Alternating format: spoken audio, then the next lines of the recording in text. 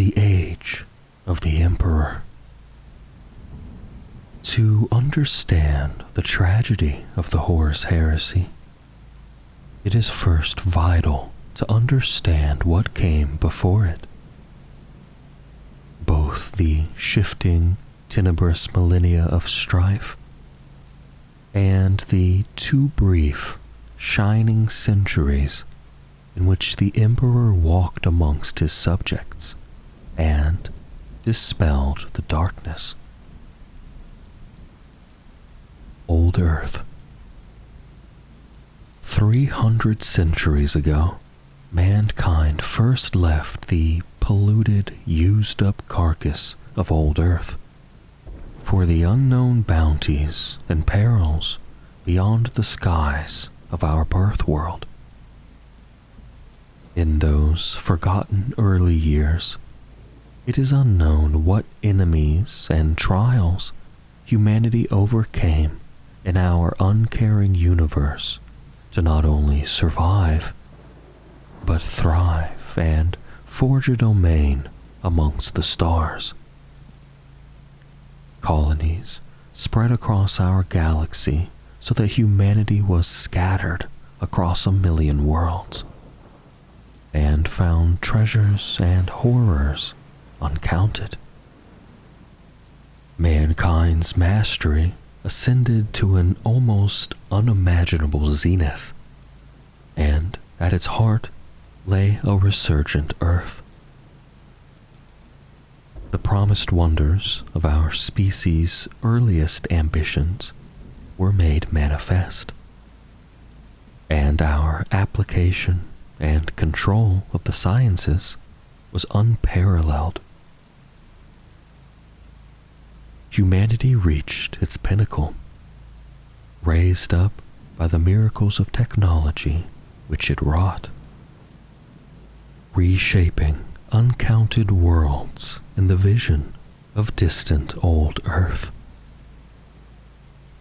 The legends which remain of that lost realm of ancient human empires speak of a galaxy of plenty, filled with opportunity, culture, technological progress, and wonder. The Dark Age of technology. In the heights of those times, lost to all but supposition and myth, humanity made itself as unto gods, able to harness the power of the stars, and fashion servants from clay and iron, and give them counterfeit life to do their bidding.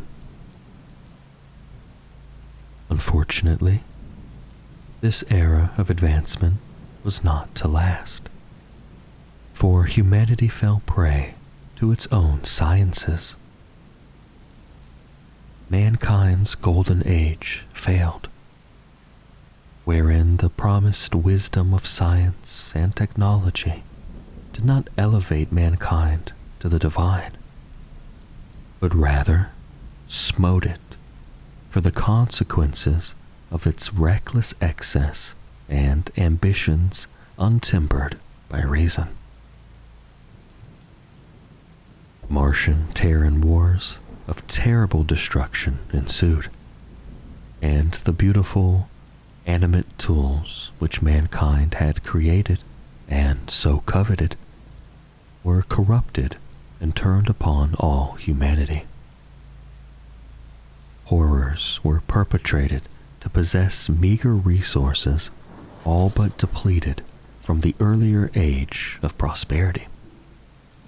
And greed and hubris saw fearsome ancient weapons unleashed that risked our species' very annihilation. Such were the terrors of this time, that death could cross vast distances of space, coming unexpected and uninvited to consume entire worlds. This was the Dark Age of technology, and for millennia it reigned. the Age of Strife. Mankind's first empire would fall into bloody ruin, isolation, and ignorance. The terrible period of history that followed is officially named the Age of Strife, although it has another name, whispered only fearfully, Old Night. During the darkness of Old Night, humanity experienced naught but nightmare and predation for over 5,000 years. During this time, the worlds of mankind were isolated by searing warp storms that made interstellar travel virtually impossible. And ancient Terra was totally cut off from its colonies and allies. Across the galaxy, human worlds, bereft of central authority or protection, and with the web of support and supply that had maintained the threads of civilization cut, fell into anarchy and war. Human civilization was torn apart as local factions and new empires fought for control in the shattered realms, while others, utterly cut off from aid, succumbed to the horrors of planet-wide famine, insanity, and worse, the perils of the warp. The existence of warp creatures and the dangers they posed to the human mind were then barely understood. On worlds with large concentrations of emergent psychers, the entities from beyond were able to breach the barrier between the immaterium and corporeal reality, and it cannot be known or guessed how many worlds were ravaged or swallowed whole by their incursions. As human civilizations fragmented, hundreds of Xenos races and enemies unknown seized their chance for revenge on humanity for its past conquests, or to plunder unprotected worlds and enslave their populations. Hundreds more human-inhabited star systems were sacked and ravaged, their peoples slaughtered, mutilated, or abducted. Those that survived the alien onslaught rapidly reverted to barbarism, stripped of civilization, knowledge, and culture in the raw battle to endure. Humanity stood on the brink of total extinction, and endless night gathered round its children. Alone and beset by internal strife, famine, and plague, under incessant attack by aliens, and facing the horrors of warp incursions, the human worlds that survived were pitiable shadows of what they had once been. It was to become an age when mankind's dead far outnumbered its living. Shorn of its galactic empire, ancient Terra could not sustain itself. Protracted internecine wars emptied old Earth's terrible arsenals of radiological weaponry, killing untold billions, destroying its ancient power structures, and boiling off the last of its oceans. In their aftermath, the planet became a lawless battleground, little more than a blasted desert dotted with ruins, its people reduced to the level of brute savages fighting over the scarce water and untainted land which remained. Old Earth expired entirely. All of its ancient knowledge lost, and its cities torn down. And where it once stood, instead reigned a world of savagery and horror, the equal of any brought to ruin in the age of strife. Long before left parlous and polluted, generations of war made Terra a wasteland punctuated by fortified holdfasts built amid the wreckage of lost civilizations, and its inhabitants a mass of degenerate feral nomads. Insane prophets, cyber-augmented butcher kings, vivisector warlords, and religious demagogues led the warring tribes of ancient Earth, and the war was racked by incessant conflict as one tyrant displaced another. Petty empires rose and disintegrated. Tribes formed, were destroyed, and reformed as diminishing, brutalized shadows of lost glories and forgotten triumphs. Uncounted billions died, unknown and unremembered, while whispered names, such as the Unspeakable King and the Seven Neverborn, left legends to terrify generations to come. Anarchy and bloodshed was lord over all. For those few with time enough to spare thought to such matters, it would have seemed as if there were no hope and no help. The end times were at hand, and a slow, bitter descent into destruction was all that any could see as humanity's future. Many succumbed to despair, believing no force imaginable could save mankind and free it from its hellish bondage. But they would be proved wrong. The Unification Wars. From out of this seemingly endless cycle of violence and doom, a leader emerged. A warlord more powerful than any before him. He was the Emperor, and his power lay in his rationality and foresight, and his mastery of science was as unequaled as his might as a warrior, although few suspected the true range of his powers and abilities. The Emperor conquered great swaths of old Earth, and those who would not join him he destroyed.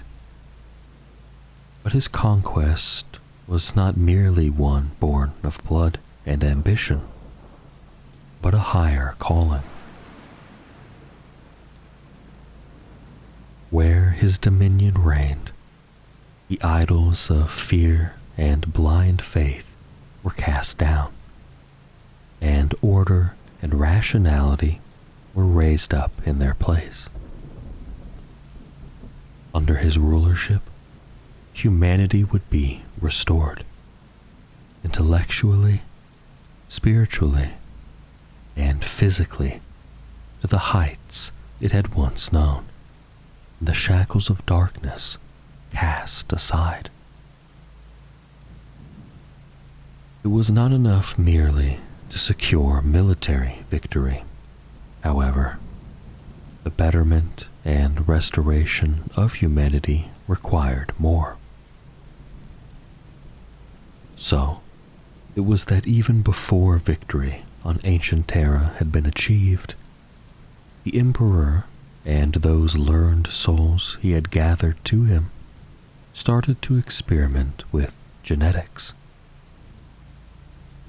This was done first and foremost, to stabilize the population and to recreate the race of mankind as it was before the radiation storms and generations of viral and alchemical weapons had racked the planet. Secondly, the creation of genetically augmented superhuman fighters that had begun with the Thunder Warriors continued apace into newer, more powerful creations, ultimately leading to the genesis of what would later become known as the Space Marine Legions. These were the days of the Unification Wars, in which the remaining tyrants of ancient Earth, Caligon of Ursh, Narthan Doom, and others just as bloody-handed, were at last cast down. The Emperor commanded superior armies of genetically enhanced warriors, such as his Thunder Legions, the nascent legions Astartes, and the Legio Custodes, the Emperor's guardians, who were few in number but peerless in might. The war continued without relent, until, finally, all of old Earth's techno-barbarian factions and fractured city-states pledged the Emperor fealty, and at last, Terra was unified for the first time in many millennia. Alongside this ascendancy would come a rebirth of civilization and government, with the Emperor founding an all-embracing civil administration to reorder and rebuild his world, and concentrate such learning and knowledge that could be salvaged from the dust of ages in houses of learning and education. The unification of Terra would only be the start. The dawn of Imperium. Understanding that no one mortal, even one such as he, could rule alone, the Emperor founded his war council, comprised of his most able generals and a number of high-ranking administrators, the most formidable of which was Malcador, known as the Sigillite. Malcador was not a warrior, but a man of learning with the bearing of a priest. His origins unknown to all save perhaps the Emperor, to whom some said he was kin. Malcador was appointed to run the Emperor's palace and imperial court, and through this manage the administration of newly conquered Terra as his master's left hand. Where Terra had been a place of unending war, it now became a place of unceasing activity, production, and planning. Just as the conquest of old Earth was complete, a mighty and unforeseen cosmic event occurred. A massive shockwave blasted across the immaterium, clearing the warp storms that had plunged the galaxy into tumult and raged for millennia.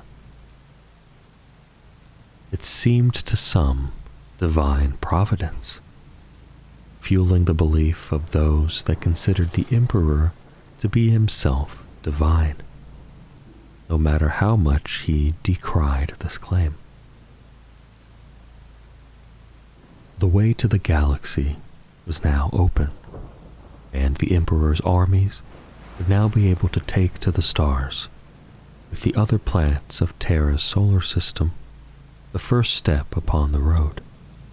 The Great Crusade had begun.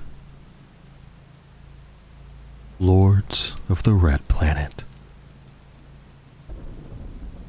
For thousands of years, the planet of Mars has been ruled by the strange and mysterious caste of tech priests known as the Mechanicum, or the Cult Mechanicus, who formed a technocratic parliament of feudal overlords.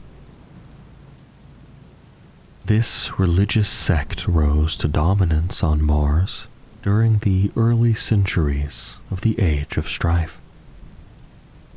And, through the machine cult, Mars had evolved a strong culture and ordered civilization based around worship of their machine god, or Omnissiah as it is also known. To the priesthood of Mars, science and technology were matters of sacred mysteries and arcane religion. Matters not only of reason and experiment, but of vital ritual and ceremony. The Mechanicum's sacred duty was to maintain, venerate, and reacquire the techno-arcana of ages past, a creed that had risen on a planet which had been a technological powerhouse in the Dark Age that had gone before, and given its rad-scoured barrens where technology had offered the only hope of survival. When the warp storms flared and mankind began its dreadful period of isolation, Mars had also suffered the same fate as the other worlds of humanity. The Red Planet was sundered from its colonies. The thrall navigators that had been based there no longer able to chart a safe course through the warp, and Mars itself was lost amid a solar system descending into a civil war of collapsing societies, anarchy, and bloodshed. Mars suffered just as ancient Earth did, and in some measures worse. Without sufficient food or water to sustain its population, famine and war swiftly followed, worsening as through damage and neglect, planetary radiation shields and macro-industrial plants failed and poisoned the planet further, murdering what fragile artificial ecosystem had been sustained over the millennia. By the time the Mechanicum rose from their bunkers to wrest control from the scattered cannibal, rad-mutated creatures and half-insane automata and false minds that haunted the benighted surface, they had evolved from a cult dedicated to survival by the recovery of technology to a fully fledged techno-mystic faith.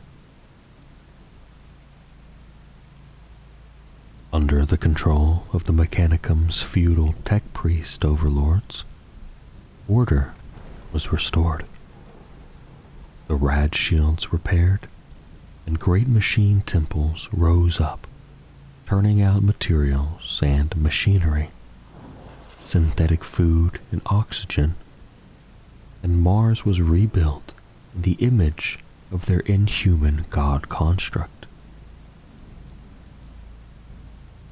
Deus Ex Mechanicus. Long before the Emperor reunited Terra under his standard, Mars stood as one under the auspices of the Omnissiah. When it looked out across the solar system and sent ships to its spheres, it found nothing but chaos, threat, and savagery. The Martian Magi concentrated their attentions on old Earth, ancient seat of humanity's power, and looked on it with both hunger and fear. They knew that the world harbored many secrets, and that some of the warring barbarians of ancient Earth would be able to glean these and use them for themselves. Perhaps one day falling upon Mars and their savagery. So it was that the tech priests became bitter foes of the techno-barbarian tribes and shifting caste of murderous tyrants that held sway over portions of old Earth. For centuries, they sought to plunder and steal what technologies they could. But they were also fixated with the fate that had befallen the wider human galaxy. To this end, they periodically dispatched great vessels into the warp in the hope that some clues would be found and to colonize and restore what ancient domains of humanity as could be recovered. These were the first explorator fleets of Mars, and over the centuries, hundreds of such expeditions went out blindly into the dark stars, prey to the tumult in the warp. Some founded new colonies, the sundered worlds that were to become the forged worlds in time, as they were reunited with their lost kin during the Imperium's expansion. But many were simply lost. When the Emperor unified Terra, the Lords of Mars scrutinized unfolding events with envious eyes, and some among them recognized a kindred spirit. The Emperor was to them a man of science who valued the machine and technological advancement, while others saw only a deadly new power to be feared. As word filtered back to Mars of the Emperor's superhuman achievements, some tech priests even began to equate the Emperor with their own machine god, in fulfillment of ancient prophecies, and debate raged on Mars as to whether to treat the Emperor as savior or enemy.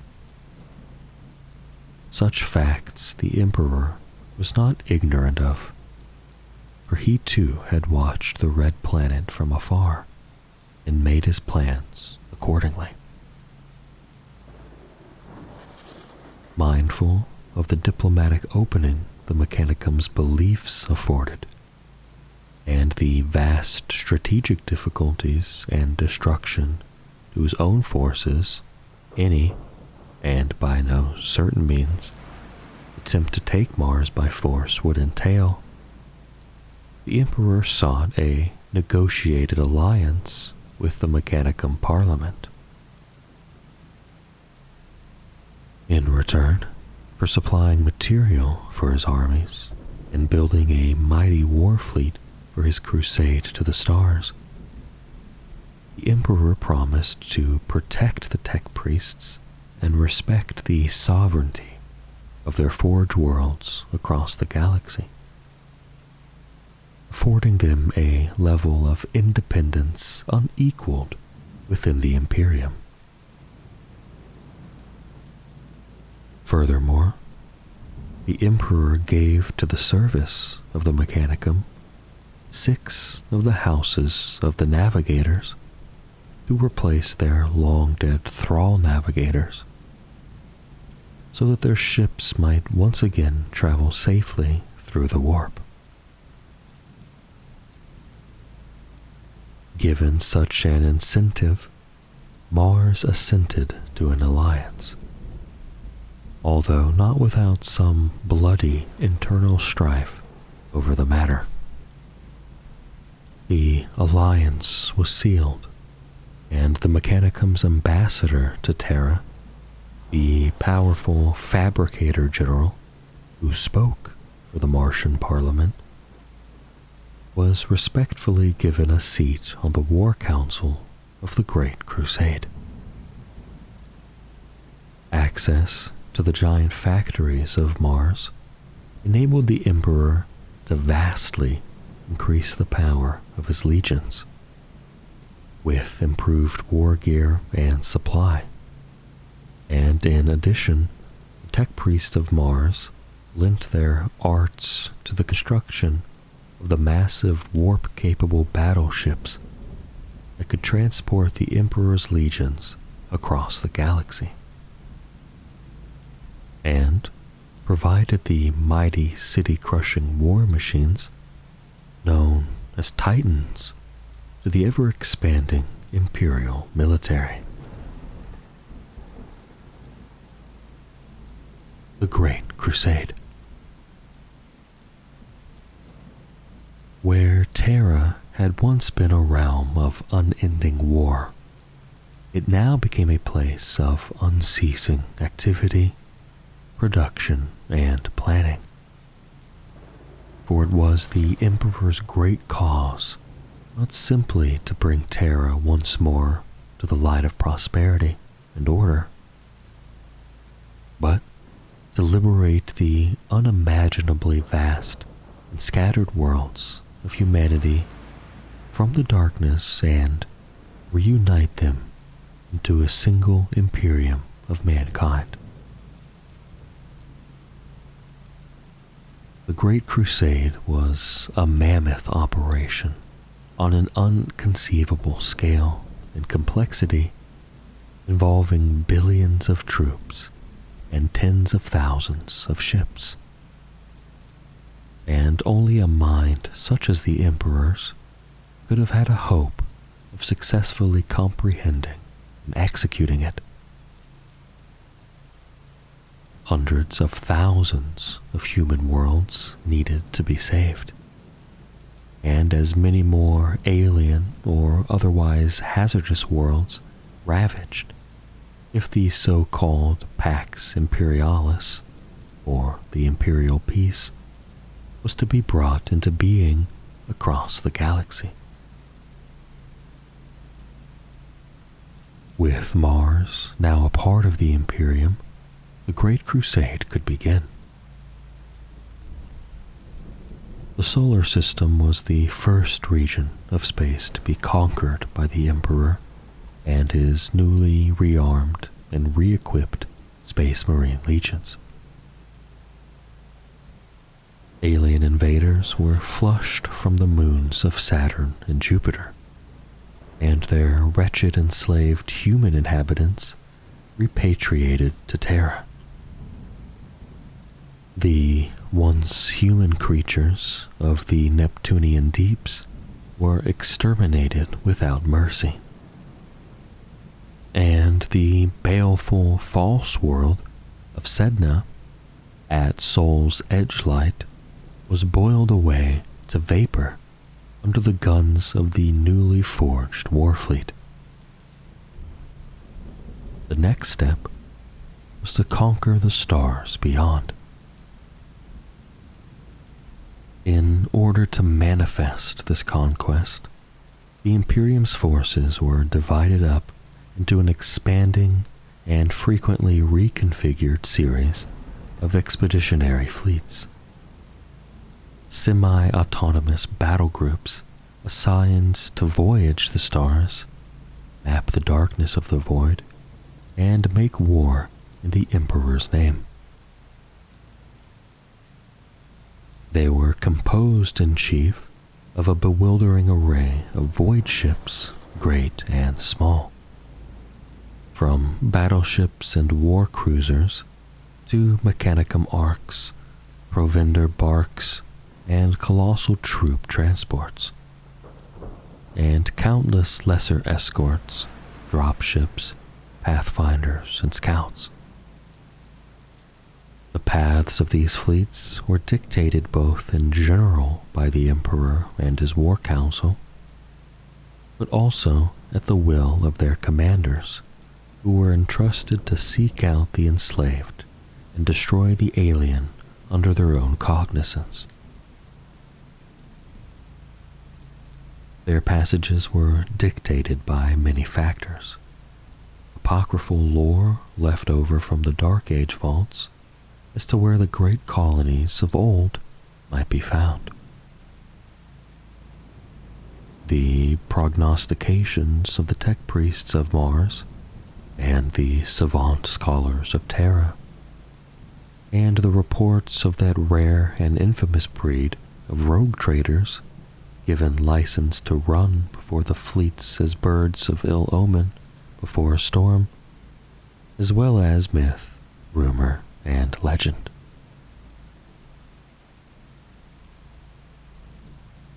The expanding Space Marine legions were the spearhead of the Imperium's military might, the killing edge against which the strength of a foe was broken, and which toppled empires by ripping out their heart.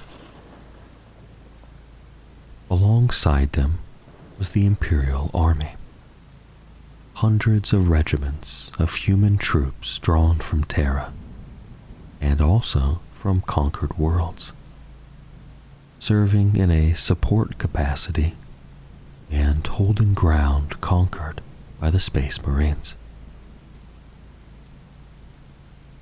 Where the legions were not available, the elite expeditionary arm of the Imperial Army, the Solar Auxilia, stood in their stead.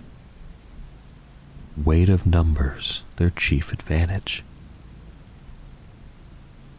Just as vital were the war machines supplied by the Mechanicum and their forge worlds. Foremost amongst these were their legions of battle automata, the mighty Legios Titanica. The Great Crusade was a mission to free humanity from the aliens and warp creatures that had nearly destroyed it. World after world was reconquered and made part of the Imperium. This was called achieving compliance with the imperial truth, the rational, secular belief of the Imperium. Such integration was reached with diplomacy and the promise of a better future and a wider connection with a galactic human society where possible, and by force of arms where not.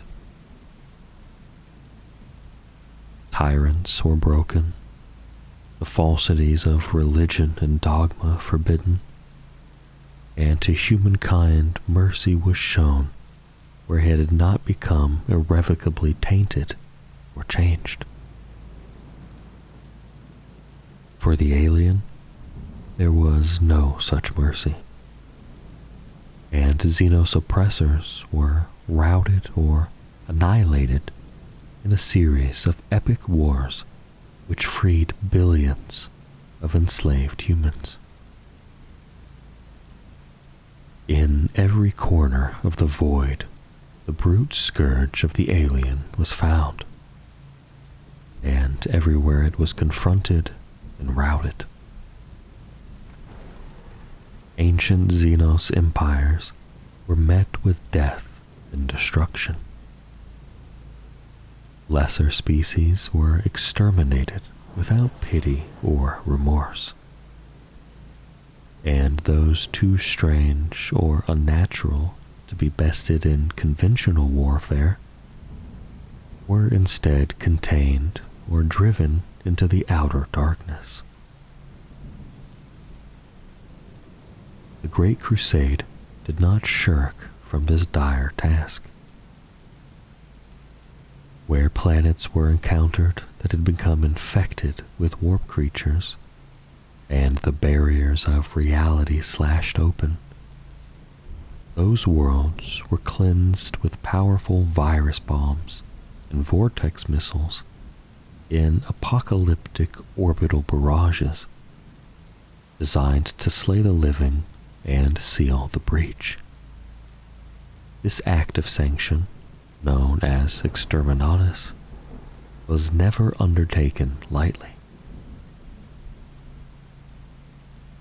During the Great Crusade, the Primarchs, the Emperor's gene-forged sons that were scattered by an unknown cataclysm at their birth, were reunited with their gene father.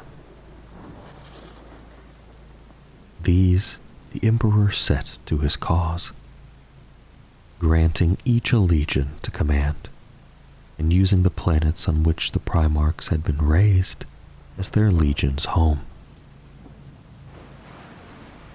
These worlds were heavily fortified and developed, and the Primarchs were given fiefdom over them.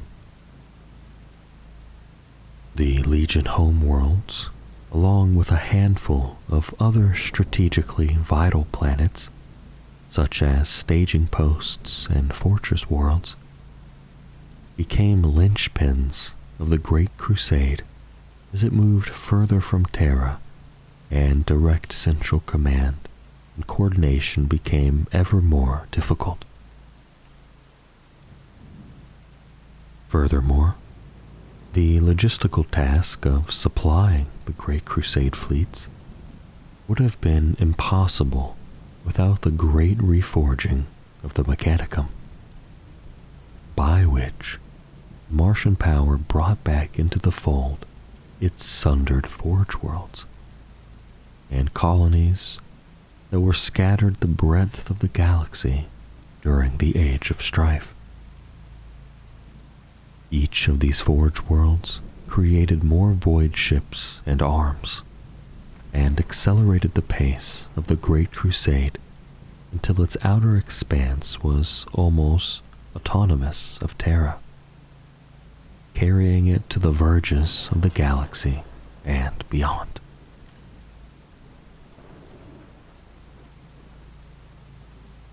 The War Council was the ruling body of the Imperium during the Great Crusade, and through it, the Emperor's law was brought to hundreds of thousands of human worlds. The Emperor sat at the head of the council. At his left hand was Malcador, and with them were the greatest of his Unification Wars generals and accomplished administrators from the ruling dynasties of Terra and the Sol System. When the Emperor made his alliance with Mars, the Fabricator General of the Mechanicum was also granted a seat.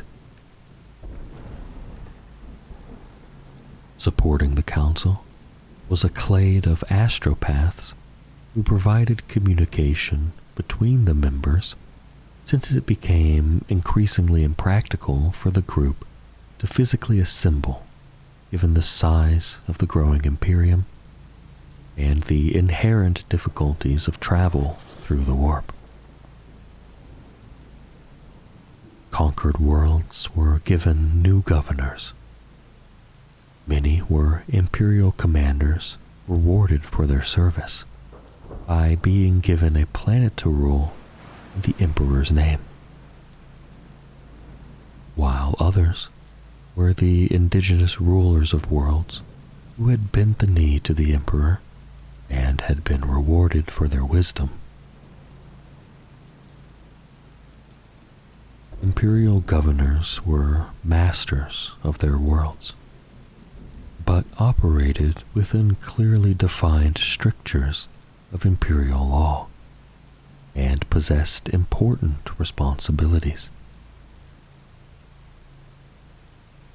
First of all, they were to uphold the imperial truth, and second, to provide tithe to the wider Imperium by way of supplying troops and resources as called upon, as well as provide shelter and succor to the Emperor's armies and fleets.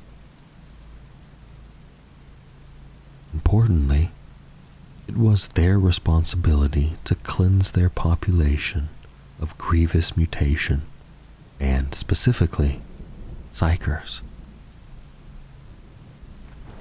Each was told to expect great black ships to visit their worlds and carry psychers away to Terra, and these ships were not to be denied upon pain of planetary extinction. This great endeavor was called the Imperial Tithe.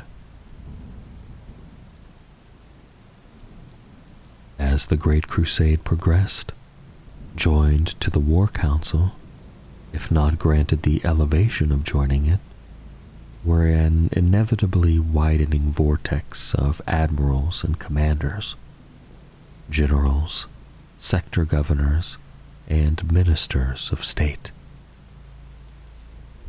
Below these were advocates and technocrats responsible for control of far-flung administrative systems and world regimes with chains of supply and distribution whose scale beggared belief. Each of the Primarchs was given a seat on the War Council, as was the chief of the Legio Custodes, Constantin Valdor. But such men were creatures of war, not politics, and largely remained aloof from matters of governance that did not serve the prosecution of the Great Crusade. As the years became decades, some of the baseline human council members died in war, or through simple old age or infirmity, and were replaced only irregularly.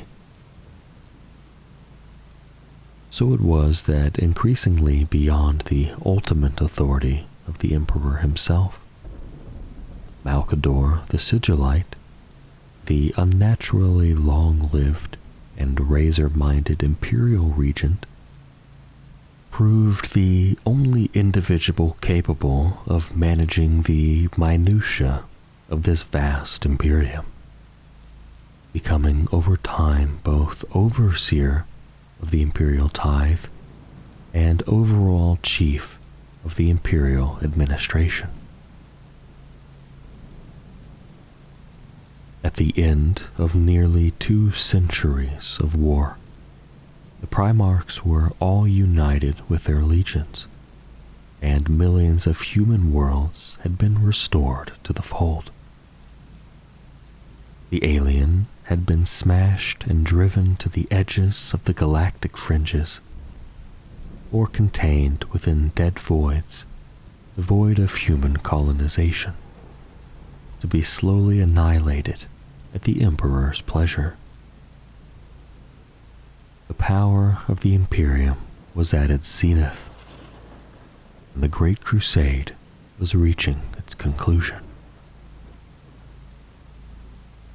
There appeared to be no one and nothing remaining that could threaten the fruition of the Emperor's grand design. After a series of glorious victories that marked the culmination of the Imperium's expansion, the Emperor decided it was time for him to withdraw from the Great Crusade and return to Terra, to set in motion the next stage of his great plan to save humanity. He had every confidence in his sons, the Primarchs, to prosecute the Great Crusade to its end. The Primarchs and their legions had proved themselves time and again, and soon the galaxy would be utterly cleansed of the alien and other threats to the worlds of mankind. At a great triumph on Olenor, once the center of the last great Xenos empire to threaten the Segmentum Solar, the Emperor bestowed upon the Primarch Horus the title of War Master, and ceded to him control of all the Imperium's military forces in the Emperor's stead. The other Primarchs were then instructed to follow Horus and obey him to finish their mission. There was disquiet amongst the Primarchs. Several were dismayed that the Emperor would no longer be fighting at their side, and some even whispered that they had been set aside like tools whose usefulness was at an end. However, the Emperor was adamant in his decision. Departing, the Emperor returned to Terra and his great palace, and began his greatest work under a veil of secrecy. He drew to him certain advisors and retired to the private vaults of his city fortress. Horus, meanwhile, set about his new duties with relish.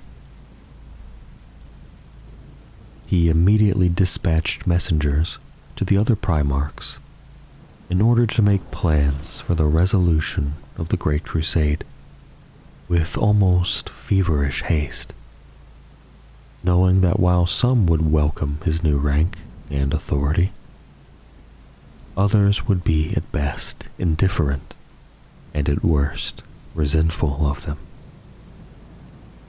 Horus spoke to each Primarch in turn, both in private and in public, before an assembly of the legions, and Horus the War Master promised them victory.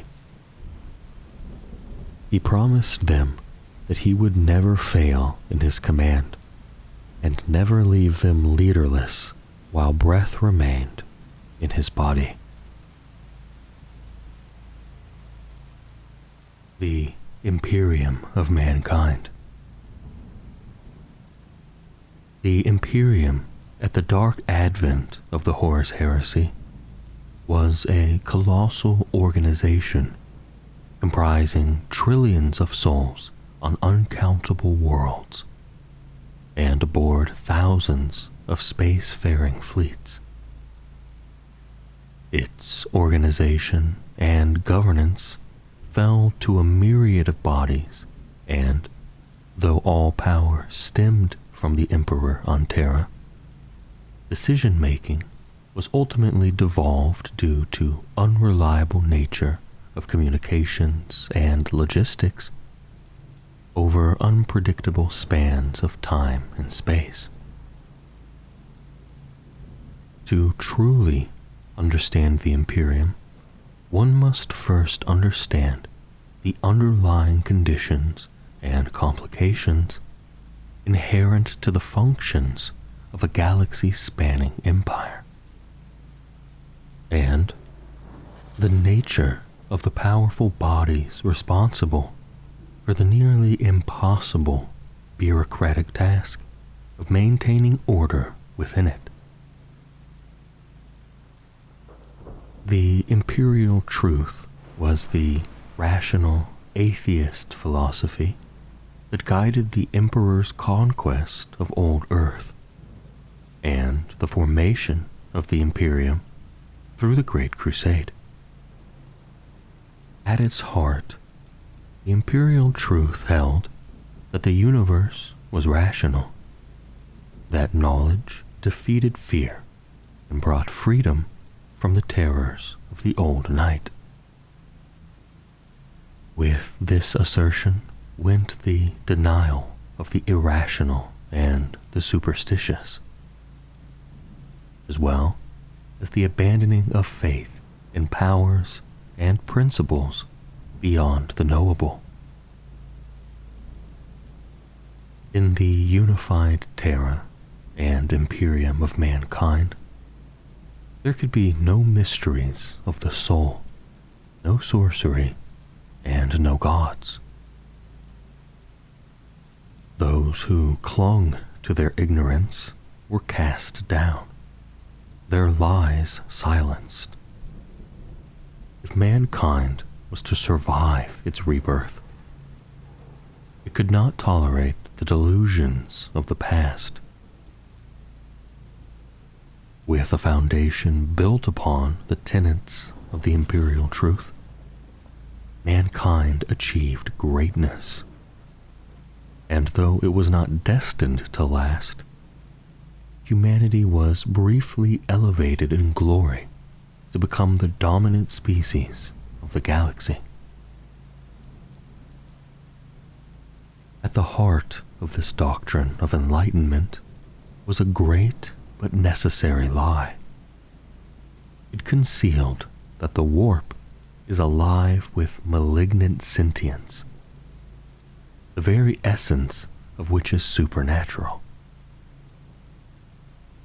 Indeed, the unquiet spirits which reside in the warp sate themselves upon the souls of mortals.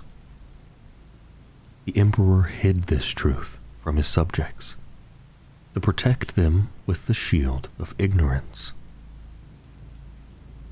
But in time, the secret truth behind the lie spread and laid the foundations of the horrors to follow. The warp, also known as the Immaterium, the Sea of Souls, or to the unsane as the realm of chaos, is a parallel dimension of exotic energy that coexists with reality as both its reflection and an essence which permeates it invisibly. It is a roiling, howling maelstrom of force and energy, utterly unpredictable and not subject to rational laws such as the linear flow of time. It is a shifting realm subject to massive vortexes that disrupt its fabric and reverberate across its fathomless depths. Within it dwell strange and terrible inhabitants, and to gaze into the substance of the unfiltered warp is death. Long ago, humanity learned of this realm and how to manipulate it, and found that they could project vessels through its depths and have them emerge quickly into real space across the vast distances that even at light speed would have taken generations to accomplish. Such travel is highly dangerous, and only relatively short jumps, although still many light years in span, can be attempted with any margin of safety in the complex and inconsistent tides of the warp.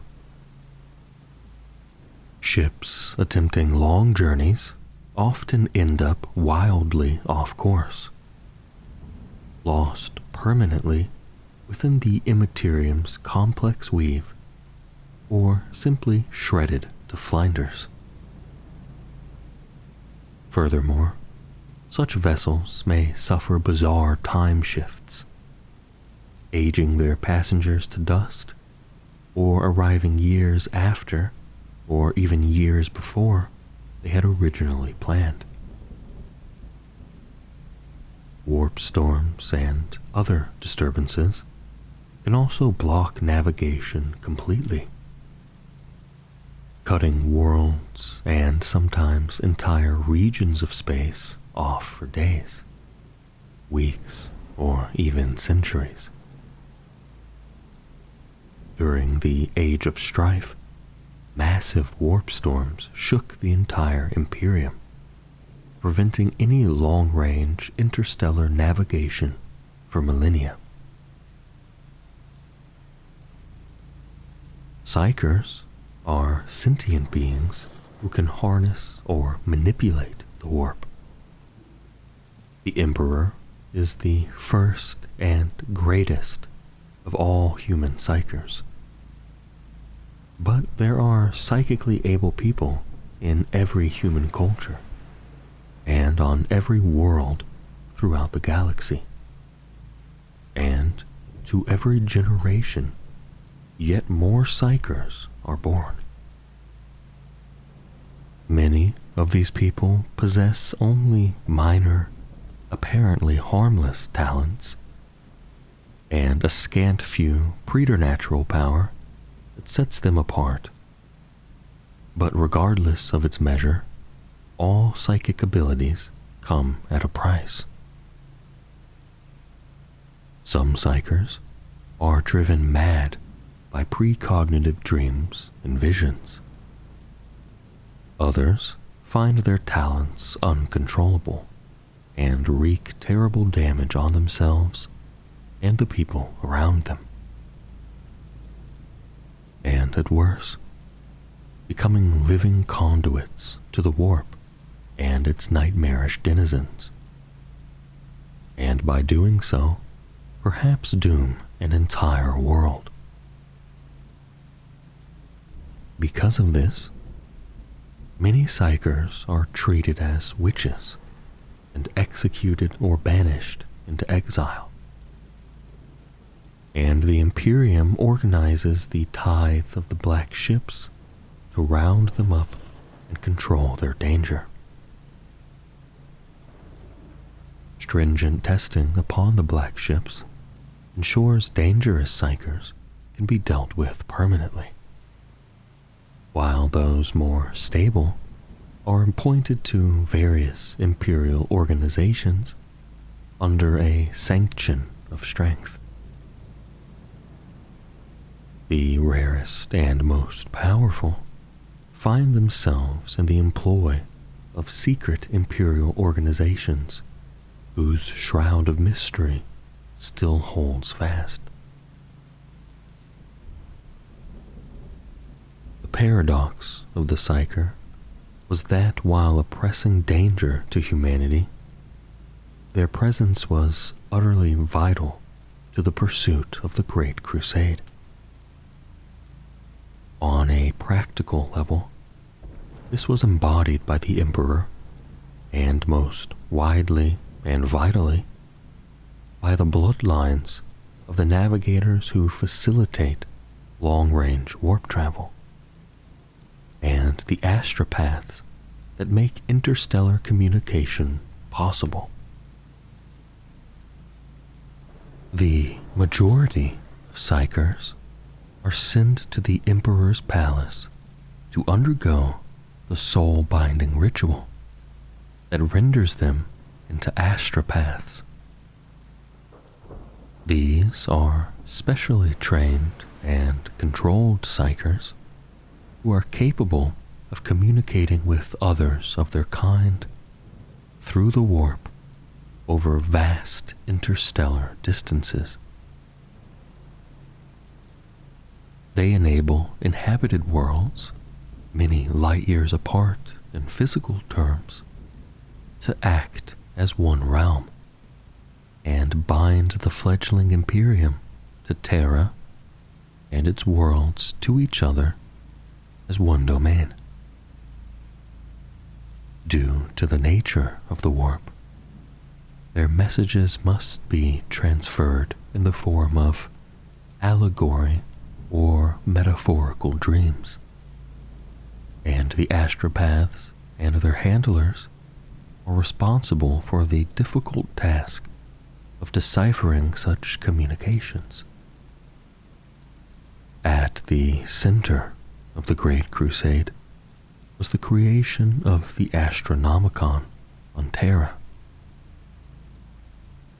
This was a grand choir of astropaths that made the Imperium possible, for it acted as a psychic navigational beacon, a fixed point in the warp that could guide the Imperium's warp-bound vessels safely through the raging depths of the Sea of Souls. The Navigators are an ancient, mutated, or perhaps designed, psyker strain of humankind whose very existence facilitates warp travel. Clannish and insular, they have lived amongst humans since before the Age of Strife, and during those nightmarish times dwindled almost to extinction. Their houses gathered to join the Emperor after his conquest of Terra. Psykers of all kinds use the warp to empower their gifts, but only navigators are uniquely adapted to gaze into its depths. Navigators are genetically empowered to see into the warp directly without risking instant insanity or death, and hence can guide a vessel at its attempts to plot a course in that otherworldly dimension. A human ship without a navigator cannot hope to travel far without quickly being lost in the maelstrom and destroyed. Even so, the navigator's natural ability only enables them to chart relatively short journeys through the warp with any degree of certainty, particularly where the immaterium is in tumult. However, the navigator's range was greatly expanded due to the Astronomicon. Its light cuts through the warp's insane modulations and frequencies, allowing them to use it when plotting journeys to more accurately traverse the void than would ever have been conceivable before. Strong psykers uncovered in youth were taken by Space Marine legions to be trained in an attempt to create Space Marine battle psykers, warriors who would wield terrifying power in the name of all humanity. Many legions supported this so-called Librarius project. In particular, the 15th Legion, the Thousand Sons, whose gene seed granted almost all of its warriors and its Primarch a significant degree of psychic ability. However, some bodies of the Imperium suspected the project to be a fount of dangerous sorcery, and it was feared any misuse of such power could bring calamity down upon the fledgling Imperium. Fears that were supported by the dire histories of Old Night. Over long decades, such suspicions grew until, in the final days of the Great Crusade, the Emperor held court on Nicaea. There, he chose to rule against the continued use of psychic powers within the legion's Astartes, and pronounced the immediate disbandment of the Librarius across all of the legions without exception, promising to visit total destruction upon those who dared defy his decision. For the librarians, particularly amongst the Thousand Sons Legion, this was an intolerable betrayal. Being forced to suppress their psychic senses was akin to having a limb hacked from their bodies.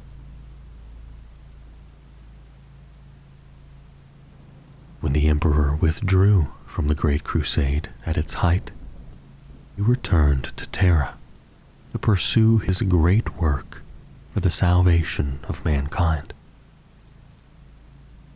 Some feared he sought godhood or plotted some other unknowable fate for mankind. They even feared he had abandoned the species when he interred himself in the Imperial dungeons. Though none know for sure what this work entailed, nor if it was ever completed, the barest facts of his plan speak of a weakening of the power of the warp and the eventual removal of humanity's reliance upon it.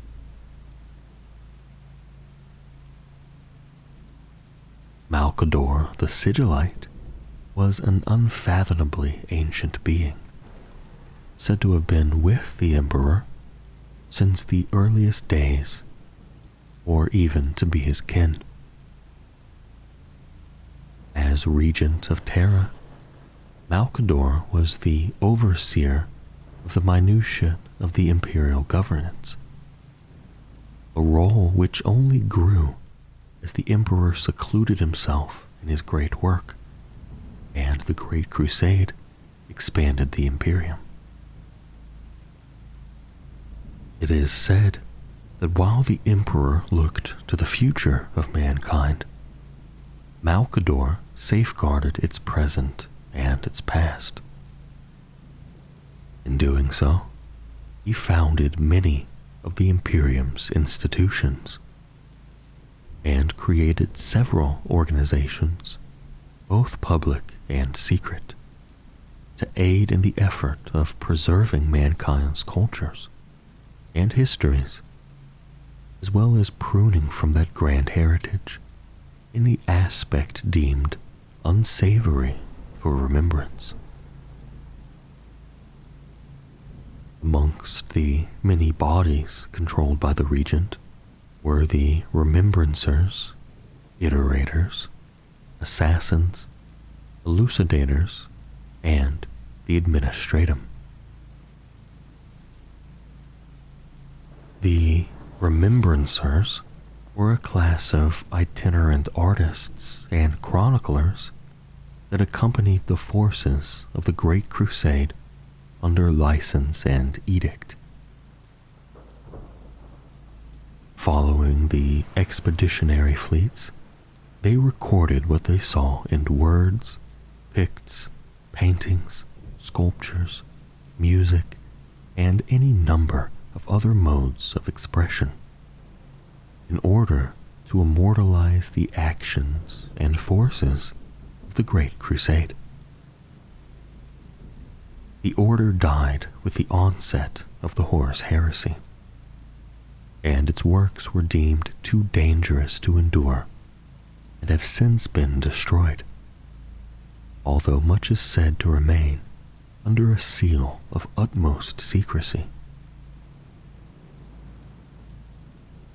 The Iterator Order also accompanied the Great Crusade.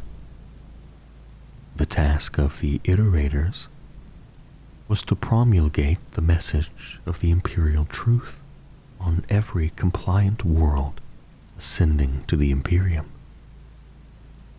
as well as to reinforce the secularity and rationality of its tenets on imperial worlds and within the Great Crusade's fleets. They were recruited from the most erudite, sharp-witted, and silver-tongued teachers of Terra. Men and women trained to have such a firm belief in the imperial truth and keen grasp of rhetoric, debate, and diplomacy that when making their orations, they could smother any arguments contrary of their specific dogma.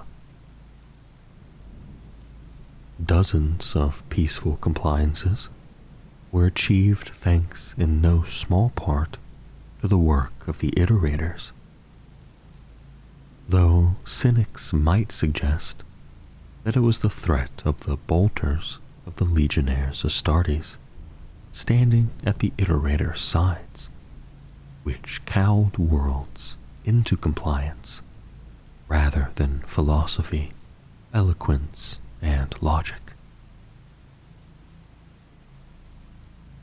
The Order Elucidatum, colloquially known as the Tallymen, or Malcador's secret police, acted in two functions: openly as contributors to the bureaucracy of the Great Crusade, and covertly as iconoclasts, censors, and murderers. In their open capacity, the elucidators traveled freely among the expeditionary fleets of the Great Crusade, operating as supporting data scribes to the offices of iterators, future planetary governors, and census takers as a function of the administratum. This work of the elucidators was vital, though it was undertaken with an ulterior motive: to gather information for their secret task, the assassination of demagogues, the destruction of proscribed texts, and the suppression of any persons with knowledge of or contact with the manifestations of the warp. The mandate possessed by the elucidators was underwritten with the seal of the sigillite, allowing the Tallymen, who were themselves expert and highly specialized warriors, to independently take immediate possession of almost any military command they required to complete their mission. The order earned a dark reputation for the uncompromising ruthlessness with which they enforced their will, and the atrocities they perpetrated in accomplishing their aims.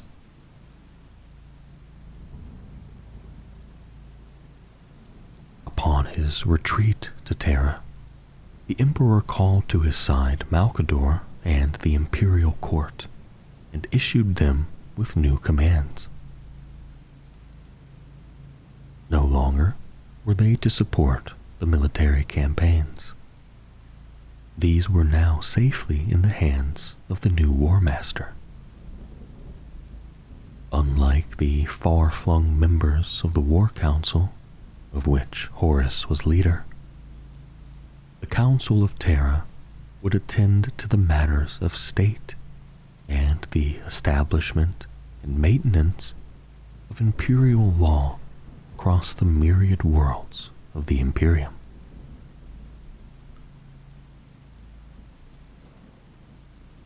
Where once only conquest and liberation had been the order of the day, the Council of Terra dealt with the consolidation and organization of the Imperium as their priority. Malcador, the Emperor's most trusted advisor, was named as First Lord of the Council and would lead it in the Emperor's absence. And with him, Chief Custodian Constantin Valdor, and the leaders of the astropathic and administrative divisions of the Imperium were appointed to the council. For some of the Primarchs, this seemed a sign that the Emperor was willing to turn his back on his greatest warriors, who had fought and bled tirelessly in his service, and to give power to petty mortal administrators and sycophantic adepts on Mars in their stead. Administrators who could impede the progress of the Great Crusade with their bureaucracy.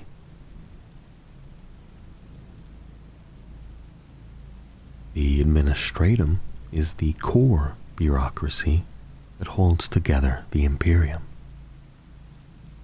It was the unimaginably vast organization which acted upon the decrees of the Council of Terra, managing aspects of government as diverse as levying taxes, raising fleets, allocating the division of agricultural resources, and collecting census data across 1 million worlds. Uncounted billions of minor politicians, scribes, clerks, and administrators were in the employ of the Administratum, their toil greasing the unceasing wheel of Imperium.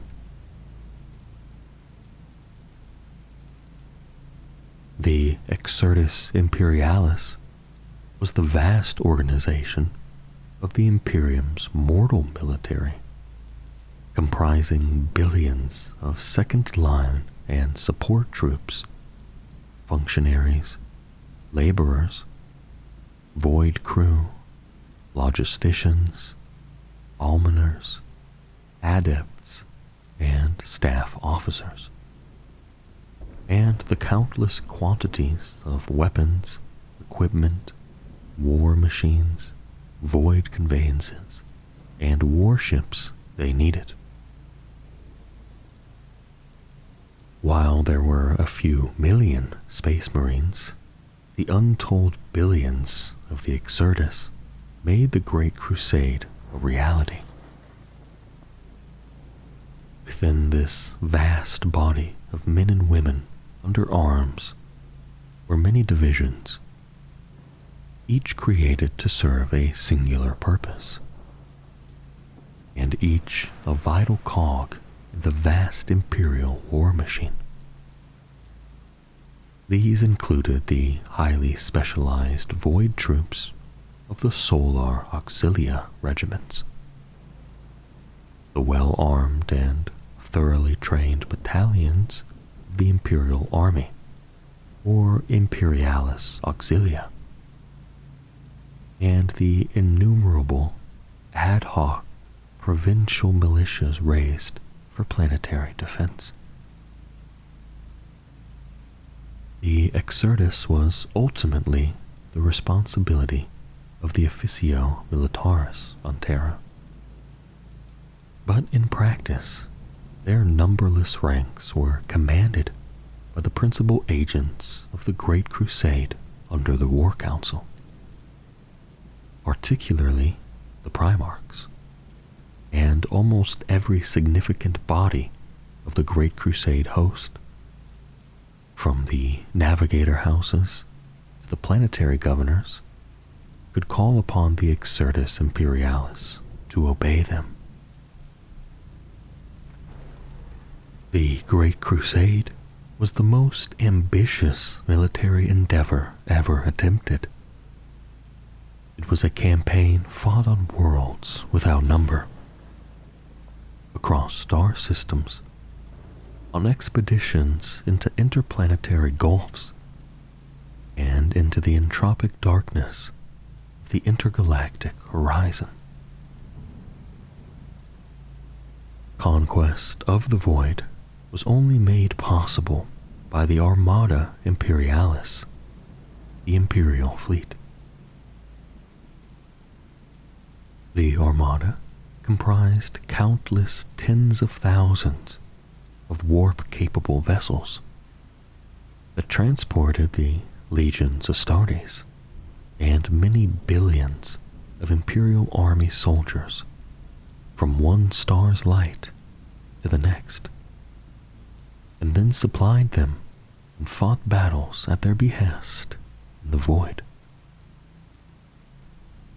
A staggering array of vessels were constructed, reclaimed, or pressed into service for the fleet.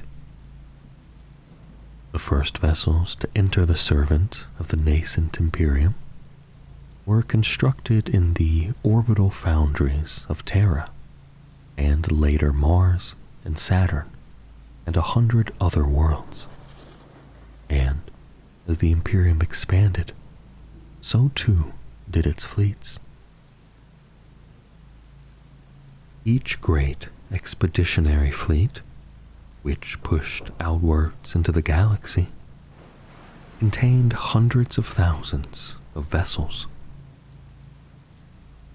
The ships of these fleets were myriad.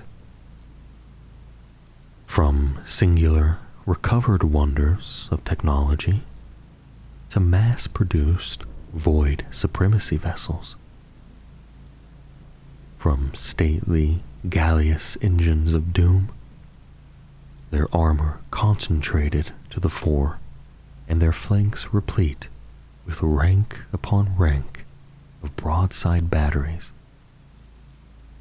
to lithe and deadly cruisers, and stripped bare warp runners,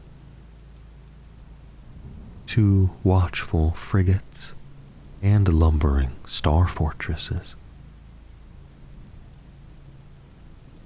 They were also of innumerable ranges of size, from the smallest Cobra-class destroyer or Helicon-class freighter to the grandest multi-kilometer-long Victorum-class battleships and Mechanicum arcs.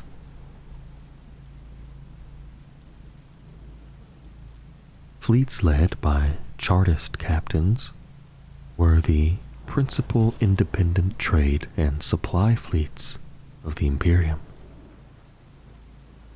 Their flotillas of ships were intended to run the gamut of imperial systems and provide an exchange of provender, material, and other necessary goods on behalf of the Council of Terra.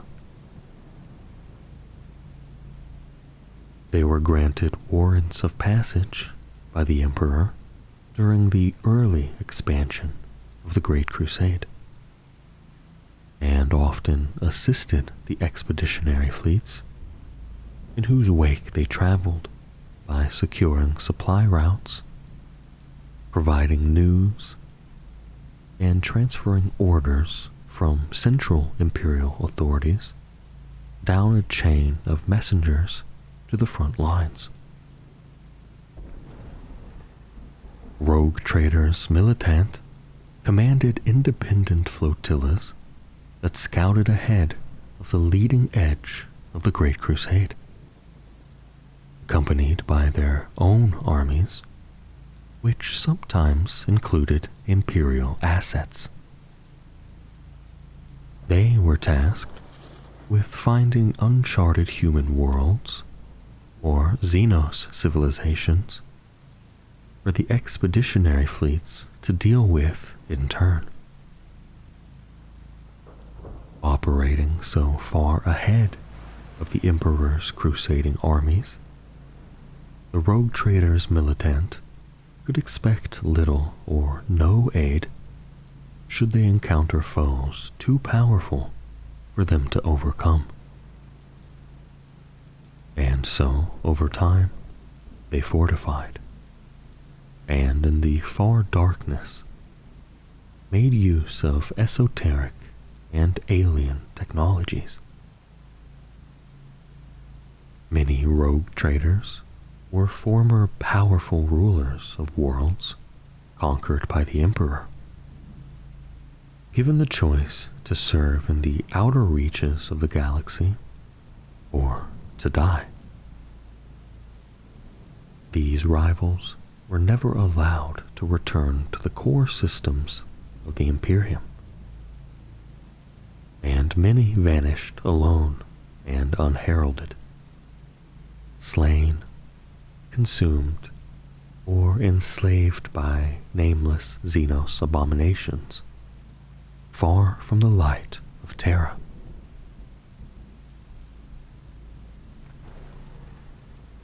The Mechanicum of Mars, which was the spiritual authority over tens of thousands of forge worlds across the galaxy, was the Imperium's primary manufacturer and maintainer of arms, munitions, vehicles, and warships.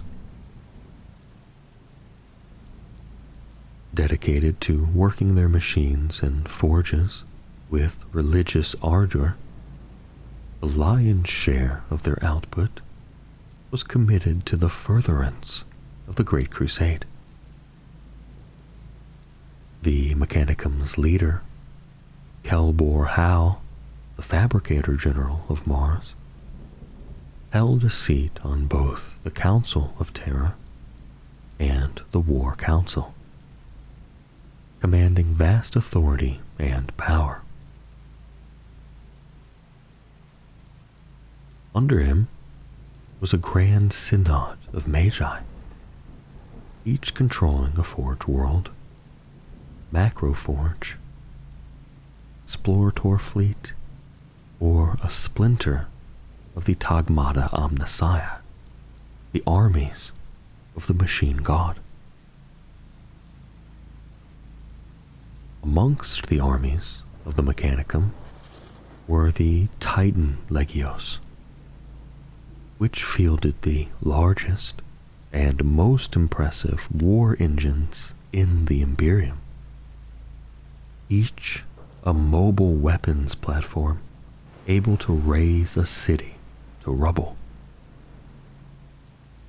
At the feet of the Titans came legions of cyborgs, servitor thralls, tech priests, and programmed automata armed with arcane and esoteric weaponry.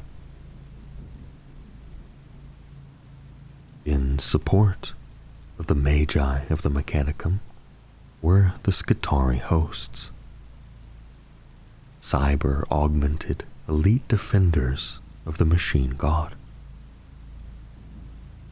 Also under the aegis of the Mechanicum, though not exclusively bound to it, were the Knight households, ancient feudal bloodlines of aristocratic pilots who rode to war within combat exosuits.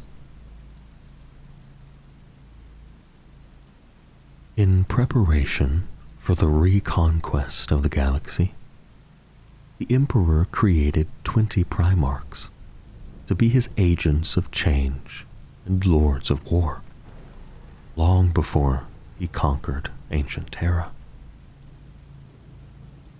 These unique individuals, wrought of gene craft and lore beyond understanding of any save the Emperor himself, were his generals, the executors of his will.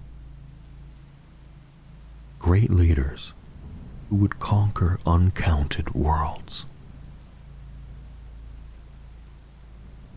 Each Primarch had powers and skills beyond those of any other human, abilities rivaling those of the Emperor himself, for they were his sons and shared his brilliance, charisma, intelligence, and radiant glory.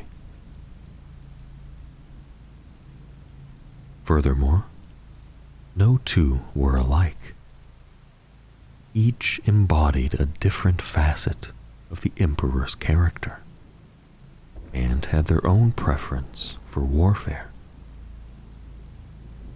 Together, united with the Emperor, and with the legions at their command, they made for a force unseen and unequaled in the annals of human history.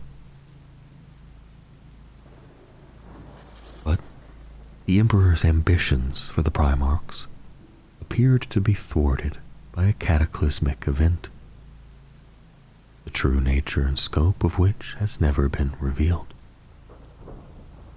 Some unknown force snatched the still fetal Primarchs from the Emperor's care and flung them in scattered disarray across the galaxy. Each Primarch was cast onto a separate world, where he matured in circumstances good or ill, as fate or perhaps some other agency decreed. As the years passed, each Primarch came into maturity beyond the Emperor's guidance, each a superhuman far beyond the power and ability of those around them. Some came to dominate their surrogate worlds, becoming powerful warriors and leaders. Others were transformed by predilection or circumstance into shadowed monsters of legend. Over the course of the Great Crusade, the Emperor was reunited with each Primarch in turn, and each was placed in command of one of the Space Marine legions, and their authority was second only to the Emperor himself. At the close of the Great Crusade, each of the 18 remaining Primarchs was steeped in glory and was proven a master of strategy, having conquered vast swaths of space in the Emperor's name. Named War Master at the triumph of Ulanor, Horus was the Emperor's most successful, most charismatic, and most respected son. It was the greatest shock to the Imperium that he would turn his back on the Emperor. However, the stirrings of discontent were evident even in the years before his secession. With his actions cloaked in whim and the long tradition of military patronage and honor, he laid many seeds that would draw no suspicion under his lawful authority as War Master. Horus used his power to influence the stockpiling of munitions, showing preferential treatment to commanders who favored him, and established trade pacts, patronage, and treaties with allies in which he placed the greatest trust. Others, ancient regiments and knight households, which he could not rely upon, were unmade upon the anvil of war. The legions of his rival brothers, whom he envied or feared, he sent to the furthest corners of the galaxy, such that they could not disrupt his power. Some of this was, no doubt, the workings of a general without peer, seeking only to further the Great Crusade, establishing appropriate contingencies and rewarding those who fought hard in his name. However, that so many such factors would later see him ideally placed to instigate the greatest treachery the human race has yet known is beyond coincidence. Horus had, perhaps, long plotted ascendancy in the darkest corners of his mind. Even if he never planned to act upon those desires until fateful events conspired to bring them to terrible fruition. They shall be my finest warriors, these men who give of themselves to me. Like clay, I shall mold them, and in the furnace of war forge them. They shall be of iron will and steel sinew. In great armor I shall clad them, and with the mightiest weapons they will be armed. They will be untouched by plague or disease. No sickness shall blight them. They shall have such tactics, strategies, and machines that no foe can best them in battle. They are my bulwark against the terror. They are the defenders of humanity. They are my space marines, and they shall know no fear. Conflict involving genetically modified warriors, such as Dread War Whites and Ironsides, had been a constant for thousands of years on ancient Terra, as part of the wars between the techno-barbarian tribes and the tyrant lords of city-states. The Emperor's own gene-enhanced soldiers, the Thunder Warriors, named for the thunderbolt and raptor's head heraldry of their master, proved superior to them all during the wars for unification. The Thunder Warriors were the first open display of the Emperor's strategic and scientific genius. They were unprecedented in their physical strength and endurance, and had been gene-programmed to be resistant to both biochemical and psychic warfare.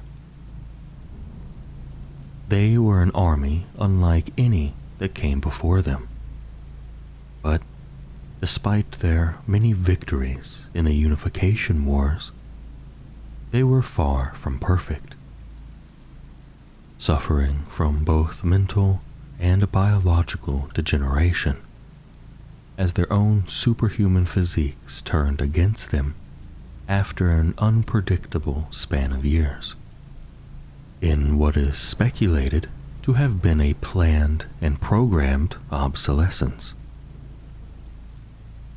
It seems obvious in retrospect that the Emperor knew early on that a more permanent and stable force of enhanced warriors was needed. So, even while the Thunder Warriors waged war in their early days, the Emperor gathered about him an order of savants and gene rights, and constructed new genetic laboratories deep in the vast dungeons of his fortress. Labor there went on for decades in absolute secrecy to create the legions Astartes, the Space Marine legions. Into their creation went all the secret history and lore of the Age of Strife, hard wisdom gained through the successes and failures of the prototype Thunder Warriors, and the Emperor's own inimitable genius. The Emperor's Legions Astartes project created an army of toughened warriors, iron of arm and of will, that were unflinchingly loyal to him. Quickly, the process was refined and systemized, and the numbers of these new enhanced warriors, at first armed and armored as the Thunder Warriors had been, grew swiftly. They were organized into 20 regiments. The regiments expanded rapidly into 20 legions of thousands of warriors, with the intake of new blood from the areas of Terra that had already joined cause with the Emperor. These legions eclipsed the Thunder Warriors, and soon were armored in unadorned gray ceramite battleplate, becoming known as the Angels of Death, and each competed with the others to earn honors, glories, and eventually names and heraldry of their own. With his legions Astartes, victory followed victory in quick succession, becoming a righteous crusade, and the Emperor became the single ruler of Terra, the first in uncounted millennia. Once old Earth was unified, the Emperor's ambition turned to the stars, and with his Space Marine legions, he subdued the Gene Whites of Luna, forced the Mechanicum of Mars to sue for peaceful unity, and brought the Saturn Ordos and Jovian shipyards under his banner. With Sol unified, the Space Marines confirmed their destiny as the principal fighting force by which the Emperor would liberate the galaxy from the depredations of the alien and the malignancy of superstition and oppression. Before the Legion's Astartes project, the Emperor engineered many wonders in his secret labs on Terra. Foremost of these were the Primarchs, of which there were 20, each uniquely crafted by the Emperor's own hand, and, rumor has it, concocted from his own genetic stock. They were imbued with his majesty, and only made possible through his prodigious and artful mastery of otherwise long-lost science. Although it remained a secret at the time, the division of the Space Marines into 20 legions was more than mere coincidence. For each legion contained variant gene seed encoding drawn from a different primogenitor Primarch. This gene seed often manifested in subtle ways, not least of all in influencing the psychological character of the remade and enhanced warrior to align with their primogenitor. That there is a sure link between the Primarchs and their legions suggests that their existence was crucial in the invention of the Space Marines. For reasons unknown, the Primarchs were scattered across the galaxy in their infancy, and it was the Emperor and his legions who would recover them in the course of conquering long-lost human worlds during the Great Crusade. Indeed, so strong was this bond that as the Primarchs were encountered, their Space Marine sons were compelled to obey their every word. They were the natural and obvious leaders of the legions with whom they had so much in common, becoming a warlord master to shape and lead that legion to greater glories. Whether it was the Emperor's plan that they would be his godlike generals from the start, or whether they were merely a byproduct of the experiments that resulted in the creation of Space Marines, will forever remain unknown. The discovery of the Primarchs may have even saved the legions. For over many years of campaigning, and due to attrition, losses, and overuse, the gene seed inherent to the Space Marines had become unstable, and it was ever more difficult to create warriors on the scale required by the Great Crusade. Yet, with the use of the Primarch's own genetic code, the gene seed could be stabilized, and stocks expanded to create Space Marines faster than ever before. In many cases, the Primarch's adopted worlds also became the new base of operations or home world for their legion. the Primarchs recruiting from its people into the ranks of their legion. However, as dark speculation would have it, these accelerated gene seed techniques, along with inadequate psycho-indoctrination, may have led to later, unexpected flaws in some legions, which paved the way for the horror that was to come. A Space Marine Legion is a frontline force of shock infantry comprising tens of thousands of super warriors armed and equipped with the finest war gear the Imperium can supply. Each member of the Legion's Astartes carries the martial worth of many times their number in terms of regular troops. Each and every one is a killing engine. Tireless, faster, stronger, braver, more disciplined, and clearer-sighted. Together, in disciplined order, the power of the individual Space Marine is amplified to incredible levels, and a force of hundreds can quell a city in hours. Thousands together can conquer worlds in days, and tens of thousands and even hundreds of thousands wielded at once have been able to doom entire species and reduce civilizations to mere dust and memory in a span no greater than the single course of Terra's orbit around its sun. Much of the organization of the early legions owed greatly to the ancient and proven Terra patterns of strategy, hierarchy, and function as laid down in the revered texts of the Principia Bellicosa of Roma and the Emperor's own genius, which added an adaptable strategic framework that spoke to the fundamental strengths and superhuman abilities of the legionnaires themselves.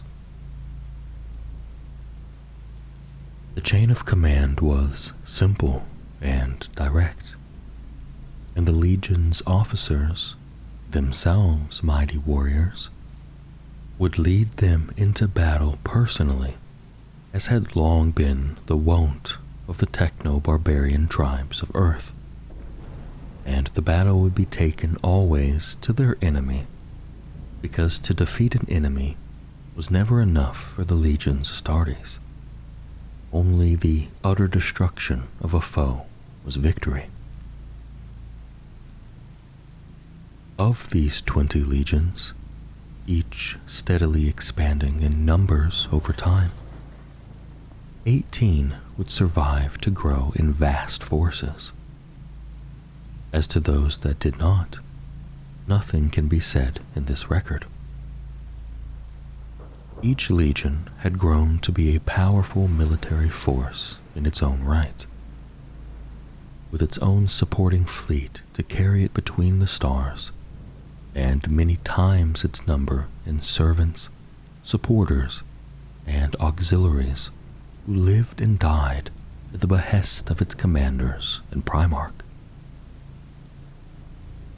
These fleets and armies were split into dozens of battle groups, operating independently to prosecute the victories of the Great Crusade.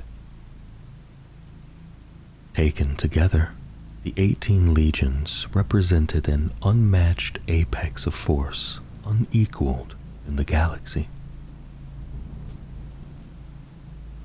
Over the 2 centuries of the Great Crusade, the Terran legions would evolve in innumerable ways, influenced by the worlds they recruited from, and by customs and hierarchies which developed and flourished within them.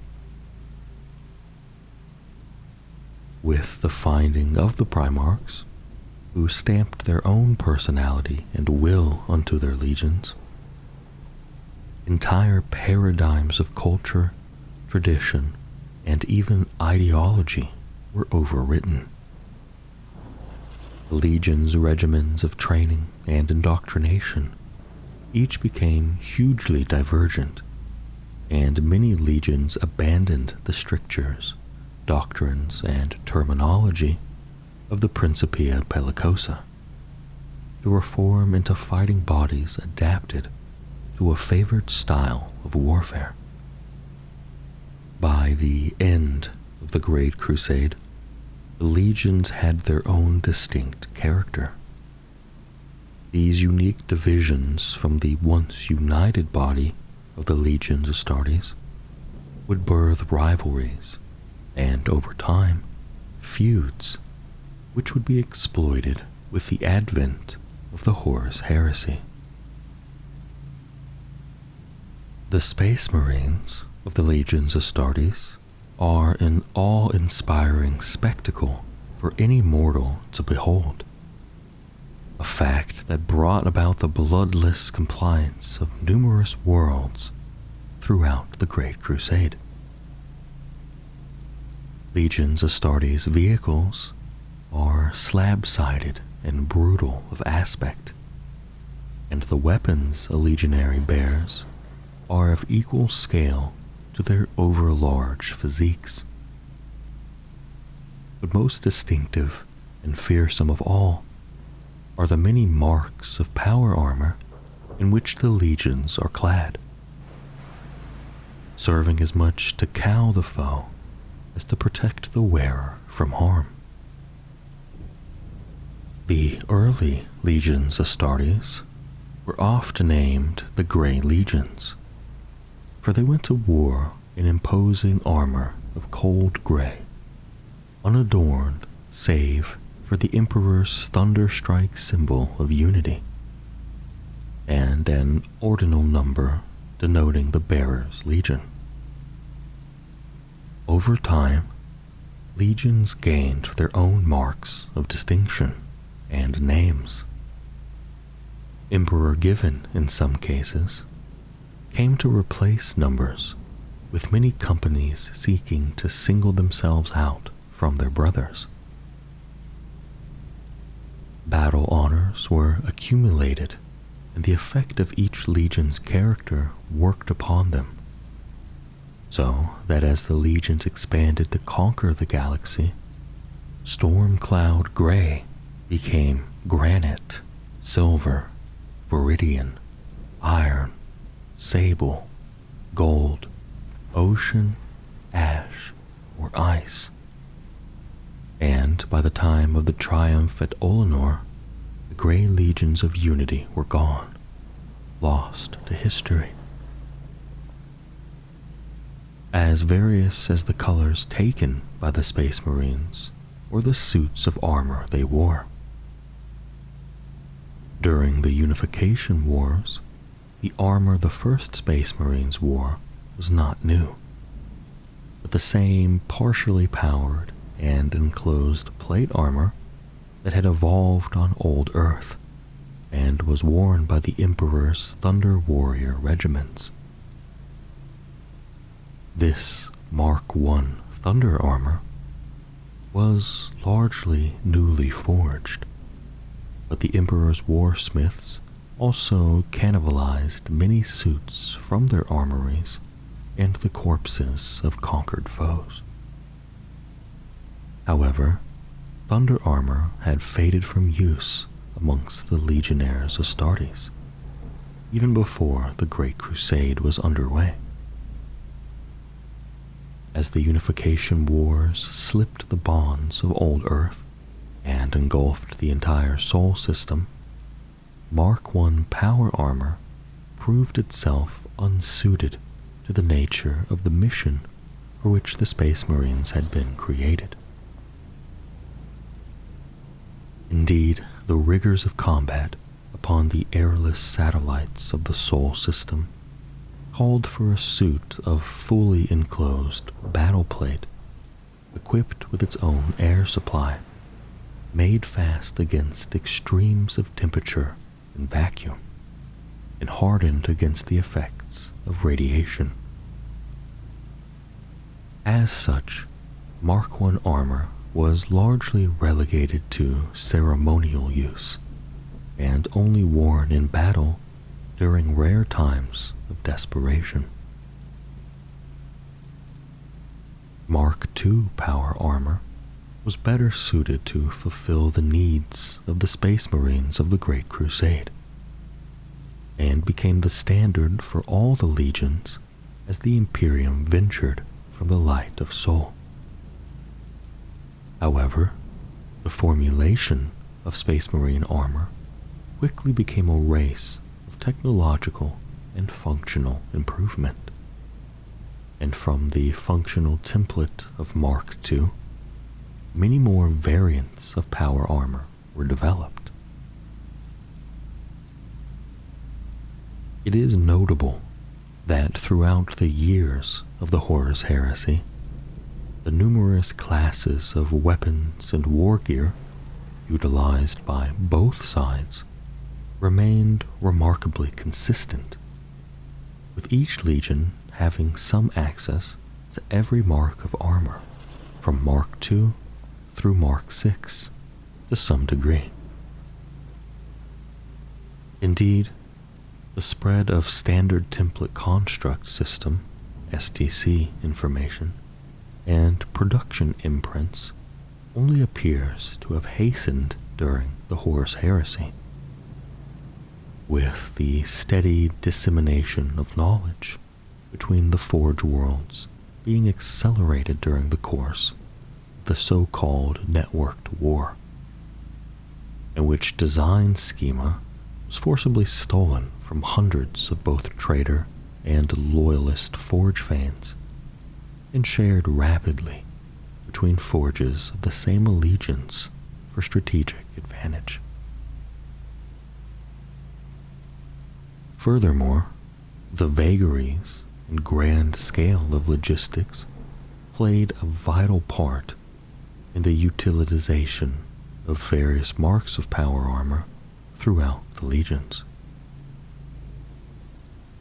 During the Great Crusade, staging worlds would carry city-sized stockpiles of millions of suits of armor and countless munitions for the Space Marine legions.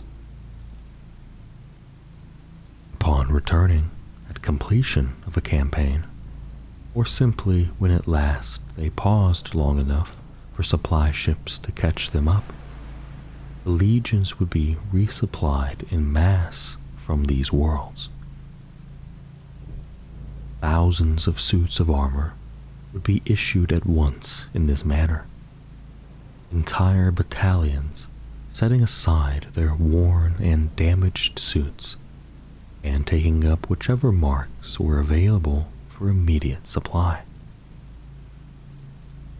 However, with the onset of the Horus Heresy, most of these staging posts would declare for either Horus or the Emperor, and were raided or destroyed by the opposing side.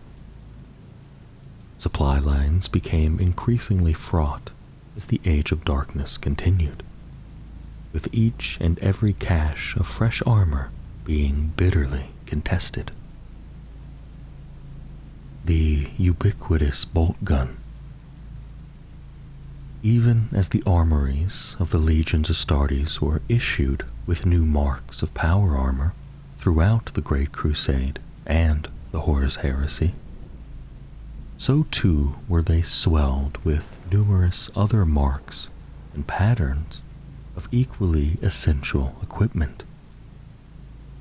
Most notable of all such advances are those applied to the standard firearm of the Space Marines, the ubiquitous bolt gun. Broadly speaking, each mark of Legion's Astartes power armor was issued around the same time as a corresponding new pattern of the bolter, and in many cases, especially during a mass post-campaign Legion-wide resupply, they were issued at exactly the same time. Thus, it was common to witness Space Marines clad in Marks II or III power armor, bearing the distinctive Phobos pattern bolter, while later on, it was common for those issued with Mark IV Maximus suits to be issued the Tigris pattern bolter alongside it.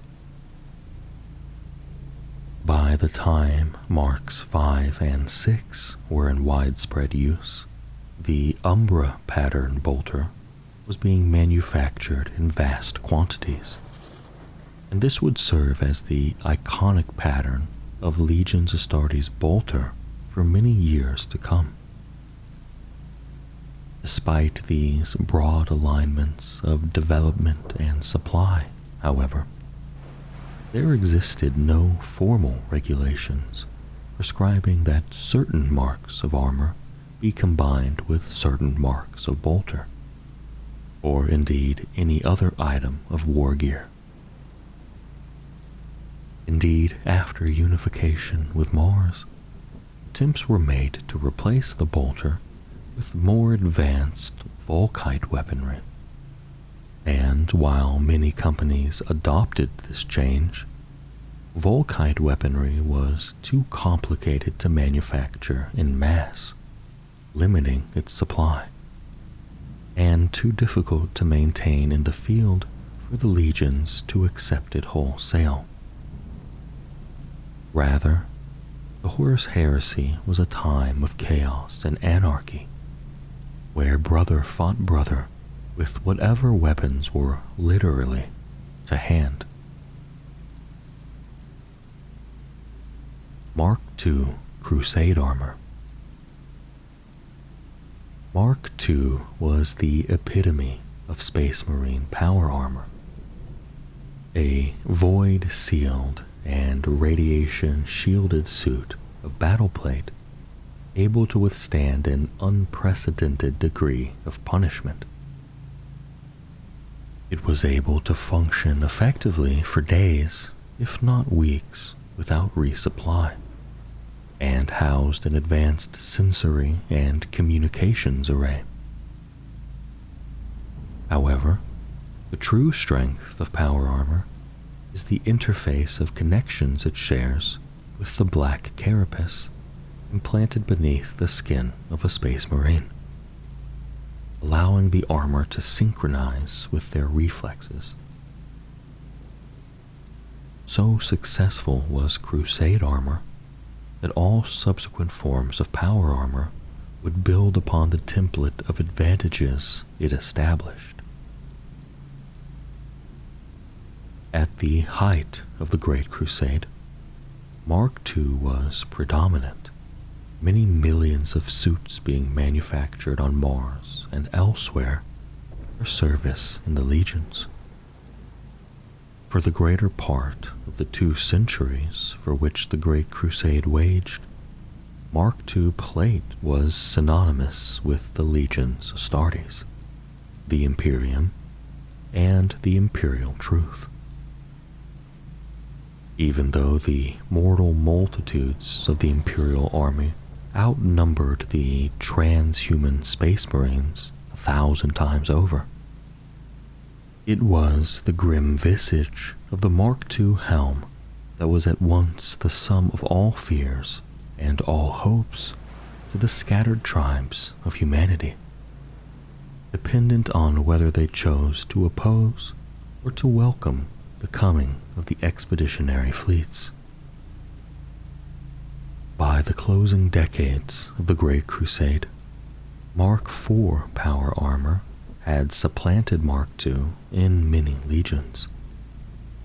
But several factors converged to keep it in service long beyond the point when the new mark might have rendered it obsolete. One is a simple matter of logistics writ large upon the galactic scale.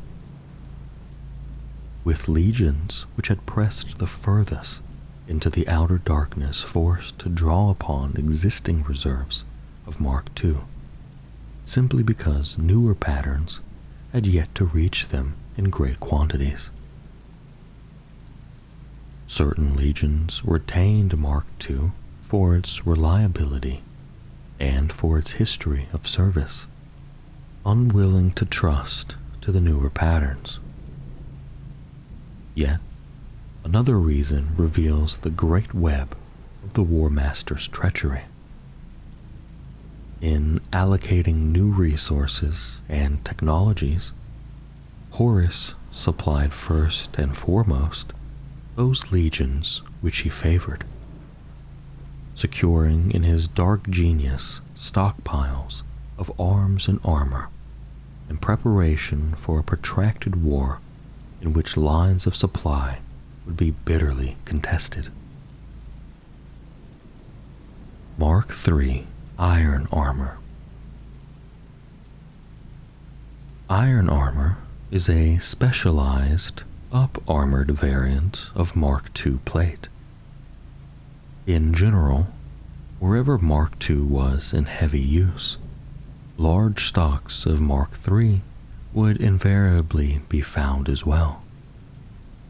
Yet even in those legions which displayed a predilection for later marks, iron armor found use in the role for which it was primarily conceived, that of heavy frontal assault. Mark III was deployed primarily for ship-to-ship boarding assaults and conflicts which took place in other zones mortalis, such as underground fortress bunkers, the bowels of hive cities, or tunnel arcologies. The heavy armor plating affixed to the front facing of Mark III armor was ideal for such cramped confines where maneuverability and speed mattered less than sheer durability.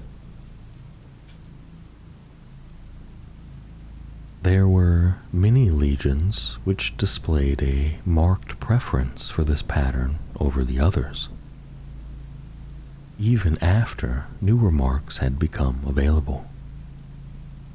In particular, the Imperial Fists and Death Guard were known to favor Mark III armor, finding it especially suited to the grinding and relentless war zones of siege operations, boarding actions, and hostile environments in which they were markedly proficient. Other legions, too, such as the Space Wolves and Dark Angels, are known to have made particular use of Mark III, perhaps because its bellicose nature matched their own, as much as any specific tactical or strategic necessity. Mark IV Maximus armor. Intended to be the exemplar of power armor, Maximus armor provided greater agility to its wearer without sacrificing the durability of Mark II power armor. Mark IV was in mass production at the time of the Horus Heresy breaking out, and so had been issued to every single legion. With the benefit of hindsight, however, it is evident that the bulk of Maximus armor stocks had been diverted to those legions the War Master anticipated would follow him into treachery. The better, it is assumed, to equip them for the rigors of the war he had planned to unleash. Of note, the War Master's own legion, the Sons of Horus, made use of great quantities of Mark IV armor, along with the World Eaters, Night Lords, and Thousand Sons, who might have been ostracized from official supply chains but for Horus's granted boon. At the outset of the Horus Heresy, Maximus armor was perhaps the most common pattern in use, though this was short-lived, as even the huge stocks of Mark IV issued to the traders in preparation for the war could not withstand the sheer destruction wrought through the long years of the Great Heresy. In time, other marks would come to replace it, particularly as many of its advanced components were incompatible with those of older marks, and as such could not be recycled as battlefield repairs or combined into new suits. Mark V Heresy Armor. The designation Mark V was a retrospective one intended to describe a broad class of ad hoc ersatz and field-modified power armor that saw ever greater use as the Horus Heresy progressed due to the difficulty many Space Marine companies had in obtaining replacement suits for those irreparably damaged in battle. Many much suits were scavenged as parts from battlefield casualties or taken as the spoils of war. As well as this improvised pattern, records show there was a production Mark V that the legions were able to manufacture in their own forges, or else otherwise obtain, falling back on common designs for parts that had specific cross-compatibilities, particularly based on prototype armors that were circulating amongst the legions for testing.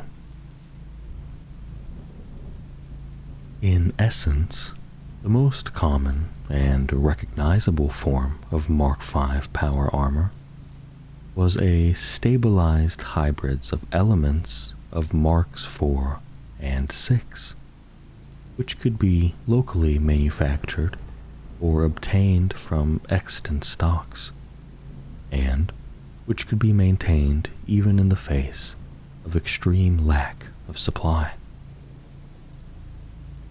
Every legion made use of heresy armor in the heat of the Age of Darkness.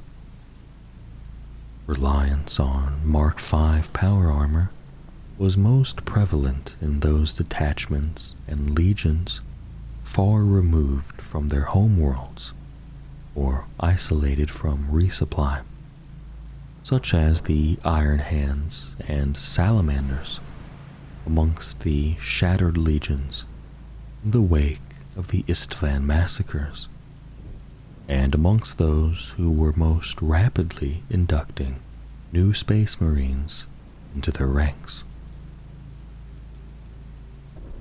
Mark VI Corvus Armor. Corvus armor, which entered service just before the outbreak of the Horus Heresy, was equipped with advanced auto-sensory technology and a more efficient power distribution system than Mark IV. Prototype forms of Mark VI armor were in circulation amongst many legions during the Great Crusade, with varying success. The Iron Warriors famously rejecting the pattern in favor of heavier armor.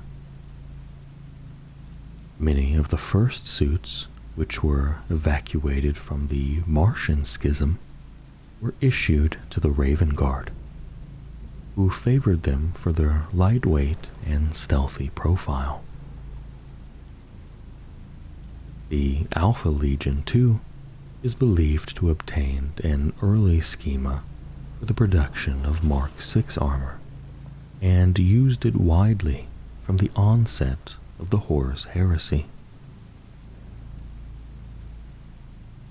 By the later stages of the Age of Darkness, Mark 6 was in wide use throughout almost every legion. For both sides were able to call upon Forge Worlds in possession of imprints to manufacture it. By the time of the Siege of Terra, Mark 6 was fast becoming the most numerous pattern in service, seeing significant use among the Imperial Fists and Blood Angels legions as they prepared for the defense of Terra. And on the traitor side, it was worn in mass by the Emperor's children during the Siege of Terra. In the closing days of the Siege of Terra, the Loyalist would introduce yet another mark of power armor, Mark 7, Aquila armor. This variant had its roots in developmental work undertaken in the last few years of the Horus Heresy, and was little more than experimental, even when it entered limited service.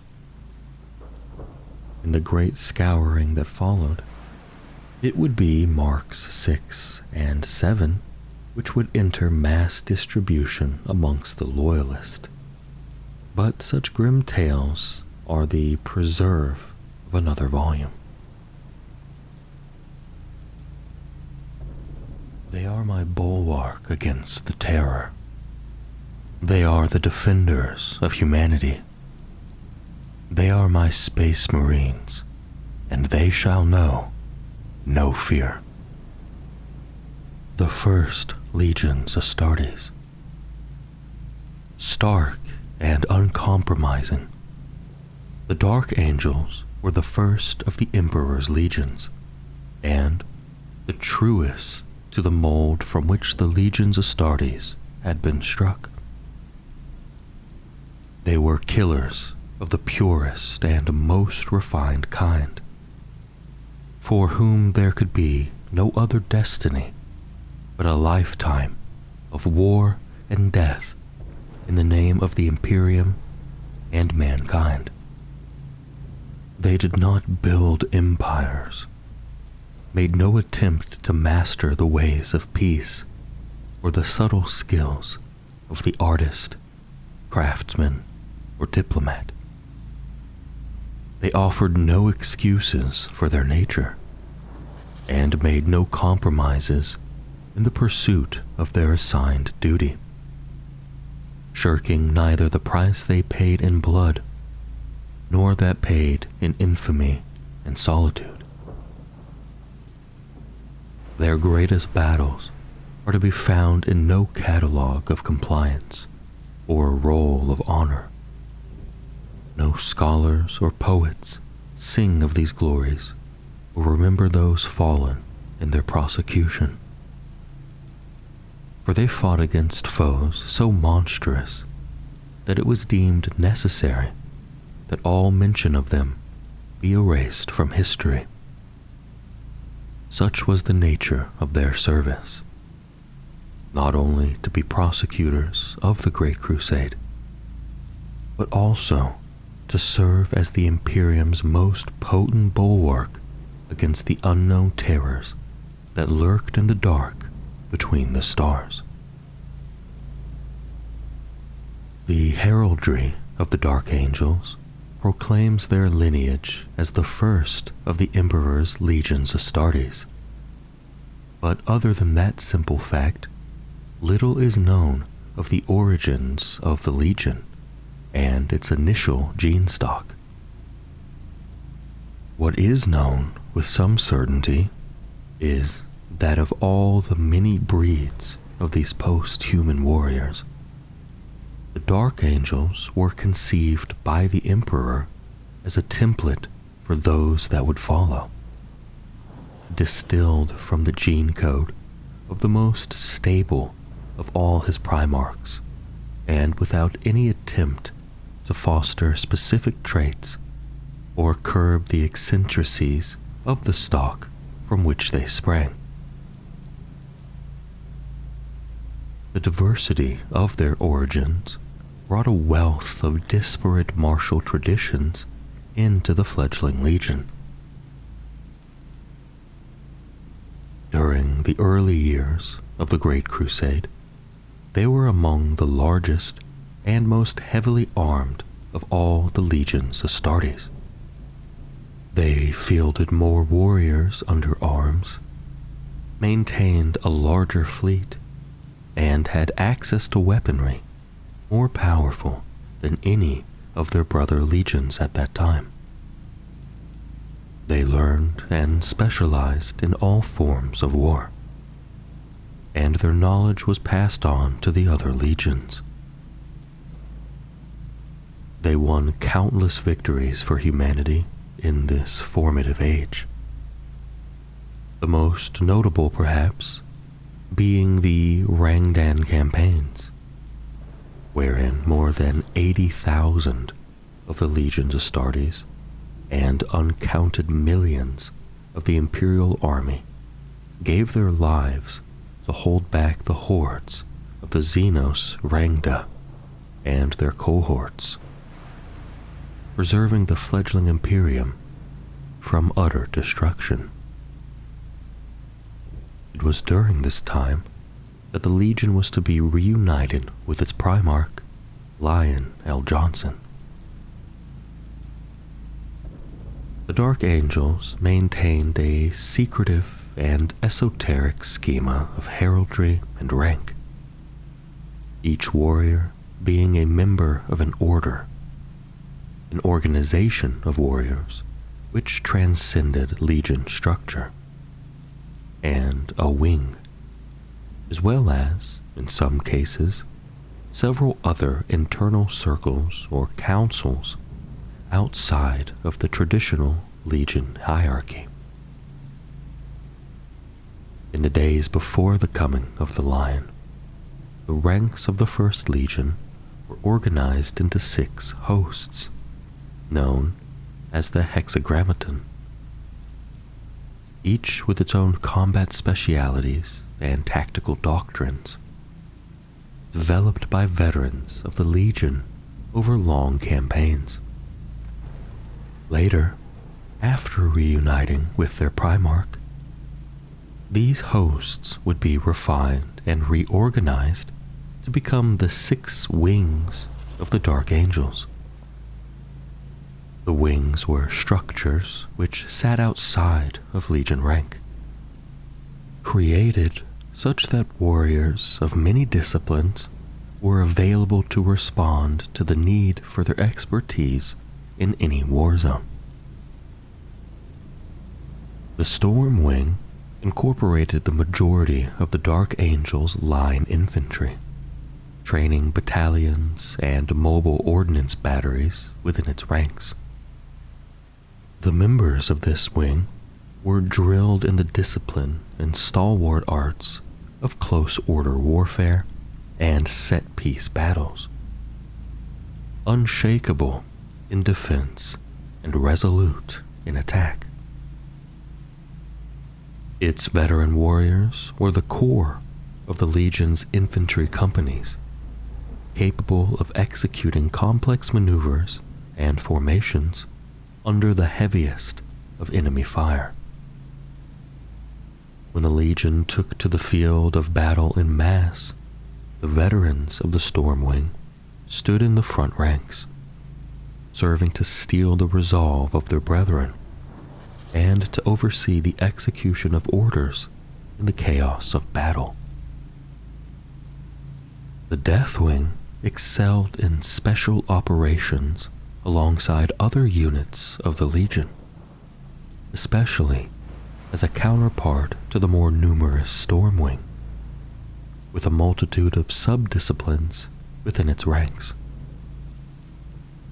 Most renowned among its specialists were those dedicated to the role of line breakers, elite veteran infantry who served to shatter the enemy's formations and create openings for other units or wings, and the lifeguard cadre deployed to protect officers during battle.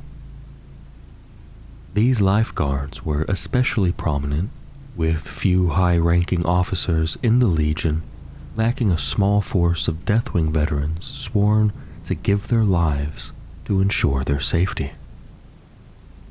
The Raven Wing were based around the principles of mobile attacks, of strike and fade tactics, and skirmish warfare, and excelled at the use of light skimmers and aircraft, but also incorporated significant infantry assets. These were mostly reconnaissance squadrons, though among those were infantry units specialized in the use of drop pods and other orbital assault doctrines. When the Legion gave battle to a foe that sought to evade or confuse them, or one whose overwhelming power compelled them to counter it with speed, it was the warriors of the Raven Wing that took to the fore. The Dreadwing are perhaps the most feared of all the branches of the Hexagrammaton, garnering a reputation that far outweighed the Wing's influence within the Legion. The Dreadwing was composed of those whose role was the utter annihilation of the enemy, the salting of the earth and breaking of worlds. When called out from the ranks, the initiates of the Dreadwing were experts in the brutal tactics of massacre, purge, and the deployment of Exterminatus-class weaponry, though many also specialized in the use of terror as a weapon. The Iron Wing was dedicated to the use of overwhelming firepower on the field of battle, to confound the foe by means of barrage and conflagration, to defy their riposte with inviolate armor, and carry the day by means of force alone. It was not a subtle wing, composed as it was of the majority of the Legion's armored vehicles, heavy dreadnoughts, and field artillery batteries. They excelled at the breaking of fortresses by superior firepower, and the rapid onslaught of massed war engines to overrun and annihilate an unprepared foe in the open field. The Fire Wing was the smallest of the 6 wings of the Hexagrammaton, dedicated to all the bloody subtleties of warfare. It was the hidden blade of the Legion, the knife in the dark, and the blade against the throat of the foe's commanders. Within its ranks were found to be an eclectic mix of stalkers, champions, and Moritat killers, all bound by their shared expertise in the arts of blade and knife, duelists and assassins without peer. The Primarch Lionel Johnson was reared upon the dark, forested world of Caliban, and it was from the planet's culture that the Dark Angels draw many of their nightly traditions. Located to the far galactic north of Terra, close to dark and warp-tainted regions of space, Caliban was a planet of vast primal woodlands and savage great beasts, which preyed upon the feudal peoples of its lands. Before the Emperor was reunited with his lost son, Lionel Johnson had risen to command a great knightly order and had become a master of its military. A superlative and tempered warrior, the Lion took his place at the head of the First Legion, bestowing upon them the name Dark Angels, and found acceptance with his brother Primarchs. Despite this honored place, The lion remained apart, for though his strategic skill and talent with a blade rivaled that of Horus himself, the secretive mien of the Dark Angels and Johnson's own taciturn nature often led to distrust. Nonetheless, the lion proved his ability many times over during the Great Crusade, and even when the title of War Master was given to Horus, his devotion to the Emperor did not falter. It was during the Great Crusade that another momentous event would shape the destiny of the Lion and his legion. In the midst of the Dulin campaign, the impetuous nature of Leman Russ came into direct conflict with the meticulous tactics of Lionel Johnson. When the Lion claimed a kill which Russ considered his own, the two Primarchs came to blow.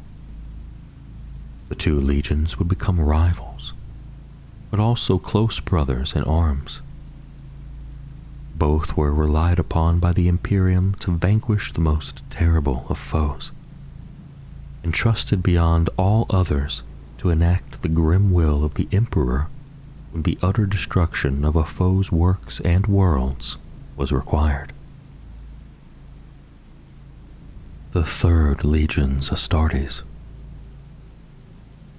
The legionaries of the Emperor's children have always strived to be exemplars above all others in the arts of war, paragons of martial virtue and excellence, scorning those who did not meet their standards.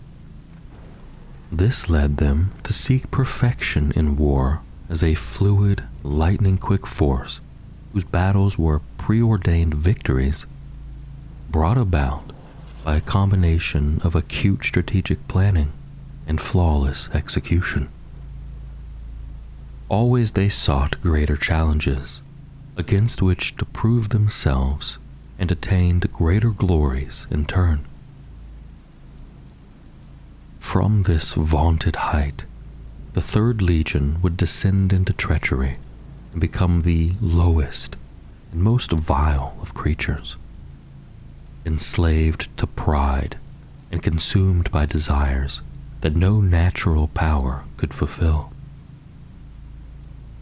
The history of the Legion's deeds before its fall is not simply a history of what it was and what it achieved, but a history of how it created its own doom.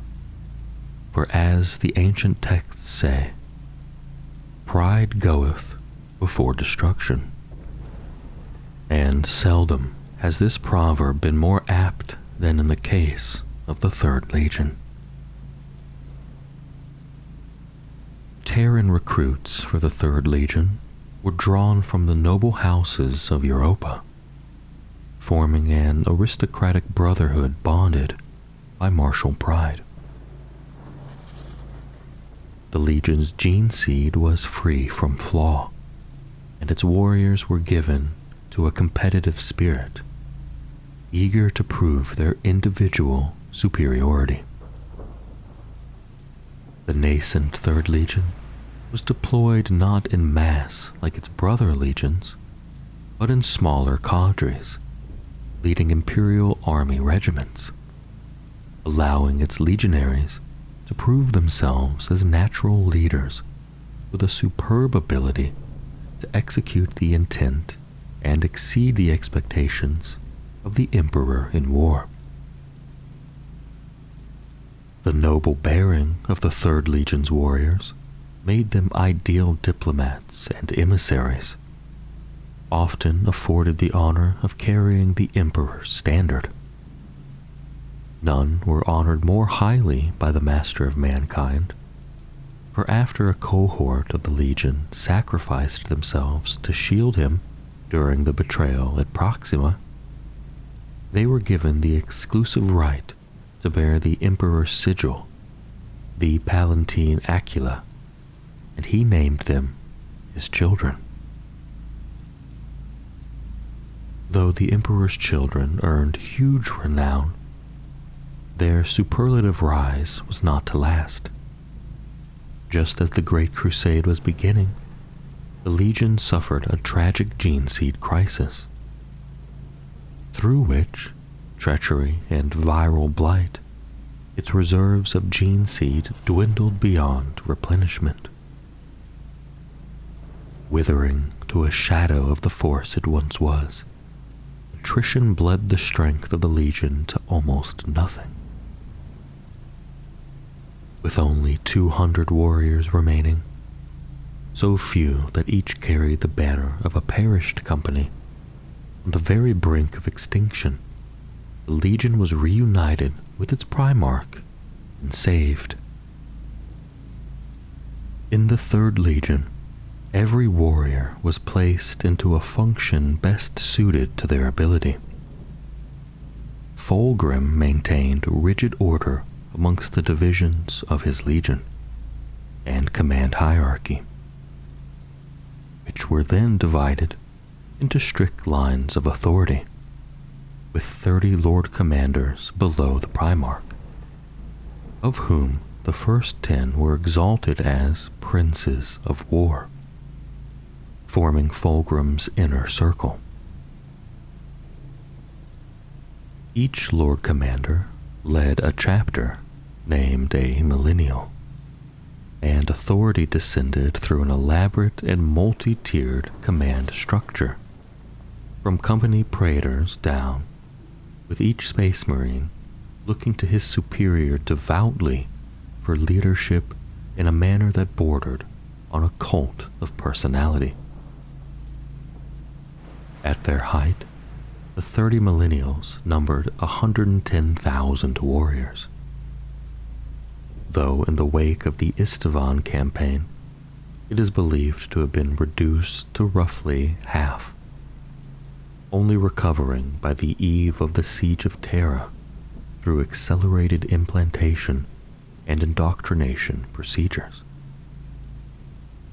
Honors were common, but were gifted rather than assumed, and those granted by the hand of the Primarch were held in the highest esteem. Every warrior knew his place and value, and this translated into a level of personal commitment and bravery fueled in no small part by an unshakable faith in their own superiority. The Emperor's children believed there was no sphere of warfare in which they could not excel, though they never possessed the numbers or the mindset to engage in brute attrition warfare, and so their primary consideration was to keep the Legion as intact as possible while achieving victory.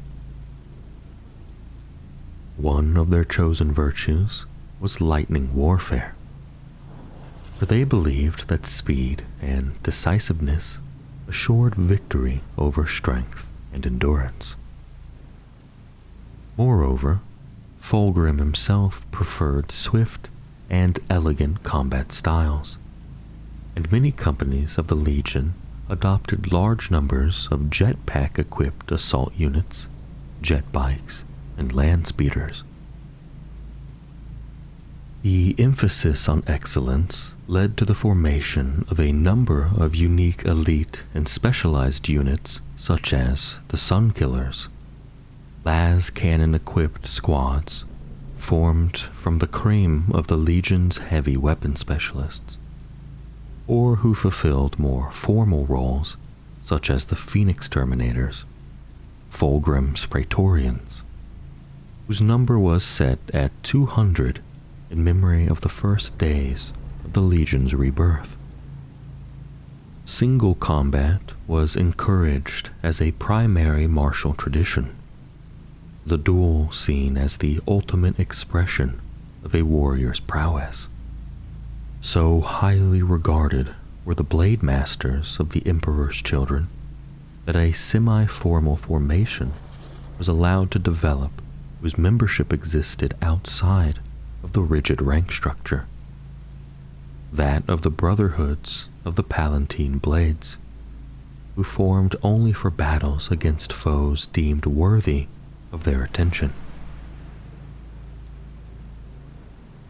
In war, the Emperor's children relied greatly on peerless strategic planning and the flawless execution of battle plans by individual warriors. Every aspect of battle was analyzed and turned to advantage, from terrain and weather to logistical support and reinforcement. Nothing was left to chance. This almost mechanistic approach to warfare had its dangers as well as its strengths, however, and should an entirely unforeseen contingency occur, or some crucial element or asset be unexpectedly removed, the Legion could be wrong-footed and thrown into confusion. However, for the most part, the strict and sure chain of command and the legionaries' attention to detail and individual skill allowed them to execute some of the most complicated multi-tier combined arms feats of any legion during the Great Crusade. In the last years of the Great Crusade, the pursuit of excellence became an arrogant assumption of superiority, the collection of laurels more important than imperial unity. It is likely that the overweening pride that had come to dominate the Legion's senior commanders forced them to walk the path of the traitor rather than to accept the role of servants in a unified and peaceful Imperium. To become reduced to one amongst many was a fate that pride could not endure. During the Age of Darkness, the practiced excellence of the Emperor's children was a brittle facade that concealed a swiftly growing canker. At the heart of the Third Legion, Fulgrim and his Lord Commanders partook of sordid feasts and abhorrent bacchanals that defied both decency and sanity. With their leaders languishing in decadence, the Legion fragmented, many of its commanders blaming one another for their lack of perfection and settling matters of honor in bloody duels. And as Fulgrim sank into madness, his legionaries followed, making of themselves fearsome instruments of terror in the process. Fulgrim's home world, the long-forgotten Chemos, was a gray-skied and gray-skinned mining world, where hope was thin and drudgery the coin of life. Privation was common on Chemos, and the isolated human population that abided there suffered slow decay. Despite all these hardships, Fulgrim rose quickly to power. Compared to the wretches that breathed the slow poison of Chemos' polluted atmosphere, Fulgrim was pale-skinned and fine-boned, like some ancient paragon of grace given life. Ash-white hair framed a handsome face, and his violet eyes held a spark of delight. Fulgrim inspired hope with his intellect, his mien, and his practiced humility in respect of his own brilliance. Once reunited with his legion in war, thought, craft, and creation, he excelled effortlessly. He reorganized the Emperor's children in a manner that suited his own exacting nature. Nothing was left to whim or chance. Everything was deliberate and assessed for its aesthetic and functional value. Fulgrim was fond of remarking that if one was to excel, then no detail was too small to consider, and that the quality of the whole lay in the quality of its constituents.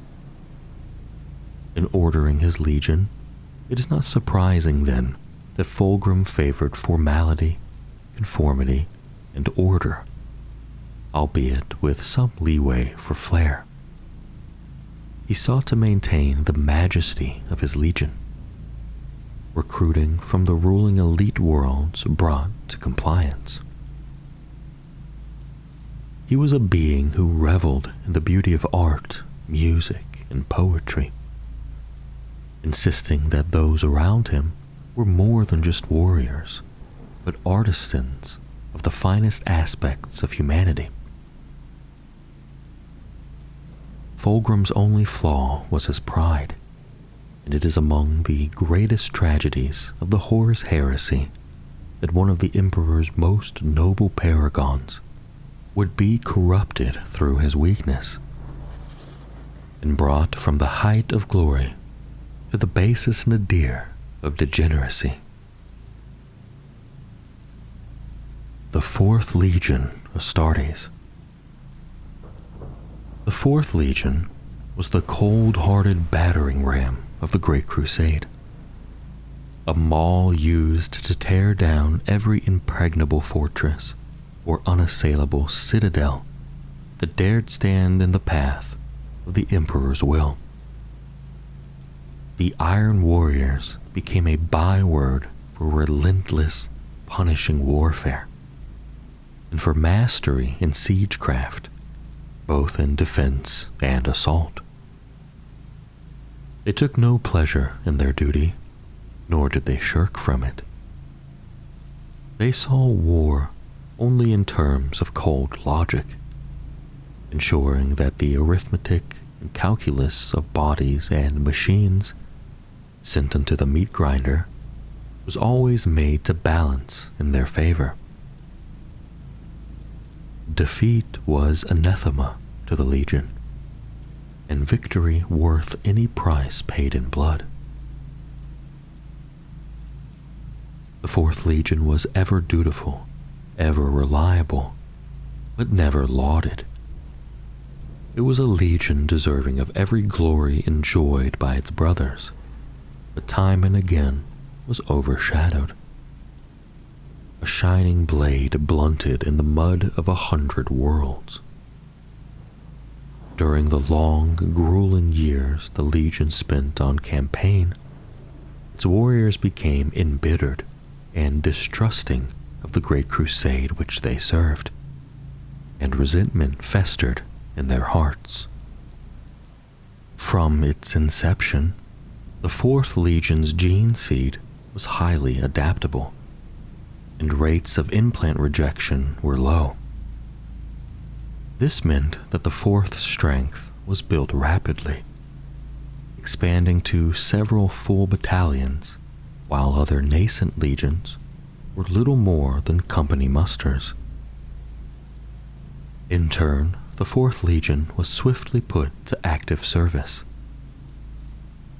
Thanks to its gene seed, it was the most numerous legion in the first years of the Great Crusade, and its forces were split between several of the first expeditionary fleets. The 4th quickly proved itself in battle, and for a time ranked highly upon the honor rolls of the Imperium. It was large enough to remain autonomous from the influence of the newly found Primarchs, and remained stubbornly regimented in structure and doctrine. The Legion earned a reputation of approaching each enemy with an unaltered pattern of warfare, facing it down with relentless and meticulously applied force alone, rather than cunning or heroics. This was a double-edged blade, for as other legions attained their own characters, they looked down upon the 4th as unimaginative, mechanistic, or even honorless. Conversely, to the Great Crusade's high command, these traits were desirable, making the 4th more reliable and more ready to accept command without complaint. The 4th Legion could be split into contingents as needed by theater commanders without the obstacle of a Primarch, and never balked in their duties. Accordingly, the 4th Legion was increasingly used to fighting inglorious but vital campaigns of drawn-out, back-breaking war, and was directed by the hands of others to dangerous garrisons, becoming a workhorse legion, relied upon not for any unique ability, but simply to follow orders.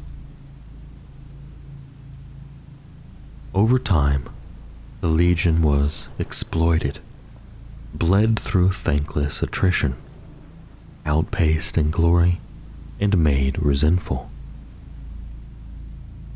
It was to this damaged and disabused Legion that Perturabo came.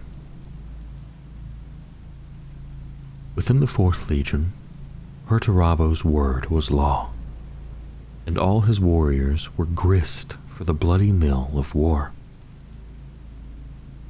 Promotion and advancement in the Legion's ranks was a matter of survival, both from the enemy and Perturabo's displeasure, and of specialization. Honorifics and commendations meant little to the Iron Warriors. However, the high rank of Warsmith was awarded to the truest masters of the battlescape, amongst whom 3 were promoted to Perturabo's council, the Trident. The principal strategic building block of the Iron Warriors was the Grand Battalion. This formation had a notional strength of 1,000 Space Marines, but it also incorporated armor and artillery. Recruitment and reinforcement into a Grand Battalion was continuous to offset high attrition rates, causing strengths to fluctuate wildly. Organization below the strategic level varied by the demands of particular deployments, with common divisions rated as infantry cohorts or heavily mechanized grand companies. Below this were the line centuries, comprising roughly 100 legionaries and a large complement of armor. A system of orders existed outside of the Legion's main structure. Most renowned were the Stor Bazak, masters of siege and ordnance, even among a legion specialized in such tactics, and the Iron Havocs, marksmen of the most powerful weapons a legionary could carry unassisted. The Tyranthikos, or siege tyrants, were veteran line breakers equipped with Terminator armor. There also existed a series of warrior societies outside of the Legion's command structure, such as the Dodecaphion, an order of competing masons and strategists in the arts of siegecraft. The Apollocron, those who experimented with the machinecraft of battle automata. The Kelidakos, master shipwrights, and the Lysatra, known as the Brethren of Thunder, or disparagingly as the Burned Men, whose obsession with devastation exceeded what the Legion considered practical. At every level, the Iron Warriors Legion was formidably provisioned. The Legion took a practical approach using equipment selected foremost for reliability and ease of repair, function taking precedence over form. Of note was the huge number and diversity of armored vehicles and artillery support assets fielded by the Iron Warriors. which were regarded as almost disposable owing to the Legion's capacity to quickly replace such assets. Its munitions and armor reserves were also estimated to exceed that of several other legions combined. Perturabo demanded that his legion would be a peerless engine of war. He rebuilt it in his own design, and it operated as a cohesive, determined, and disciplined force. An army whose task was to overwhelm its foes by the most efficient methods possible, destroying utterly the enemy's ability to resist. The Legion was technologically proficient and preferred to strike always from a position of overwhelming superiority, bringing maximum force directly to bear. They favored use of massive, focused bombardments as a precursor to attack. The calculation of fields of fire, the use of high-intensity shelling, and the deployment of heavy armor and mechanized forces to spearhead assaults where the Iron Warriors stalk and trade. Under Perturabo, the Legion's character was amplified. Where once the Legion had been ruthless in its willingness to accept losses in return for victory, now it was utterly driven to the point where such considerations were far beneath it. The Legion's acceptance of mass casualties as the price for victory made it excel at siege warfare of the most vicious kinds. War became a deadly equation, which the Iron Warriors were supremely suited to solve. A relentless, unyielding engine of steel and fire, which swept worlds clean and devoured whole armies. The Iron Warriors suffered the highest casualty rates of any legion.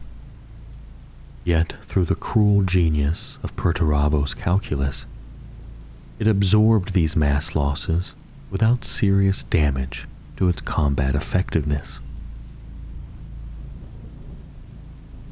In a dark twist of fate, Perturabo would frequently expend the forces of the Exertus Imperialis as sacrificial cannon fodder to deplete the enemy's munitions or to simply gauge their strength before committing his legion.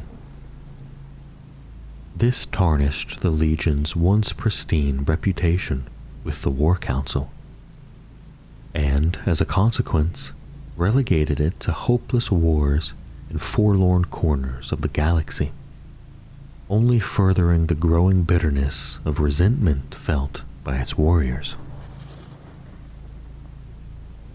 Perturabo was a ruthless and effective warlord, a master strategist whose razor-edged mind could fathom the hidden weakness in any enemy and exploit it with savage and decisive action.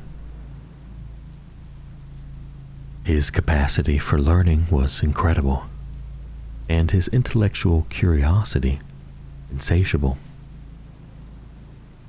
He was gifted above all others in scientific and technical intelligence. However, from the outset, he was a distant, calculating mastermind who cared not for others, nor readily deigned to explain his actions or intentions. This mattered little in the context of his use as a weapon for the Great Crusade. However, for Perturabo was formidable and could deconstruct and overcome any obstacle or cast down any foe. When united with his legion, he reviewed their record and their doctrines against the legions of his brothers, and found the fourth wanting. It was not enough for Perturabo that they were merely superior. Their failing was that amongst the legions they were not already supreme. His punishment was decimation, putting 1 in 10 of his legion's warriors to death, while outsiders were horrified by this seemingly wasteful action. To Perturabo, it was a calculated and cathartic act, purging his legion, and by extension himself, of the weakness which pervaded it, and proving to all that he was first amongst his brothers in ruthlessness, decisiveness, and willpower. The 5th Legion, Astartes. The warriors of the 5th Legion were the pathfinders of the Great Crusade, ever forging a path through uncharted territory, far beyond the borders of the expanding Imperium, and oft forgotten by the chroniclers that followed in the conquest's wake. Organized into small, mobile units, the 5th Legion ran before the armies of the Emperor during the final conquests on Terra, and then across the stars, sowing confusion and death amongst their foes.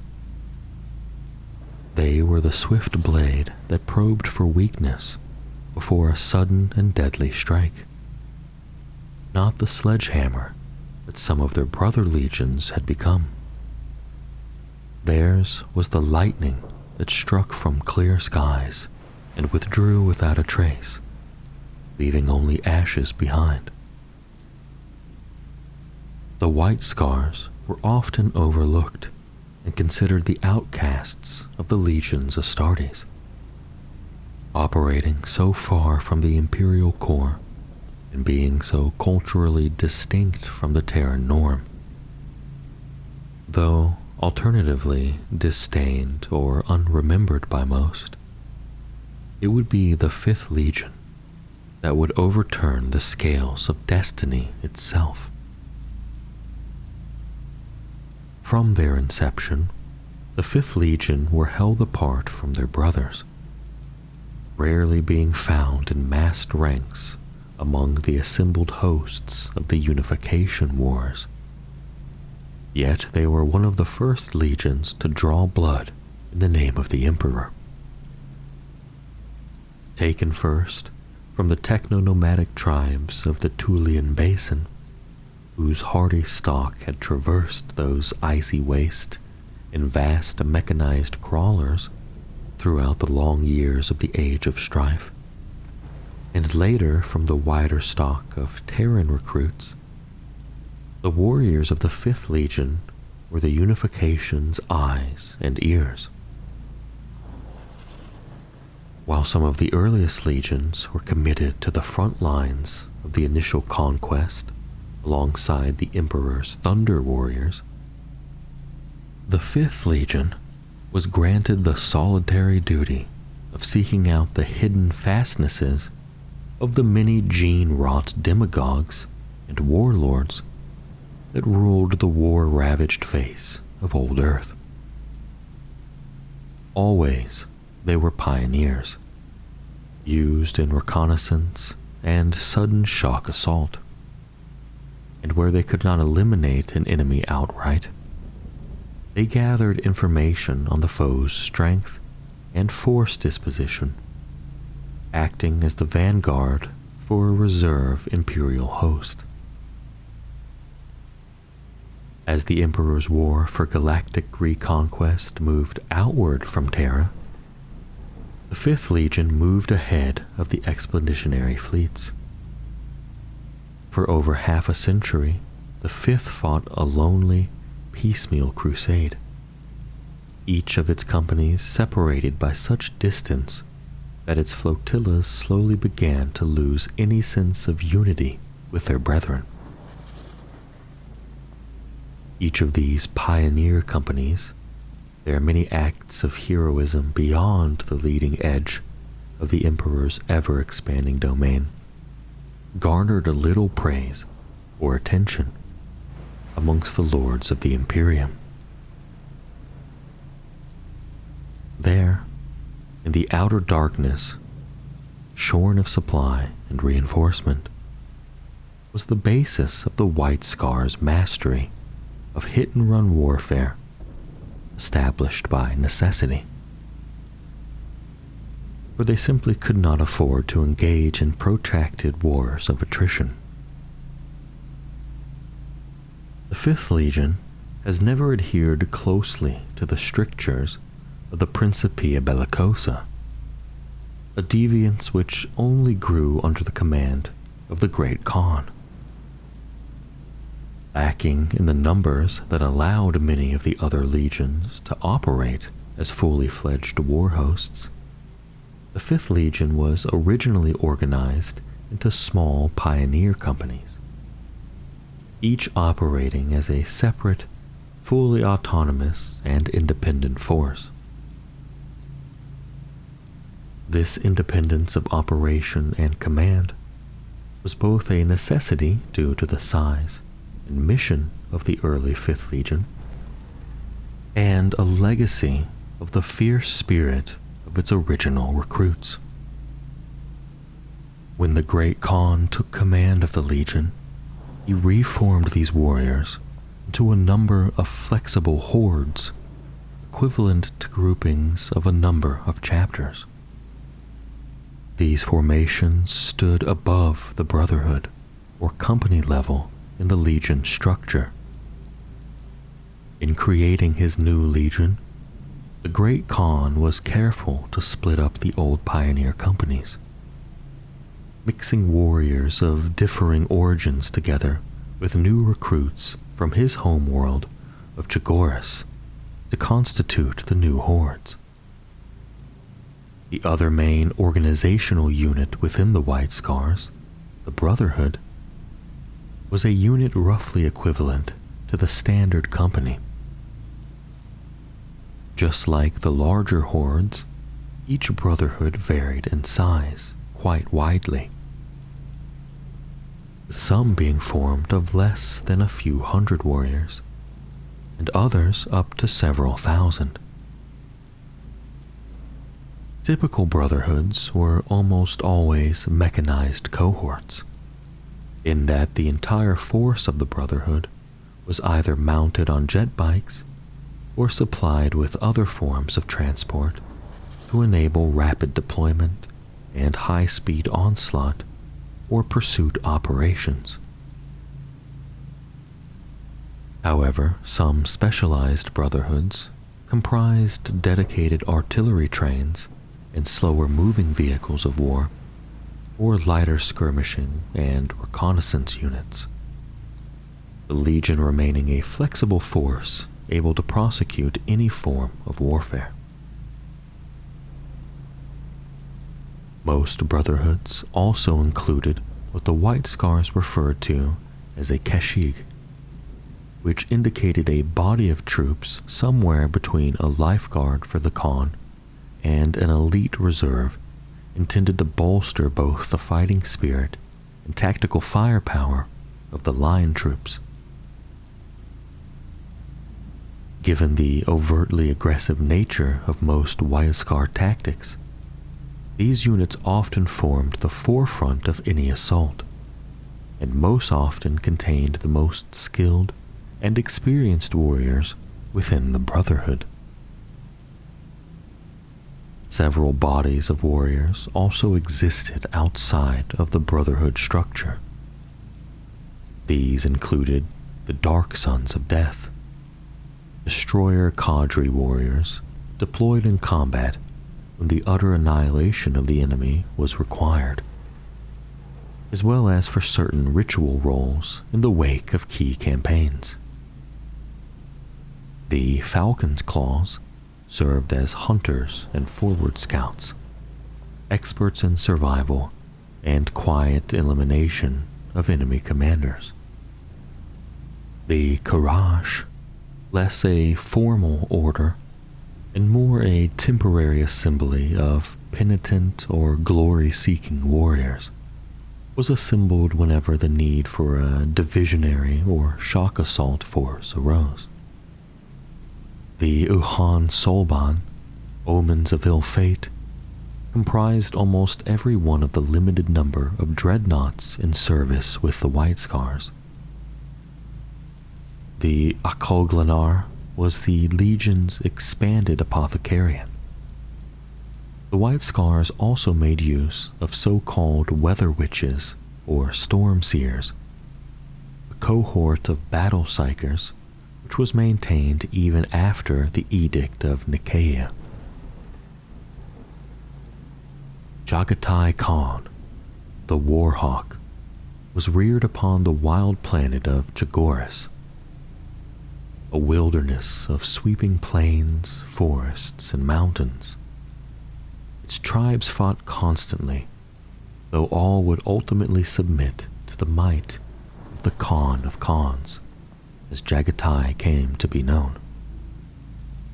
When the Emperor came to Chagoris and granted Jagatai domination over the 5th Legion, he was still possessed of a mien born of the vast wilderness.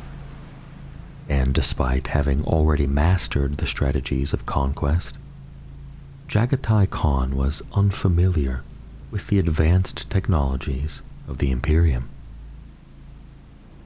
Nonetheless, the Khan shaped his legionaries as he would the plains warriors of his home, testing his new sons in bloody trials and grueling contests of skill and strength. The Great Khan gave his disparate sons more than honor scars. He also introduced a united cultural identity to the Chagorian mold. He encouraged his legionaries to take pleasure in their duty and to study the noble pursuits, as they were known on Chagoris, such arts as calligraphy, hunting, and the telling of ancient tales. He made the ways of Chagoris the truth of his legion, a strange blend of practicality and superstition that was ill at ease with the strict tenets of the imperial truth. Jagatai's refusal in later years to amend the practices and outlook of his legion to more closely fit the imperial truth was yet another source of conflict between the Great Khan and some of his brothers, notably zealous Lorgar and overbearing Gilliman. In every battle in which he fought, Jagatai led the assault. He was ever able to be found where the fighting was most intense. It was to Jagatai and to each other that each White Scar was bound, not to the distant dream of the Imperium or any one of its worlds, but only to the Khan of Khans and the savage joy he took in war and in life. The 6th Legion's Astartes, the Space Wolves. The 6th Legion always remained apart from its fellows, its origins shrouded and its reputation fearsome. Unexpected violence was its calling card. The Legion's campaigns unsubtle but brutally swift. It was a peerless shock assault force, and tireless in both pursuit and hunter-killer roles. Like its namesake, the Wolves of Old Earth, the 6th Legion's assaults resembled calculated exercises in ferocity, aimed to tear and rend until the foe lay in ruins or was driven to its death. The Legion's warriors were hunters who reaved a bloody path across the stars of the Great Crusade, but did not stray far from the shadow of the Emperor. The Space Wolves were kept under the tight control of the Imperial Court and unleashed at the Emperor's command as a bloody-handed tool of punishment. The warriors of the 6th Legion knew well that they were not the builders of empires, nor were they the watchers on its walls, or lockstep soldiers who cared for bright pageantry. They were simply predators. Thus they had been made, and woe betide any who fell into their jaws. The origins of the Sixth Legion were held in utmost secrecy by the Emperor.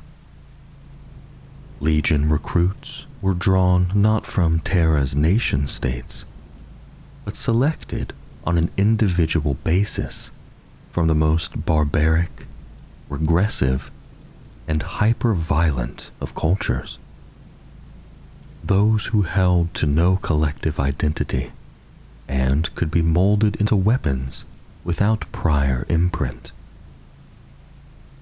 Their gene seed was carefully segregated, was extremely prone to fatal rejection, and for reasons unknown, the sixth gene strain often imparted a distinctly bestial countenance on those candidates that survived implantation. Because of this, the Legion was one of the smallest and slowest to grow in the years before reunification with its Primarch. Given its small size, the Sixth Legion served alongside auxilia forces in major campaigns, or fought in smaller missions to destroy particular knots of enemy resistance in shock assaults. Over time, the Legion developed particular expertise conducting rapid operations and punitive actions against rebellion. However, its members quickly earned a grim reputation as butchers amongst those they fought alongside, and were often accused of indiscriminate slaughter and collateral damage, or even on occasion of killing allies. The Legion was not focused or precise. It was a force of nature unleashed, more a raging fire or tidal wave than an assaulting army. Its warriors reaped destruction, claiming no strategic assets and holding no ground, but rather subjecting enemy forces to savagery and brutality. Such behavior was feared by many in the Imperium, and the Sixth Legion's future was uncertain until Leman Russ was rediscovered early in the Great Crusade. The misdemeanors of old were made good under Leman Russ. The legionaries' bloodlust was brought under control with discipline and iron will, and their rage tempered by oath-sworn loyalty. Russ gave his legion pride in what it was, pride in the power it wielded, pride even in the monstrous violence which lurked within its heart. But with all of this, he did not allow its warriors to crave glory for their own sake, nor drink too deep of the bitter draught of mindless bloodshed. He gave them purpose, and he gave them honor, bleak as it was. They served only the Emperor, their All-Father. That duty was a sacred one, for the Space Wolves were wrapped in a cloak of secrecy and superstitious mythos of their own making, abhorring so-called witches and spirits, and reveling in their own poetic sagas. This was reinforced through psycho-indoctrination to protect their minds from the horrors they were forced to perpetrate and witness in the name of the Imperium. For a brief period under Russ, many other Primarchs had been found, the Legion earned respect and renown, and commanded the might of many Imperialist battalions and other legions, in addition to its own auxiliaries. Russ was a field general of surpassing skill, and enacted scores of successful compliances. However, many of the Space Wolves' campaigns were unavoidable grinding horrors and terrible wars of genocidal cleansing, the Legion choosing to focus its brutality against rebels who they cursed as oathbreakers and punished with excessive savagery. These wars and conflicts, such as the cataclysmic Rangdan Xenocides, redoubled the Legion's dark reputation, painting Russ not as a noble savage, but as an executioner and blood-spattered tyrant. And soon, the Space Wolves were so feared by the Great Crusade's own forces that they stalked the stars alone and could only be recalled by the Emperor himself. Fenris hosted the Fang, an enormous fortress carved from a mountain by Russ and the Emperor through the expenditure of vast resources, uniquely allowing the Space Wolves to be entirely self-sufficient from both Terra and Mars. It hosted all the facilities of gene seed implantation, training, forging of arms and armor, and psycho-conditioning needed by the Legion to survive. This autonomy would prove a prescient boon as the Legion became removed from the wider Imperium. Within the Fang, the Legion's ranks and legends grew and took on new shape. The Legion was organized unlike any other, with 13 distinct great companies, each nominally consisting of 10,000 Space Marines that competed for glory and the favor of their Wolf King, Leman Russ. These had diverse characters, such as the first company, On, which were the Varangier elite, the Wolf Guard of Russ's own household, and the 7th Company, the so-called Landivan, destroyers and layers of waste. Each great company was led by a Jarl, or Wolf Lord. Under these Jarls were many lieutenants, named Thing, or Claw Leader, and the number of Things was very much at the discretion of the Jarls, who ruled their companies as a wolf leads a pack. The Things were in turn responsible for any number of packs, which each had a Huskarl leader to keep its warriors in line. The Space Wolves were heavily infantry-focused in their martial ways.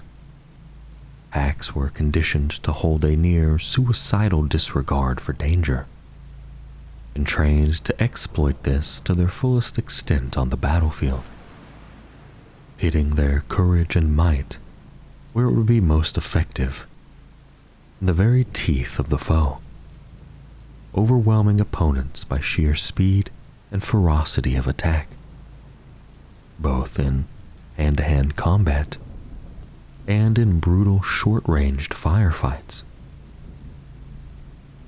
As time went on, tactical dispositions shifted to better accommodate this preference, leading to the creation of unique shock troops such as the Grey Slayers and Bloodied Claws, which gradually came to comprise the bulk of the core infantry of the Legion. Leman Russ was the so-called Wolf King, of the primitive death world Fenris, a world that should not be possible. Fenris's ecology of burgeoning megafauna, its shifting geology of frozen seas and molten islands, its storm-racked climates of hell winters and burning summers, and even its extant path through space represents paradoxes of and contradictions of nature. It is speculated that Fenris was perhaps artificially constructed in a bygone epoch so as to create the exact conditions required for precisely one thing: raising a hardy, savage warrior race and their king. There would be no bright towers and industry for Fenris under the Imperium.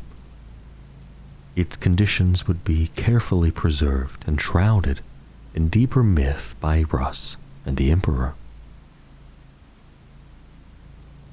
Leman Russ's early history is remembered through allegorical accounts that speak of his upbringing by a pack of wolves, the barbaric wars he fought for supremacy, and that when he met his father, he challenged him to contests of strength, wit, and will, like the Norzic kings of old Earth. What is fact is that Russ himself was not a savage, but possessed of dazzling intellect and singular cunning, giving his rivals the impression of dull-witted barbarity, while holding logic and reason as high virtues. Though he embraced Fenris's culture, he was headstrong and defined right and wrong in the starkest of terms. Russ took easily to his role in the Imperium, absorbing readily its advanced technology and accepting the Emperor's vision of galactic unity. His testing and training was brief compared to other Primarchs, and he quickly took full command of his legion, one that could now thrive with the stabilizing intervention of his Canis gene helix upon his gene seed. Russ ultimately reshaped the 6th Legion, a force which notoriously disrespected high authority and followed only strength, with the tradition of Fenris tempering their feral nature and commanding their respect by will and deed. The 7th Legion's Astartes, the Imperial Fists. The Imperial Fists were driven foremost by the ideals of unity. They stood alone as a pillar of stability upon which the foundations of the Imperium were built. They were ever true, unswerving from the toll demanded by war and bearing the weight of loyalty without breaking. To the Imperial Fists, no sacrifice in the line of duty was too grave, and they refused to flinch in the fulfillment of their oaths. They were the noblest exemplars of the highest ideals and aspirations of humanity, and for this reason, they stood by the Emperor's side more than any other legion during the Great Crusade, as instruments of his will. And in the Imperium's time of greatest need, it would be the unyielding Imperial Fists who were its final defense. Theirs was a legion of stoic crusaders, architect war masons, and voidsmen without equal.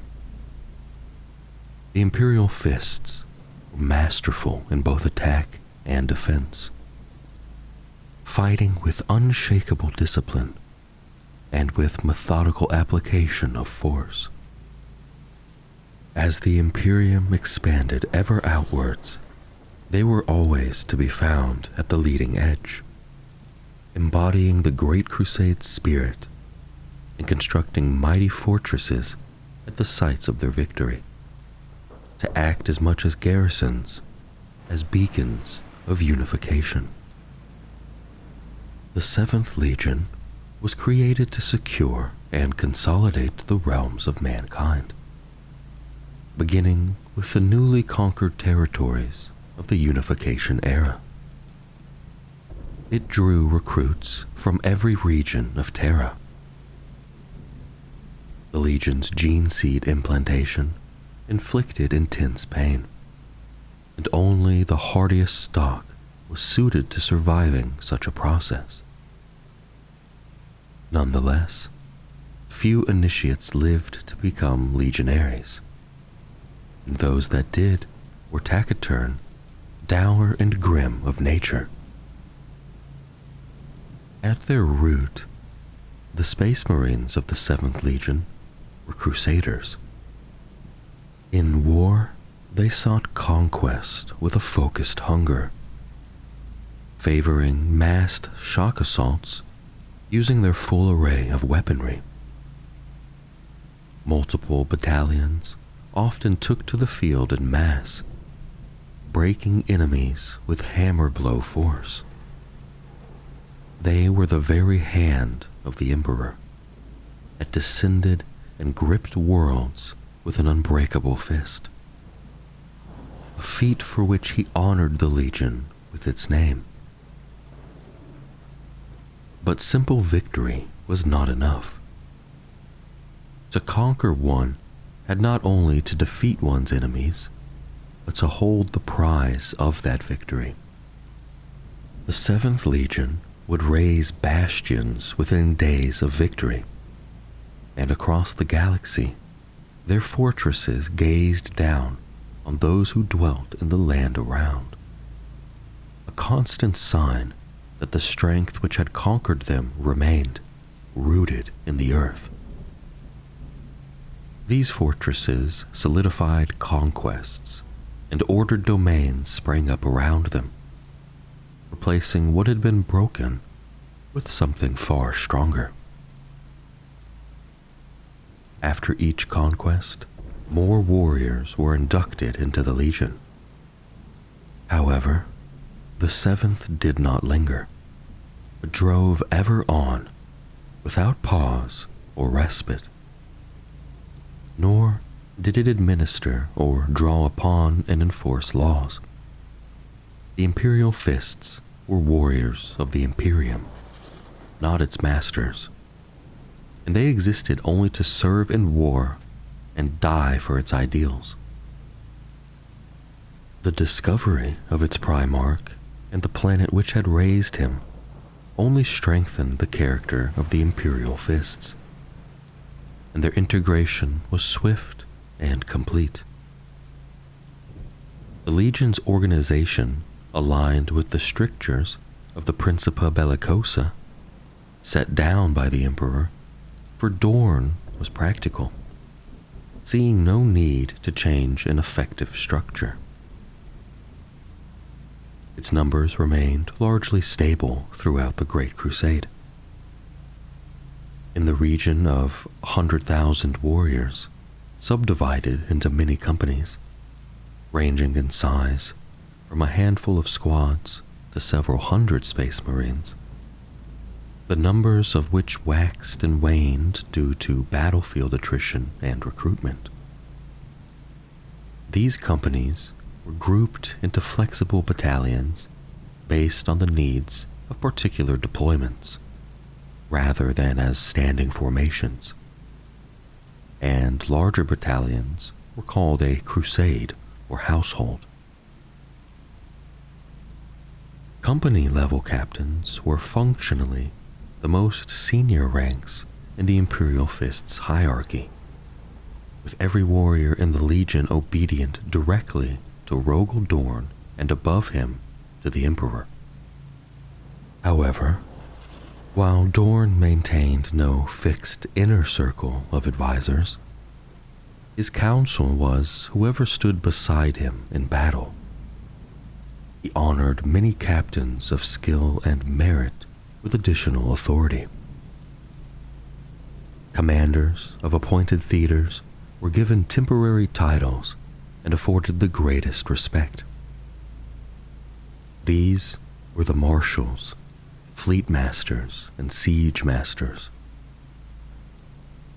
Lord Castellans were senior masters of defense appointed to garrison and hold conquered sectors of space.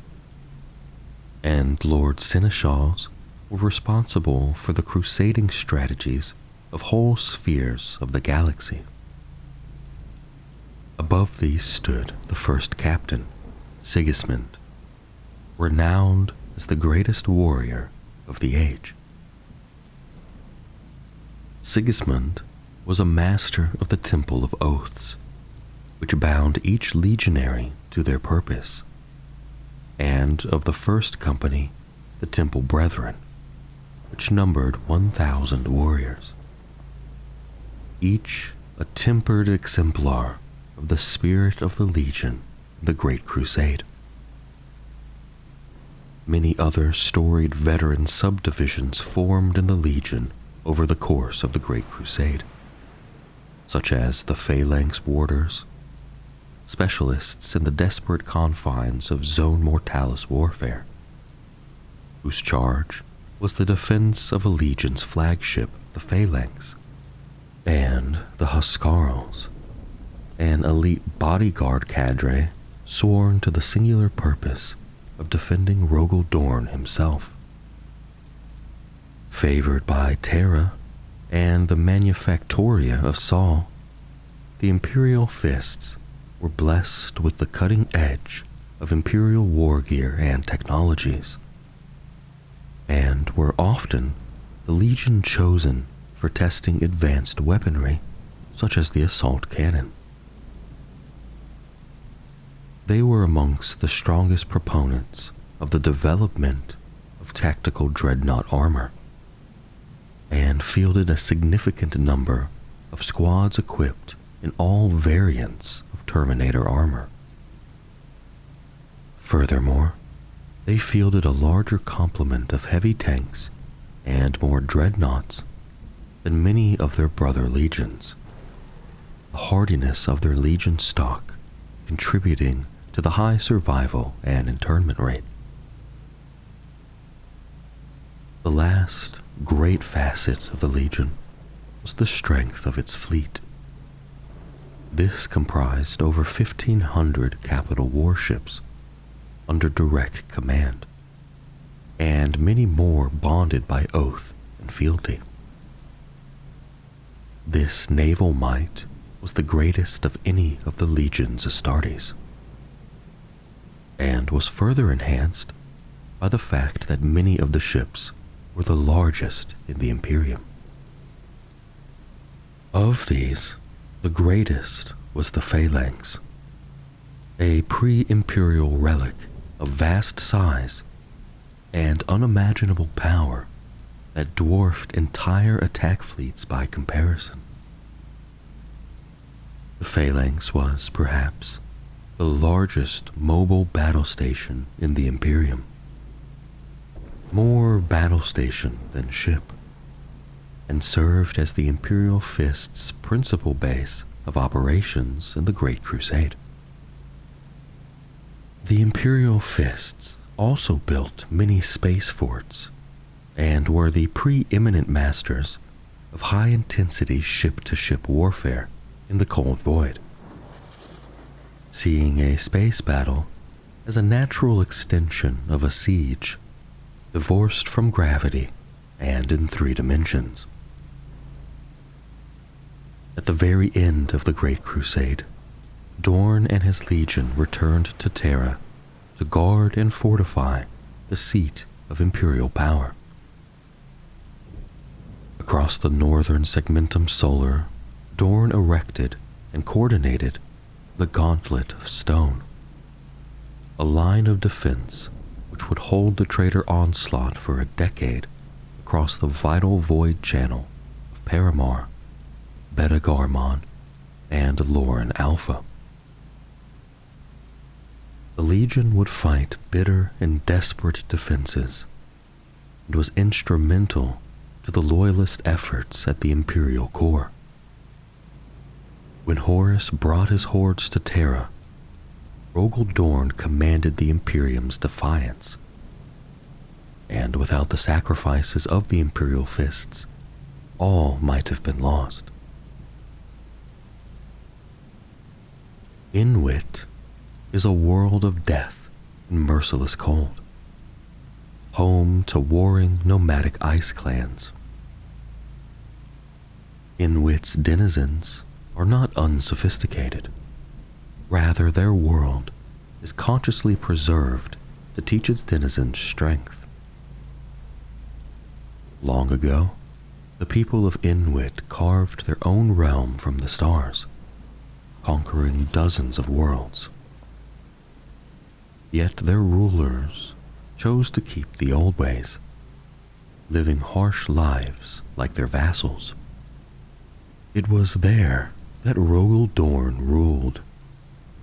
His qualities married perfectly with those of hard, cold Inwit, and he pushed its empire further, ordering its armies and fashioning spacecraft the like of which had not been seen before.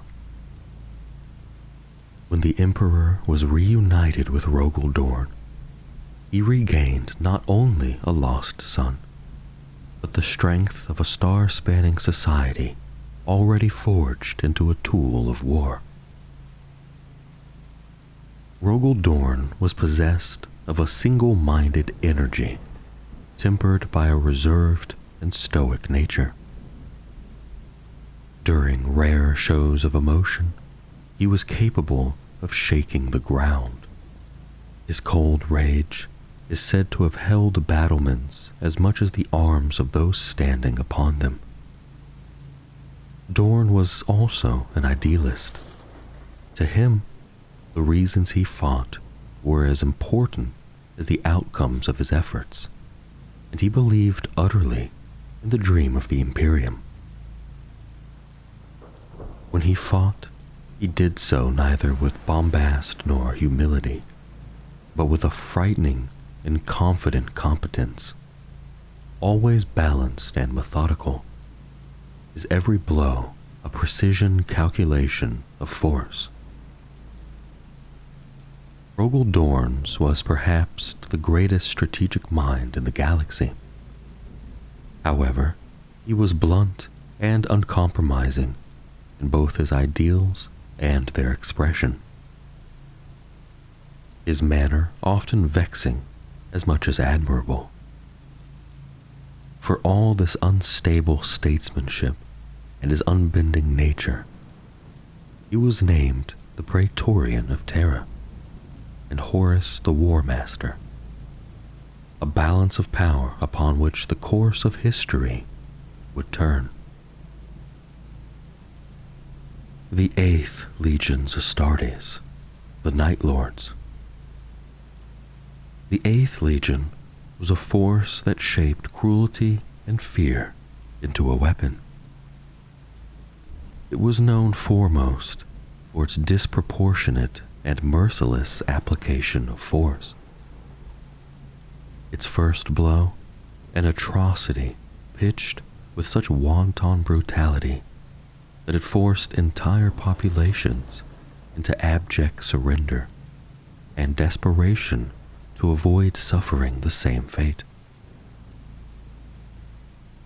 For foes who refused to capitulate, the Night Lords reserved a singular talent for murder. Its warriors were a grim function of necessity, a terrifying force of monsters created to drag a barbaric age into the light. However, such monsters would not long stay leashed to the Imperium.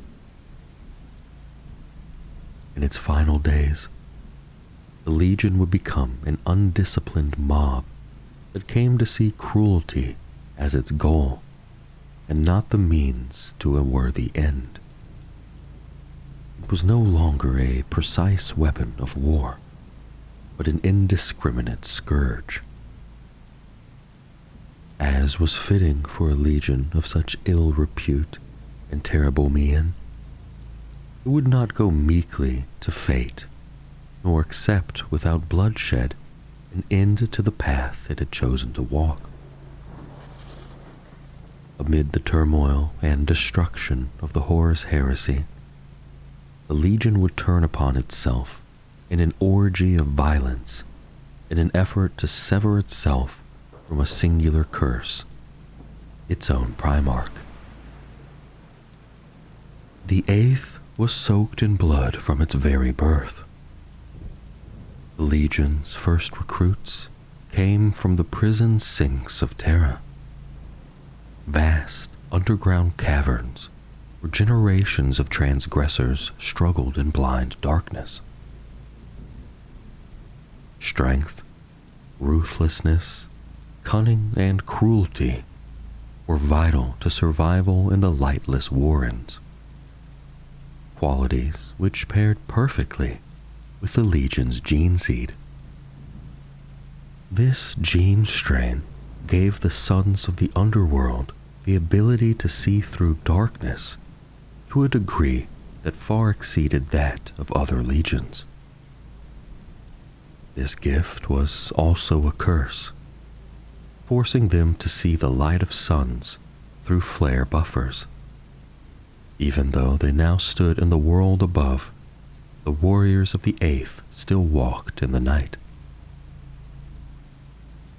The warriors of the Legion were creatures made to live in the dark and to fight a war for a future of light. At their core, they were creating a future without creatures of their kind. During the Great Crusade, the Eighth Legion was used to bring to heel those who believed that the sins of the past could live on in the Imperium. The warriors of the Eighth tended towards moral absolutism, in which there were no degrees of guilt, and they meted out only retribution. Their cold justice brought light to the darkness in which monsters dwelt. And as this light of illumination swept across the galaxy, it became increasingly obvious that there would soon be no dark realm left for the Legion itself. Conrad Kurz was the Dark King of his Night Lords.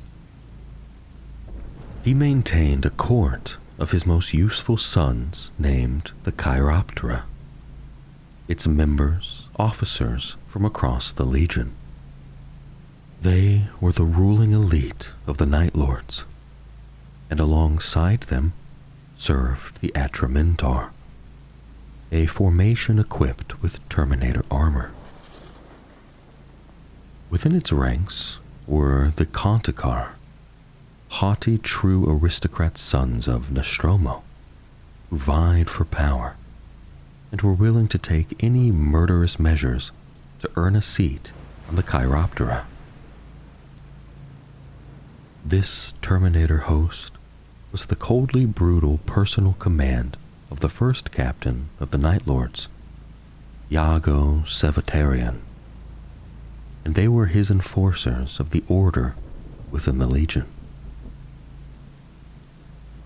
Beneath the Chiroptera were the companies, malleable in size and in authority, with inconsistent ranks for their captains, such as Commander, Master, and Regent. Violent rivalry was endemic, and command structures fluid as a result. Officers and squads were fiercely individual, bearing monikers to set them apart from each other. These titles had echoes in the nobility and gangs of Nostromo, such as Talon Master or the Bloodless. Many were insults that either stuck or were adopted by their bearers out of perversity. Almost all squads within the Legion had a name that they used in place of a designation, so that squads within a company might be referred to as claws, talons, or a number of other epithets. This complexity masked a surprisingly efficient and flexible approach to warfare, which allowed the Legion to operate with a high degree of fluidity and to be readily fractured into autonomous units or combined into ad hoc formations as their master dictated. The Night Lords followed the Principia Bellicosa, albeit with a lower proportion of breaching or siege-configured formations. They also had a number of unique units, the infamous Terror Squads, whose sole purpose was to instill a state of horror in their enemies, and the Night Raptors, who would soar above their enemies trailing the bloody remains of their kills. Emblems of terror were a mark of pride within the Legion, and they embellished their weapons with grotesque craftsmanship. Furthermore, they habitually adorned their armor and vehicles with mutilated trophies and made an art of flaying and displaying the dead in order to sow fear among their foes, or else lit their armor with brooding displays of lightning. There was a method in this madness, at least at first. Such grisly displays were a clear signal to their foes, saying, "This fate will be yours to share." The Night Lords were naturally rebellious, given their feral origins, and as the Age of Darkness progressed, Curze descended into insanity, abandoning his sons and causing his legion to fracture and fight its own private rebellion of sullen fratricide. Some within the Legion relished the freedom given to them by the failure of Curze, regressing to a collection of disparate warbands, whilst others, retaining the brutal honor that had once been the heart of the Legion, cleaved to the War Master's cause. Many Primarchs displayed some degree of psychic talent, but for Conrad Curze, it was not a gift, but a curse, for he saw only the darkest of patterns and auguries of the future. This was not the subtle reading of cause and consequence, but the unkind touch of prophecy. He would see glimpses on the horizon of a grim future, plunging into terrible dreams and waking visions. He would see only fatalistic outcomes of the death and failure of his brothers and his sons, wreathed in flame and blood. He saw his own death and knew that it would be at the hand of his father. This accursed knowledge he kept secret to himself, turning him taciturn and paranoid. As a result, he walked a lonely path towards his own doom, with the determination of the gallows and a black, cracked, and uncaring humor. The Primarch was found on Nostromo, a sunless world of suffering, pain, and corruption devoid of hope and racked by violence of criminal syndicates. Curze was a broken product of this world. There, the young Primarch was alone. He feasted on vermin, the corpses of the murdered, and his sanity dwindled to nothing. On this world of criminals, he was a killer who refused to become a corrupted king, instead choosing the path of righteousness. Surrounded by sin, he lashed out and made gruesome displays of justice, becoming a thing of terror to cow the gangs of Nostromo into order. And in their fear, and partly in hope of an avenging angel of blind justice, the people of that world named him the Night Haunter. He mutilated and butchered until the streets of Nostromo fell quiet, and the world bowed to his perverse law. When reunited with the Emperor, Kurz accepted his role in the Imperium as a premonition of doom. Kurz changed his legionaries little other than naming them the Lords of the Night, though they did adopt from Nostromo its language and its gutter scum sons as recruits. Their ways and methods of war changed not at all, and the integration of Terran and Nostroman warriors was amongst the swiftest of any legion. The old legion and the new fitted together like two sides of a coin, both raised from darkness to create order in strife, both made of flesh, born in shunned and lightless places. The Night Haunter did not inspire his warriors to new heights of nobility. Rather, his return saw their righteous drive to punish intensify.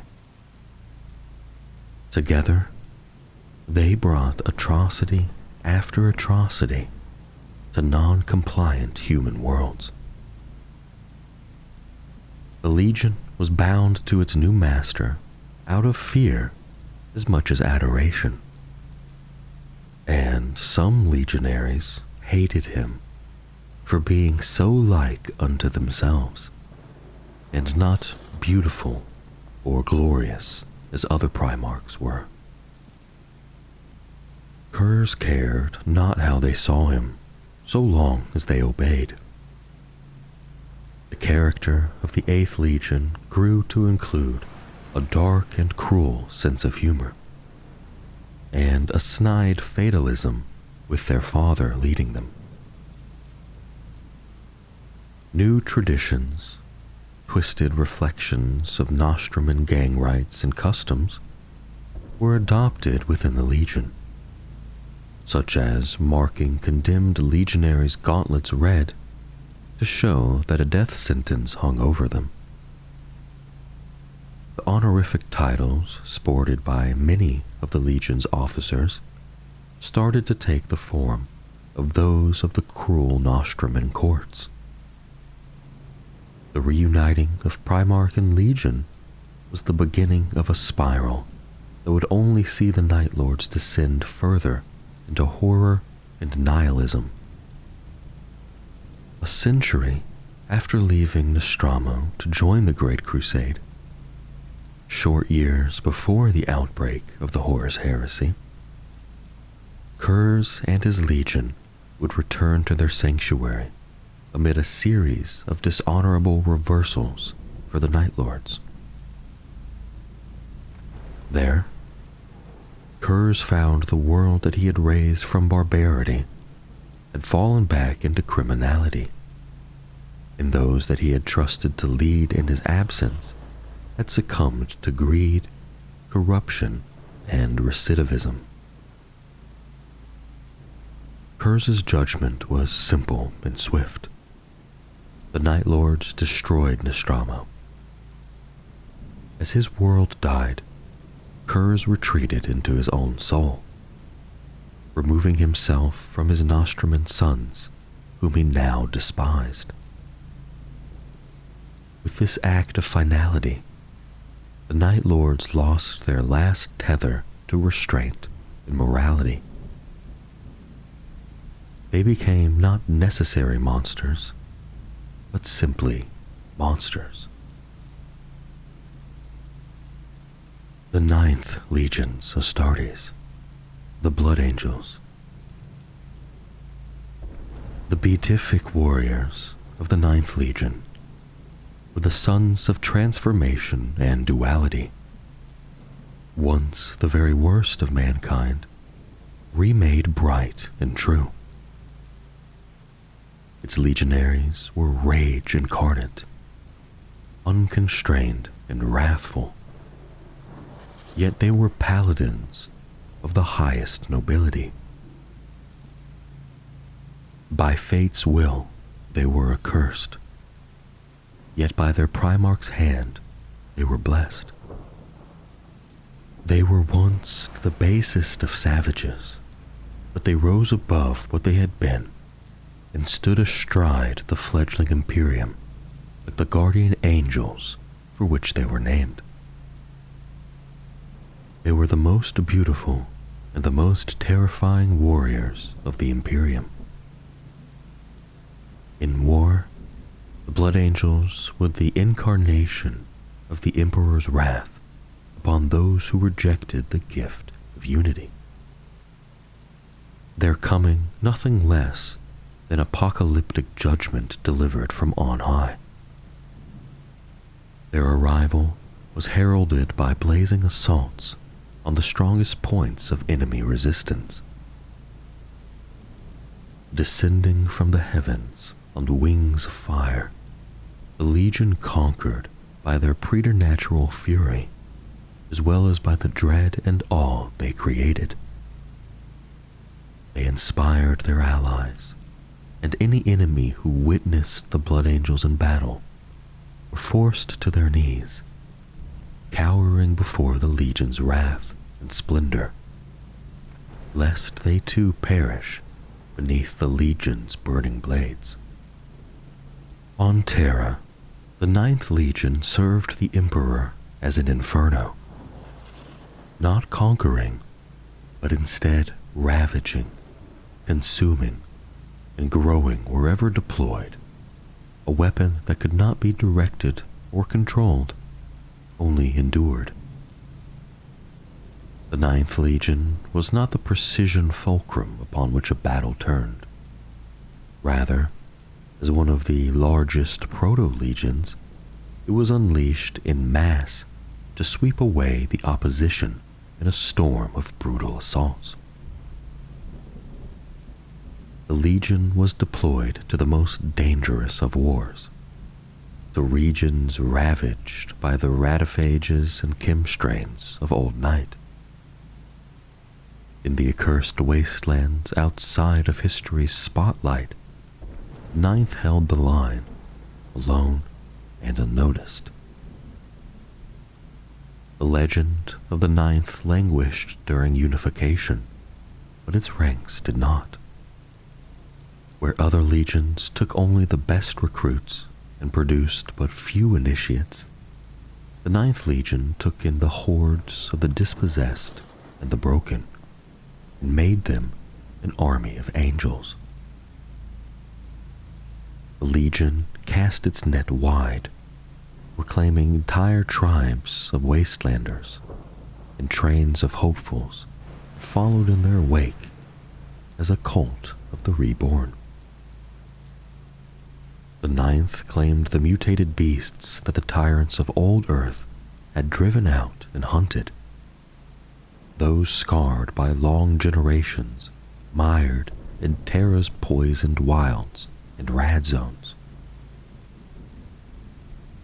Yet, from such base materials emerged a breed of legions Astartes, uniformly tall and fair, their features sculpted in stern elegance.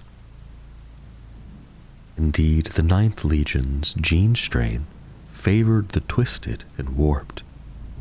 It was extremely malleable and fecund compared to those of many other legions, allowing the Ninth to be self-sustaining even in the most torturous war zones.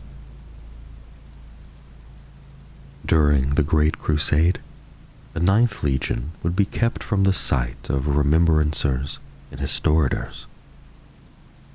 It was broken into many battle groups, each left for decades to pursue the most arduous of compliances, the most degenerate of human worlds. The Legion's warriors struck in sudden, overwhelming charges at dawn or dusk, usually helmetless, streaked with gore, and with fangs bared so as to unsettle the enemy. Once committed to battle, the Ninth did not relent, did not retreat, and could not be stopped. Its warriors fought until the enemy was utterly destroyed and paid no heed to the thought of mercy or the need to build an empire rather than a graveyard. They suffered heavy losses, but always bolstered their ranks from the conquered. Where others might have floundered and fallen, the Ninth Legion grew stronger, rising from the ashes of defeat time and again like a blood-soaked phoenix. In those years, dark rumor followed the Legion, for in the wake of each battle, elegant forms of Ninth Legion warriors haunted the field of battle long after the fighting had ceased, seeking out the choicest among the fallen and feasting upon their flesh and blood. This grim fixation was part of their nature, for the Ninth Legion stole their enemies' power from them, absorbing their knowledge and skill and making it their own via their overactive omophagy implant. They practiced this too on their own fallen commanders, such that their legacy and strength might live on. In the broken places where they fought, far from aid, this trait brought them priceless information and made even the most raw recruits battle-ready. Superstition and dread clung to the Legion for half a century without a Primarch to guide them, and the Ninth Legion slipped towards isolation and infamy. The Legion had been created to fight monsters alone in the darkest places, but in doing so, risked becoming even more foul than those it fought. Sanguinius instilled in his sons a new sense of pride, not in simple carnage and the blood-soaked eternity of melee, but in a future in which they stood as exemplars of the imperial truth. They were taught honor, discipline, and mercy, and embraced these newly instilled virtues. Sanguinius encouraged his commanders to become scholars of both war and of the arts, and soon the Legion's past slipped from memory, the blood hunger little more than a myth, and those that succumbed were quietly sequestered, granted the Emperor's peace, or sealed away on Baal. Despite the refinements wrought upon it by Sanguinius, the Legion nonetheless still waged war with a fury to shake the heavens, favoring shock assault, falling upon the foe suddenly and without warning. Now leashed to the angel's will, his sons learned and mastered every strategy of war. The Blood Angels fought the noblest of campaigns to free humanity from the slavery of the Xenos and the Tyrant. They were magnanimous and glorious liberators who inspired awe, art, and remembrance. The Ninth became a legion fully formed, so much more than it had once been. perhaps the truest evidence of the Emperor's plans for his legions, that with their Primarch, the Blood Angels became whole, greater than the sum of their genetic legacy and past. At the height of the Great Crusade, the Legion was split into 300 companies of 500 warriors, beholden to Sanguinius and strict chains of command. Those who held the highest ranks were known as Archeans, and also Dominion, or a company or host. Company captains were powers, and the Legion's virtues stood as its specialists and exemplars. Many were known by the focus of their devotion, Archeans of wisdom and powers of the blade. Such distinctions, a mark of respect as much as tactical designation. The Legion also had a large number of junior officers of varying types, to ensure lines of authority would be maintained in the face of high attrition rates. Companies were formed into hosts for campaigns, though each host was a temporary structure broken and made as required. Sanguinius created 3 spheres to encompass his hosts. The third sphere comprised the rank and file of the Legion, its strong right hand and beating heart. The second sphere was composed of the commanders and leaders of the Legion. To them fell the duty of executing Sanguinius's wishes with alacrity and judgment. The first sphere was Sanguinius's wrath, his stern resolve and his watchful eyes. These warriors did not operate within the companies, but as servants of the great angel himself. When inducted into the ranks of the first sphere, they gave up their common names to take on angelic identities, donning masks of serenity to do the work of the Primarch without guilt or regret. Within the first sphere were the Seraphs, defenders of the Primarch's body, crimson paladins who served as the guardians of the Primarch's halls and as the shield of his will in battle. Burning eyes were the angel's shadow agents, and the angel's tears who were his destroyers, scouring away those he decreed unworthy of being saved with dread weapons.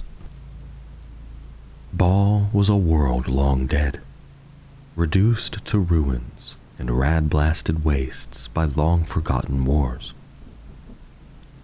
There, the angel Sanguinius was found, a true and beautiful being with pristine white wings upon the choking rad dust.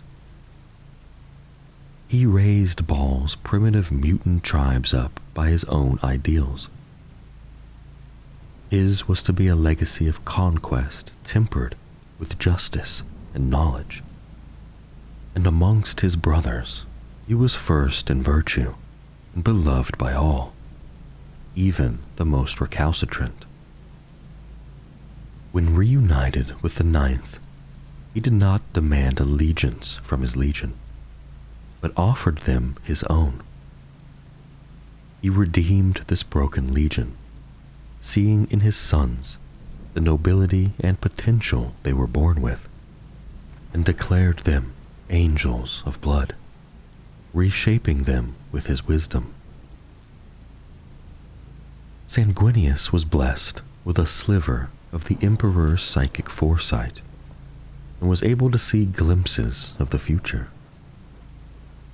This gift saved his legion many times, but also taunted him with dire premonitions. and beset him with doubts over his choices.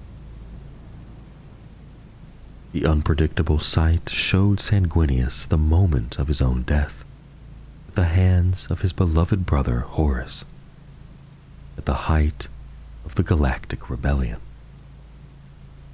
The knowledge of his fate brought only sorrow, pain, and doubt, eating away at the angelic mien of the Primarch until the final days of the Horus Heresy, when at last acceptance would enliven Sanguinius with fiery conviction.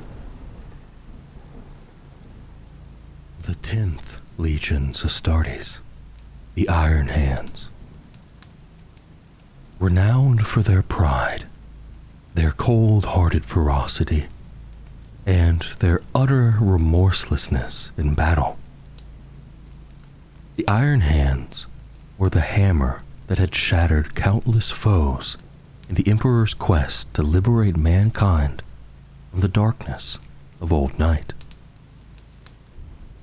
Their Primarch was Ferrus Manus, a bellicose and uncompromising warlord and peerless weaponsmith, from whom the 10th Legion took its name, and whose every command was to them inviolate law. Caught up in the machinations of the War Master's treachery, the Legion was undone by hubris and the blade of the traitor both, and paid a heavy price in the brutal slaying of its Primarch and the near crippling of its strength. Though left a shattered Legion, the cold fury of the Iron Hand's bitter vengeance would afterwards be writ across the very stars. The martial history of the 10th Legion is relatively well documented. It primarily drew recruits from the warlike cultures of old Albia, renowned for their brutality, which lent the nascent 10th a fierce warrior pride. In the first years of the Great Crusade, the Legion earned great renown for its bellicose strategies, pioneering a combined arms method of war in conjunction with the Exertus Imperialis, known as the Hammer and the Storm. This was developed and put to great use against the Xenos orcs on the planet known as Rust, but was used by the 10th Legion many times.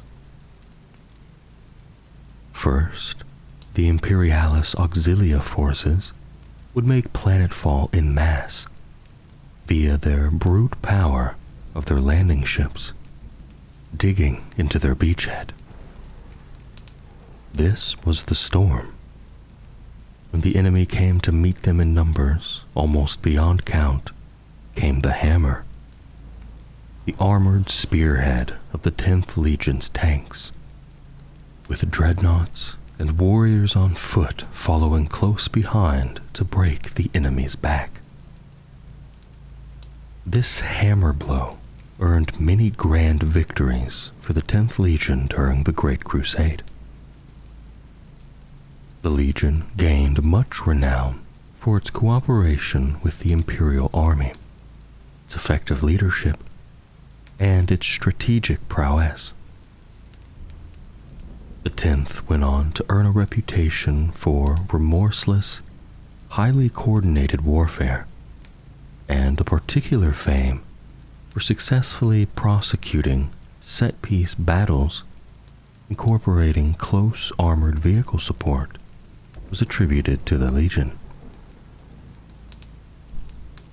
As is perhaps unsurprising in so calculating and methodical a master as Ferrus Manus, the Iron Hands Legion was a highly structured military force, with numerous tactical and strategic divisions of power and organization within its ranks.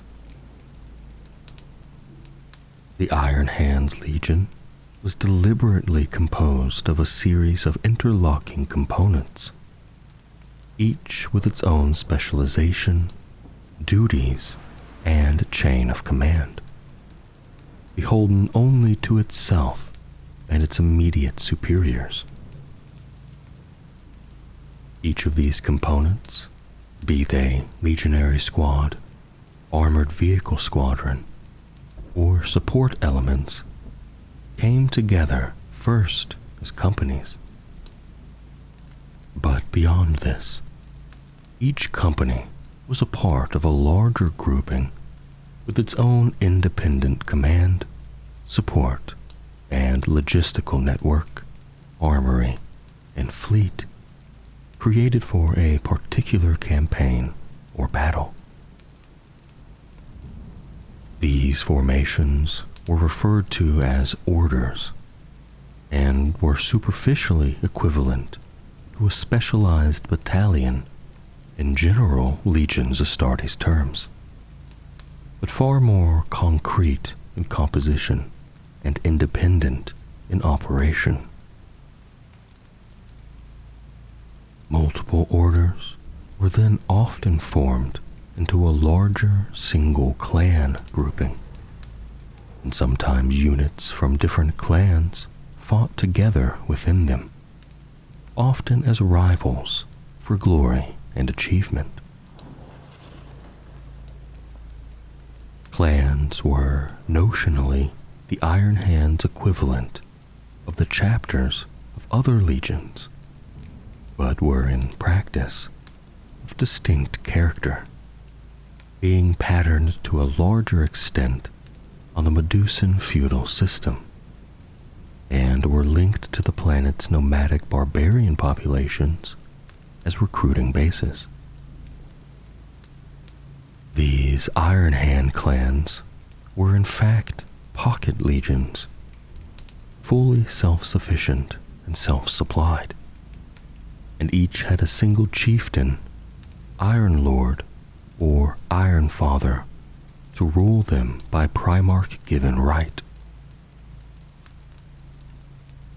Each clan had a very real and distinct identity, and each vied against each other for glory, attainment, and for resources, as well as for the favor of their Primarch.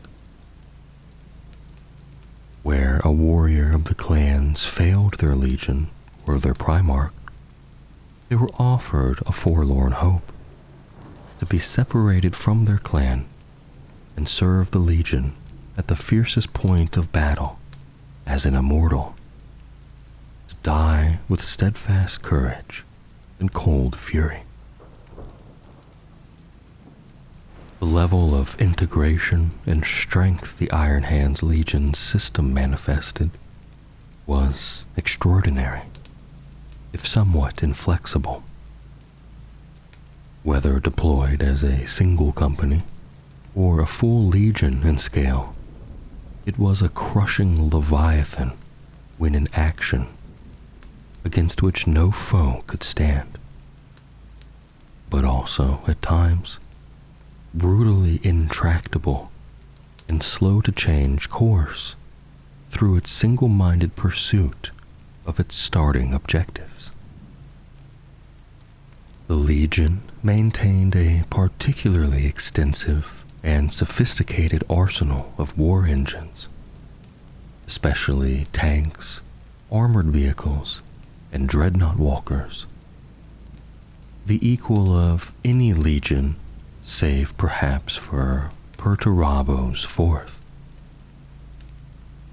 Thanks to the long-standing ties to elements of the Mechanicum and the technological aptitude displayed by many of its number, the Legion maintained access to numerous cybernetic implant systems seldom seen outside the ranks of the machine cult.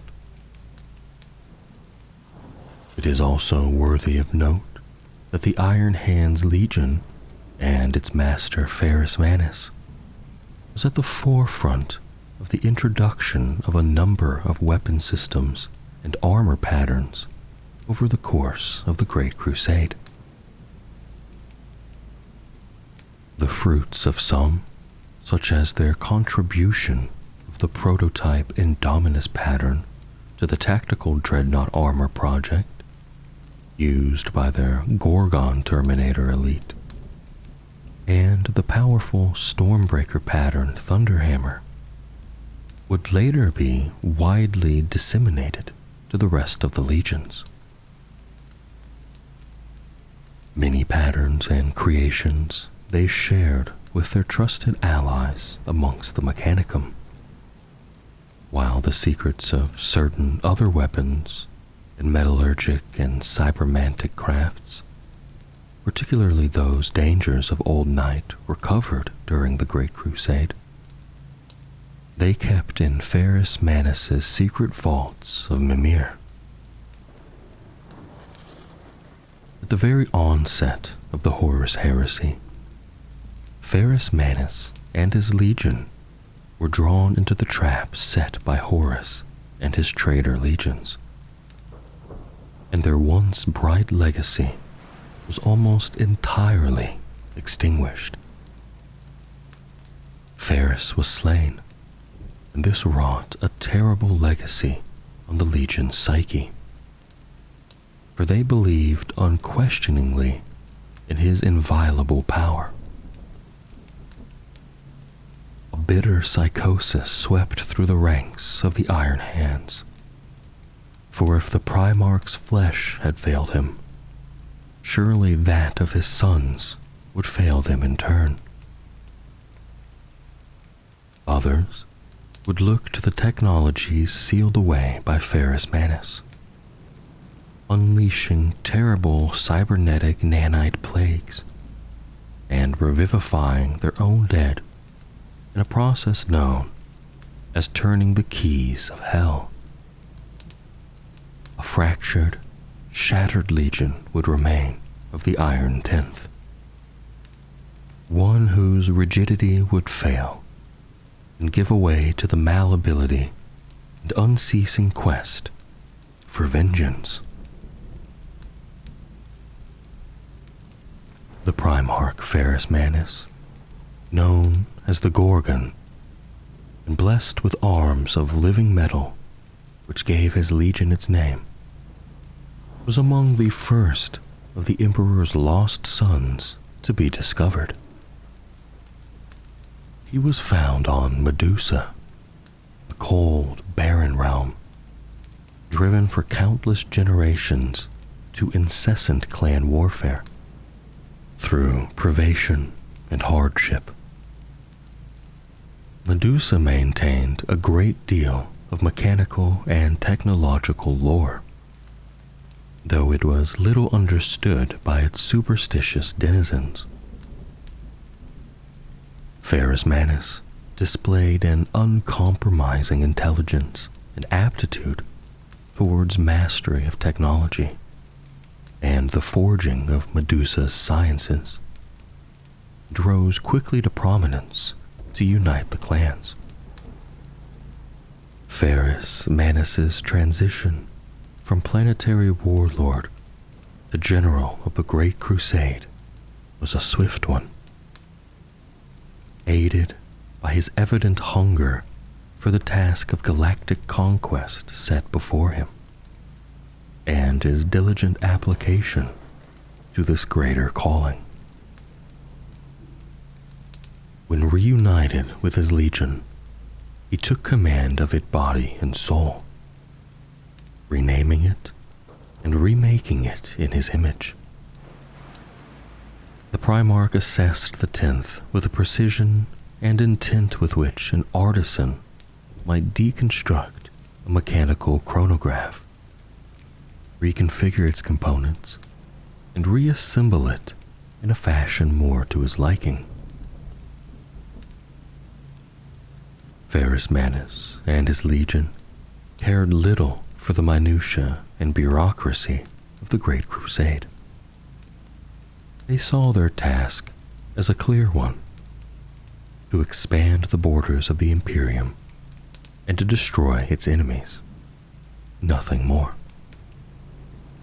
They disdained the politics of the imperial court, and the pursuit of glory as petty trifles, and left the task of rebuilding what they had shattered to those better suited to the task. When once asked of his legion's role in the Great Crusade, Ferrus Manus is held to have simply stated, "Make war and move on, and again, until nothing breathes which stands against us."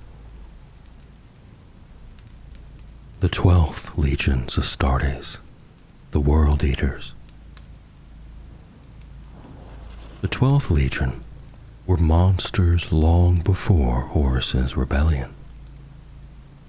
Of all the Space Marine legions of the Great Crusade, none were so savage and dreaded. They were the hounds of war that brought death as beasts, butchers, and madmen. The merest whisper of their coming could quell rebellions and send armies to flight in terror. Tales of their predations and massacres were numberless, and their reputation was well earned. In their early days, they were an unrelentingly macabre but disciplined fighting force, which knew the virtues of tactics and weapons and could adapt to meet any foe. These warhounds retained martial nobility beneath a film of gore.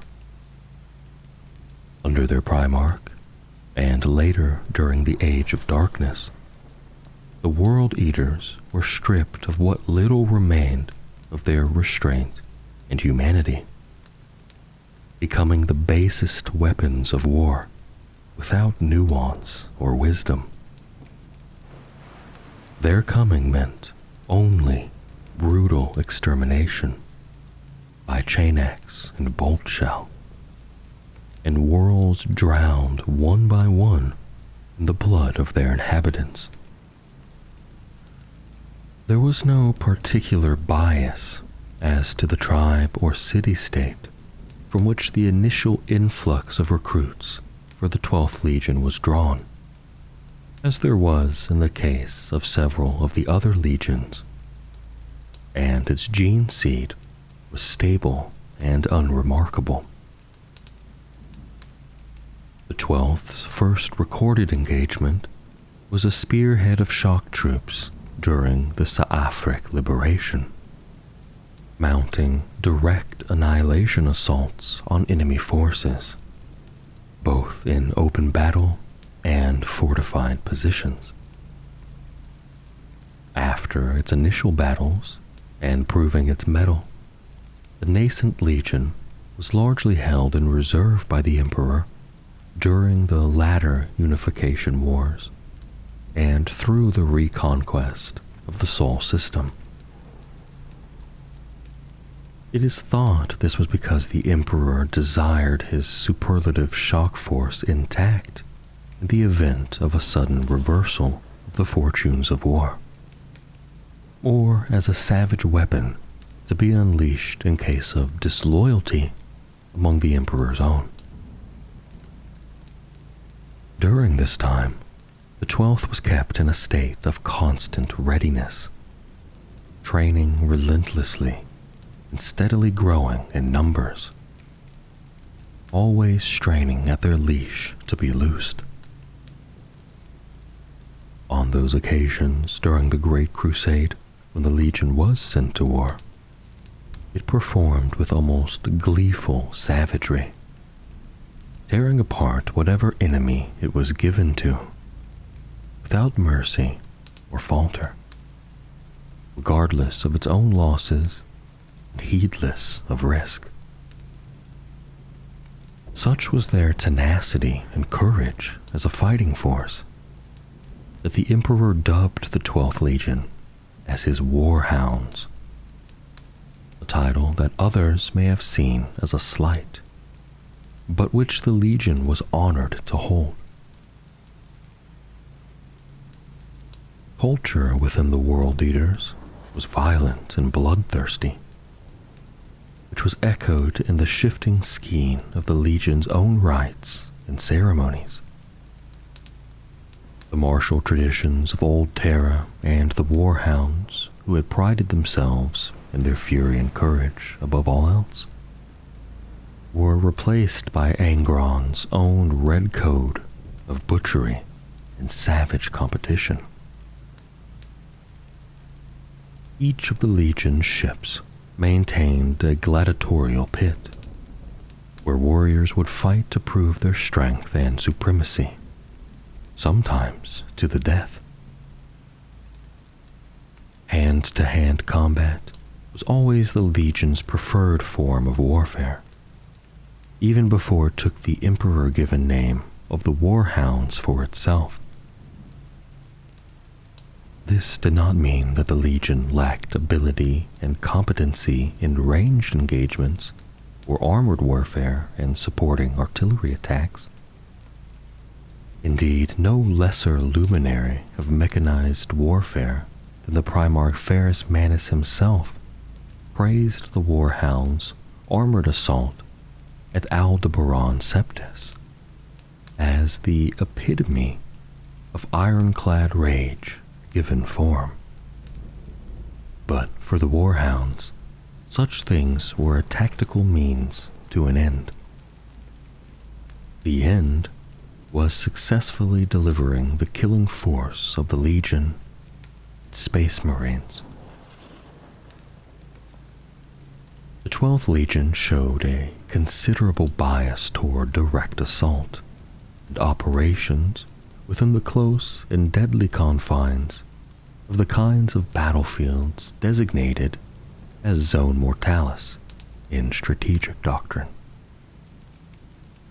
This would continue under Aengron's transition of command, and the Legion's traditional organizational structures were kept largely intact, but often further streamlined, with its echelons, as its chapter-level structures were commonly named, being biased in composition towards line infantry formations. These were, by their panoply and tactics, a hybrid of tactical and close assault troops for the main part, supported by dedicated heavy assault units such as Terminators and specialized units such as Land Speeder squadrons. This organization lent itself well to a highly aggressive strategic posture and belligerent strategy, which, while extremely costly in terms of casualties, was also highly effective.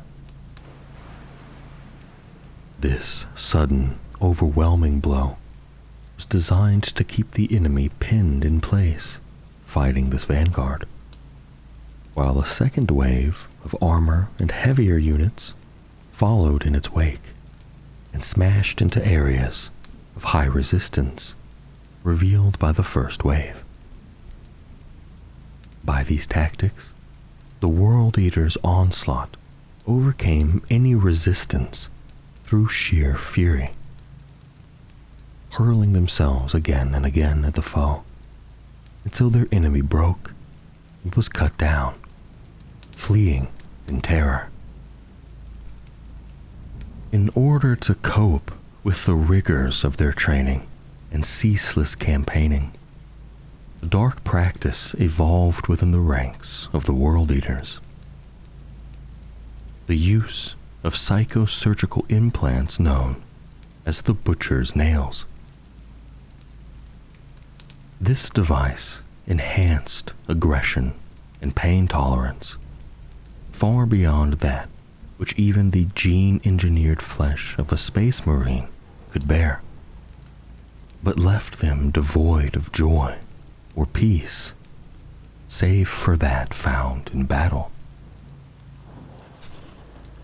Aengron had been subjected to the Butcher's Nails by his slave masters, and this cranial implant served as the template for his legion. However, Angron's implants were relics of a long-lost technology, little understood even by their makers, and removing them from Angron for close study would have proved fatal to the Primarch.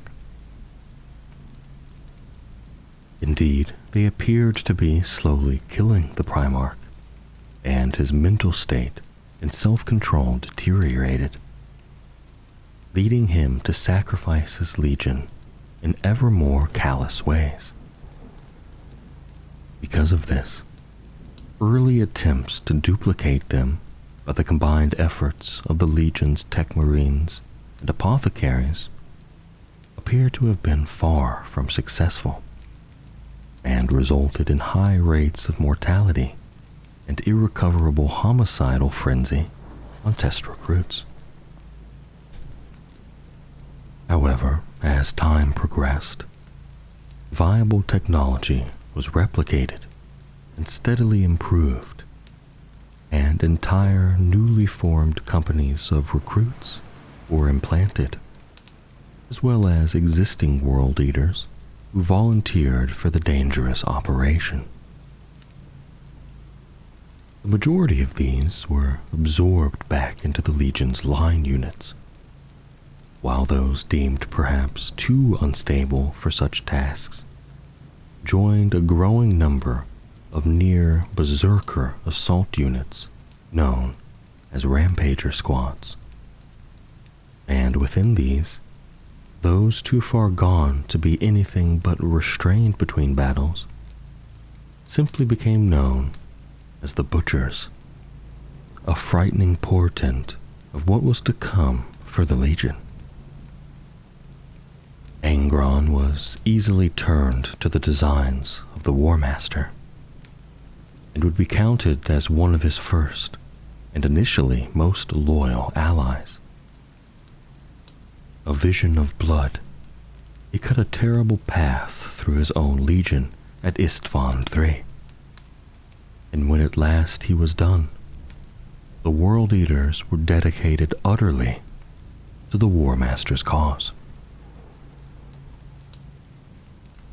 Most stories told of Angron's early life cast him as being discovered at a young age upon an unknown world. Those that found him were in service to a decadent and vicious ruling elite, for whom human blood sport was the greatest art and principal entertainment. It was to these murderous games that the young Primarch was bound by the slavers and gladiatorial masters. In time, he became a killer the likes of which they had never before seen. Angron, the Lord of the Red Sands. Angron led a rebellion against his masters, the culmination of which took place as the Emperor arrived above his world. The Emperor had watched with pride as Angron had led his outmatched revolt, but chose to intervene.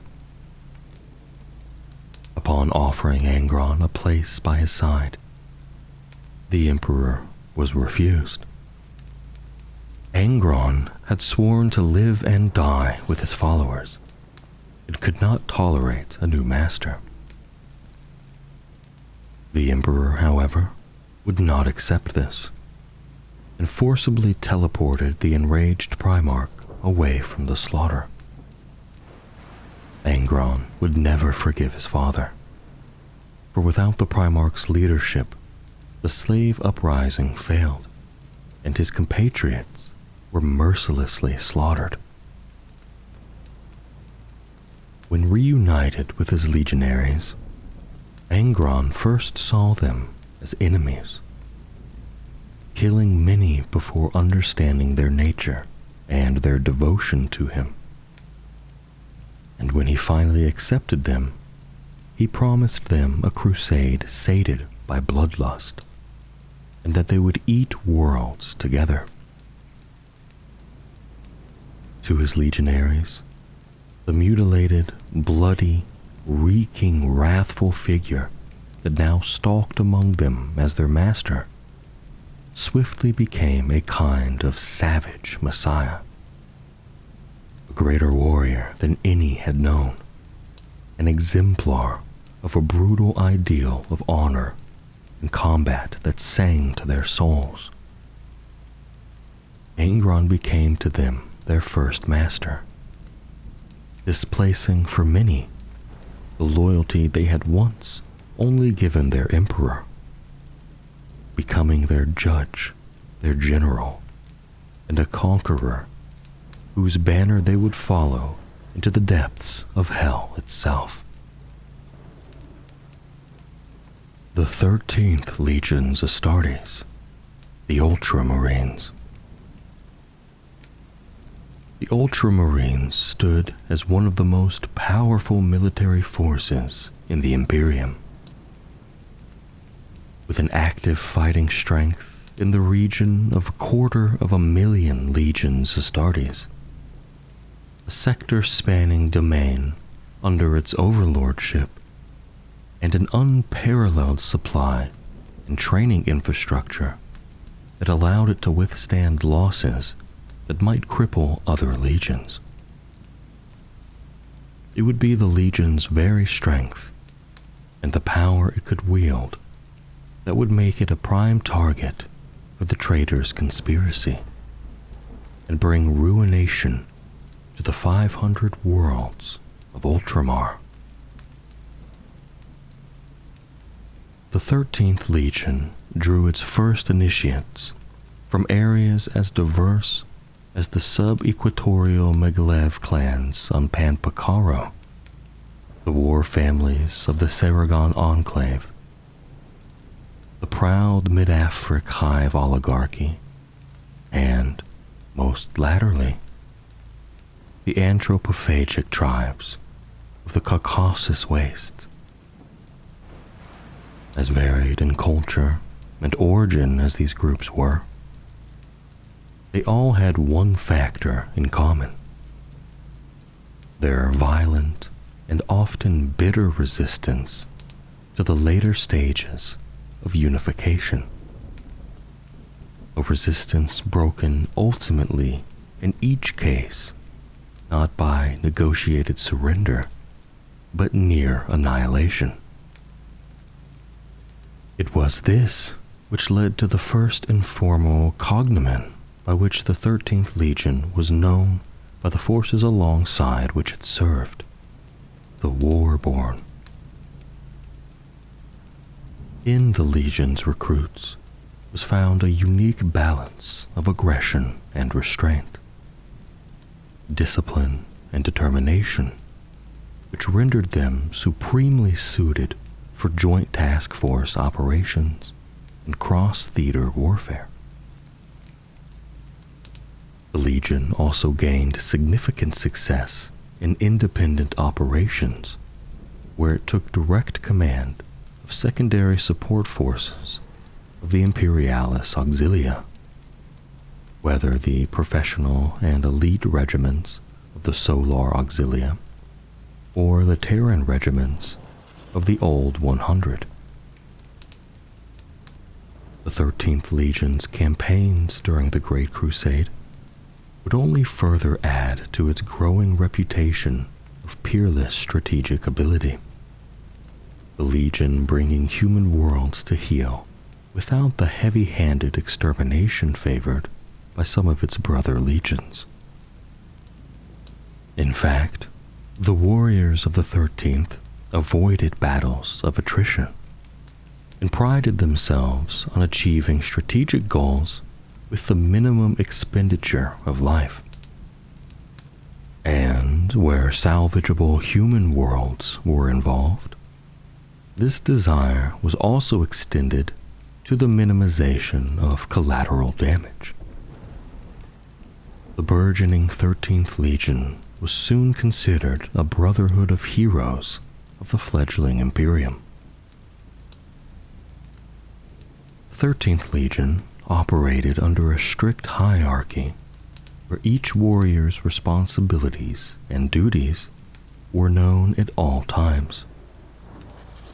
Roboute Guilliman had overall command of the Legion, deciding its disposition and strategic objectives, as well as taking command of whichever fleet or war zone he was present in.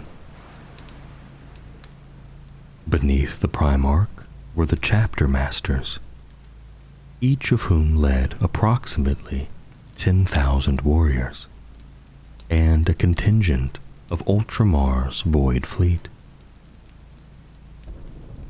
Assisting them were a cadre of senior officers and commanders, the Legati.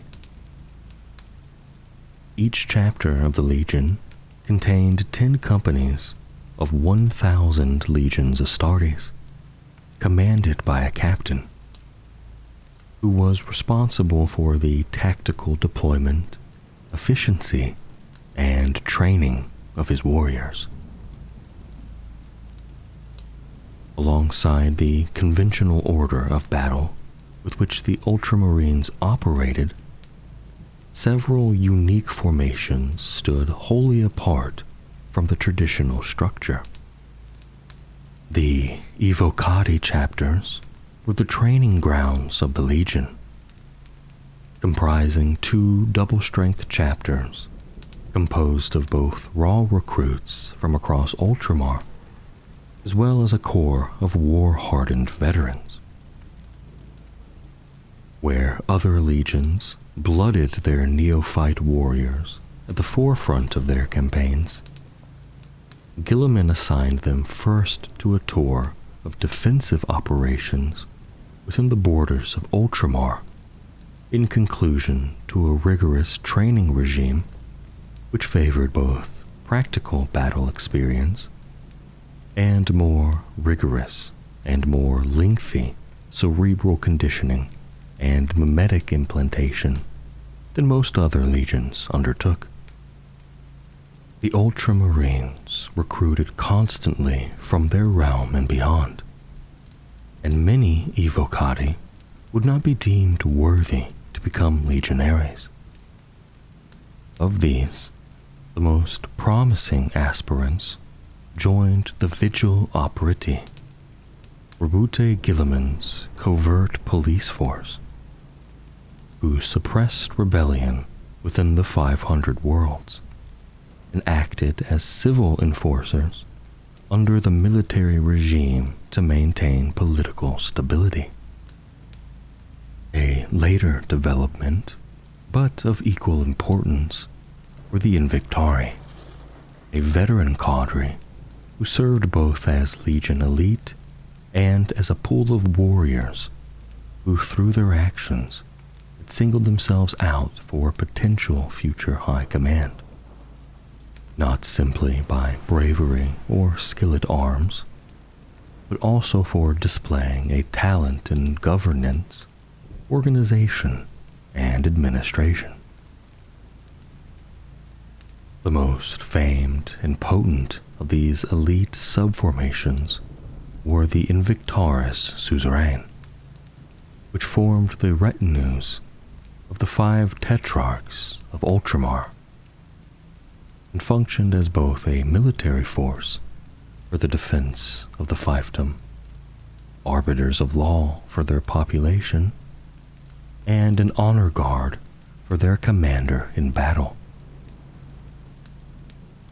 The individual forces of the Suzerain Invictaris varied in size, with Tetrarch Amyntas maintaining a force of several thousand as feared peacekeepers in the troubled worlds around Ajax, while Tetrarch Lymiad had but 100 in his guard, partly in deference to the Mechanicum warriors who stood in Konar's defense, and needed little aid in doing so.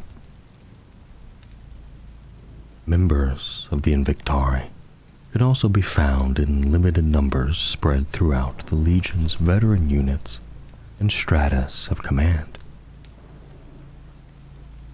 Through the Remembrancers and Iterators, The Ultramarines are portrayed as paragons of the Imperium. However, the complexities of the Legion's divisive and antagonistic relationships with many of its fellow legions, and its insularity and supercilious mien during the Great Crusade, is often forgotten or concealed. It would be this hidden history that was to bear bitter fruit on Calth and cast a shadow over Ultramar during the Horus Heresy. Unlike so many of his kin, the Primarch of the Ultramarines was born to be a king. The adopted son of Konar Gilliman, from whom he took his name, rose quickly to prominence on Macragge. A cold and forbidding planet, Macragge was nonetheless a place of wondrous natural beauty, and bred a hardy and proud people.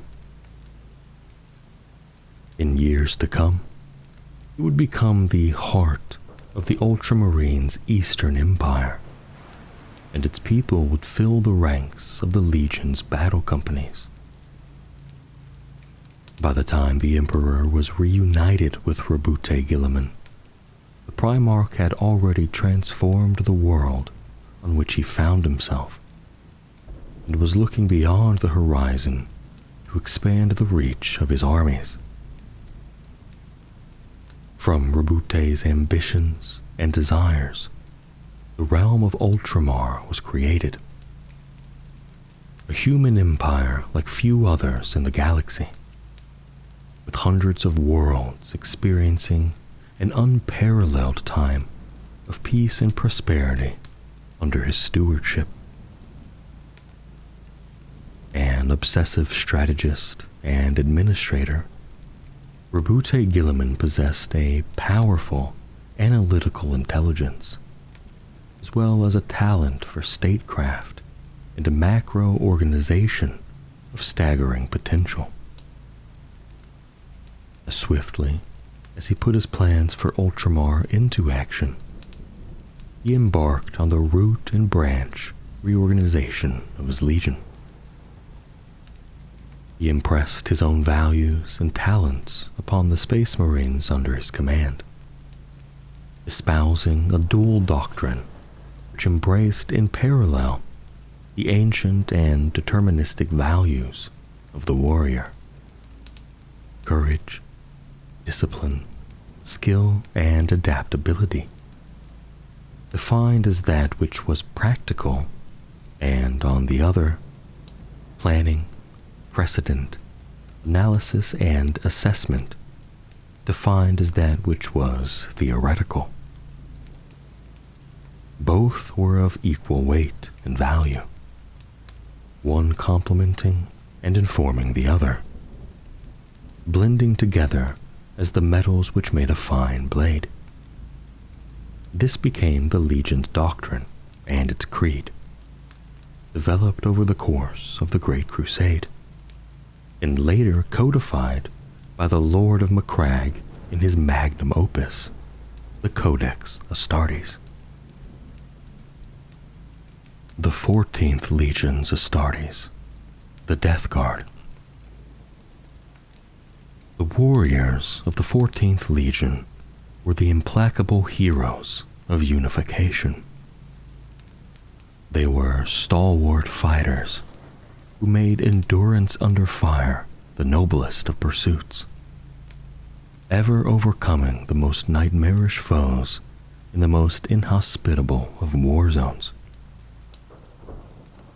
Their ordinal was synonymous with resilience and unshakable courage, for unflinching determination and victory by any means. They cast down alien tyrants and warlords across 1,000 worlds and more, consigning scores of bellicose Xenos strains to extinction. Few legions had beginnings as glorious as the Death Guard. nor ends as tragic. From heights of splendor, the Legion and its warriors became the very thing they once fought tirelessly against. Inhuman, unrecognizable, and soulless monsters of the dark, the very stuff of nightmares.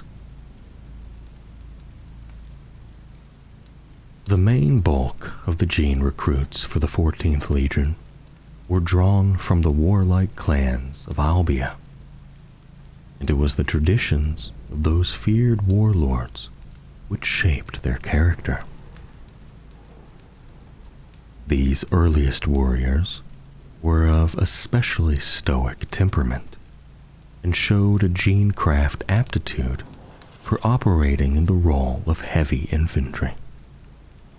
They were experts at survival and endurance, and quickly gained a reputation as relentless and disciplined fighters. In defense, they were stubborn and indefatigable, able to stand unwaveringly against the heaviest weapons fire and hold their position to the last living body and bolt shell if needed. In attack, they systematically destroyed a given target, crashing upon an enemy, excelling in close-range firefights and bloody attrition.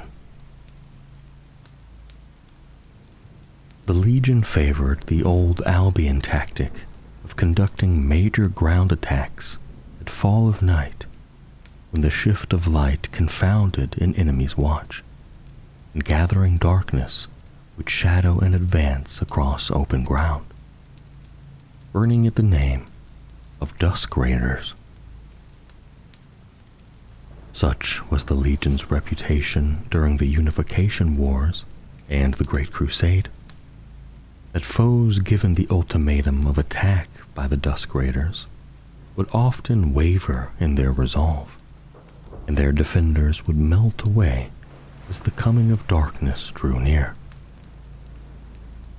As relentless as they were in attack, the Dusk Raiders were known to be honorable opponents as well. Such honor extended only to worthy human foes, however. To the degenerate, the mutant, and the alien, no mercy was given. And when destruction was called for, nothing would stay the Legion's hand. The Dusk Raiders fought unwaveringly in the Great Crusade for almost a century, becoming self-reliant and taking a quiet, stubborn pride in their many martial triumphs. When reunification with their Primarch finally came, it was not to be a long-hoped-for catharsis, for instead a pall fell across the Legion. Under this shadow, the Dusk Raiders were broken down, and only the Death Guard remained. The Death Guard fought tirelessly in the pursuit of the liberation of mankind, displaying a fervor the Great Crusade had never known. Mortarion carried an unshakable determination that mankind should be freed of oppression and terror, and that victory, earned without restraint, limit, or mercy, was justified. Nor did he balk in the face of horrific rates of attrition. This was Barbarus's bleak creed of war. The Legion's restless and indomitable fleet plowed the cold void from one campaign to the next, resupplying in transit, never pausing but to make war. Its warriors did not garrison nor build. They only tore down and slew, coldly, determinedly, and with the inexorable progress of a contagion or a tsunami wave, and worlds fell before them. The Death Guard cared little for heraldry, badges of honor, or emblems of rank. Instead, their armor was decorated with the damage of battle itself, marks of their endurance. As the Great Crusade wore on, the Legion's appearance became increasingly sinister, as did its reputation. Strange rituals of inhaling or imbibing toxins became commonplace. The Legion's Librarius was disbanded thanks to Mortarian's hatred of witchery, powers wielded by the erstwhile masters of Barbarous. And Mortarian spoke adamantly against Legion battle psychers at Nicaea. Legion also did not balk from the use of widely hated alchem weapons and rad munitions, regularly consuming planets in phosphex fire and expunging life with viral payloads disdained by the rest of the Imperium. Soon, stockpiles of these weapons of last resort were the reserve of the 14th Legion, its cruel master dealing death and devastation to entire star systems with impunity. The Great Crusade had set out to save worlds, however, not to destroy them. And by association with these weapons, the Legion was consigned to dark corners and only the most nightmarish of campaigns. Mortarian possessed a razor-sharp intelligence and a flair for organizational simplicity and efficiency.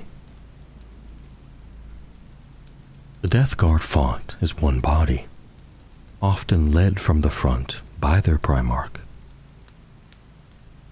Obedience and order was absolute and expected, and a clear and unbroken chain of command ran like blood in the Legion's veins. No formal heraldry was maintained. The only ranks outside of highly specialized roles were those of the commanders of the 7 grand companies and their subordinate captains and sergeants. When an officer died in battle, his successor stepped in his place swiftly and decisively, without need for orders. And so the Legion's chain of command was seamless, even under the heaviest losses. The Legion was fundamentally organized around infantry, with each warrior of the Legion on foot carrying the utilitarian panoply required to fight anywhere, hold any ground, and destroy any enemy with resilience and resolve. Individual Space Marines were equipped as well as possible to operate for extended periods without resupply or support if needed, carrying a combination of bolter and close combat blade, broad trench daggers, and even the slashing heavy kukra and war scythes of Barbarous. These simple but brutal and efficient weapons were the hallmark of the Legion. The Legion lacked extensive elite units, with only a few exceptions. It made heavy use of dreadnoughts and units equipped with Terminator armor. The Death Shroud were singled out by Mortarian for their skillet arms and their proven endurance. They formed Mortarian's silent bodyguard, and at least 2 of their number remained within 49 paces of their Primarch at all times. The Grave Wardens were specialized alchem destroyers who brought a lingering, ugly death wherever they walked. However, such units were seldom seen in mass in the Death Guard's battle ranks. For Mortarion believed that even a single-powered armored legionary could kill a world, given enough time and endurance. Barbarous, the world on which the young Mortarion fell, was sinister and lethal. Its colossal mountains perpetually shrouded in poisonous fogs that could strip flesh from bone, while the valleys far below were a realm of perpetual gloom. It was the domain of savage, alien overlords who ruled over an entrapped and preyed upon human population as cruel and terrible gods. Mortarion was captured as an infant and trained by the most terrible of these overlords to become a living weapon.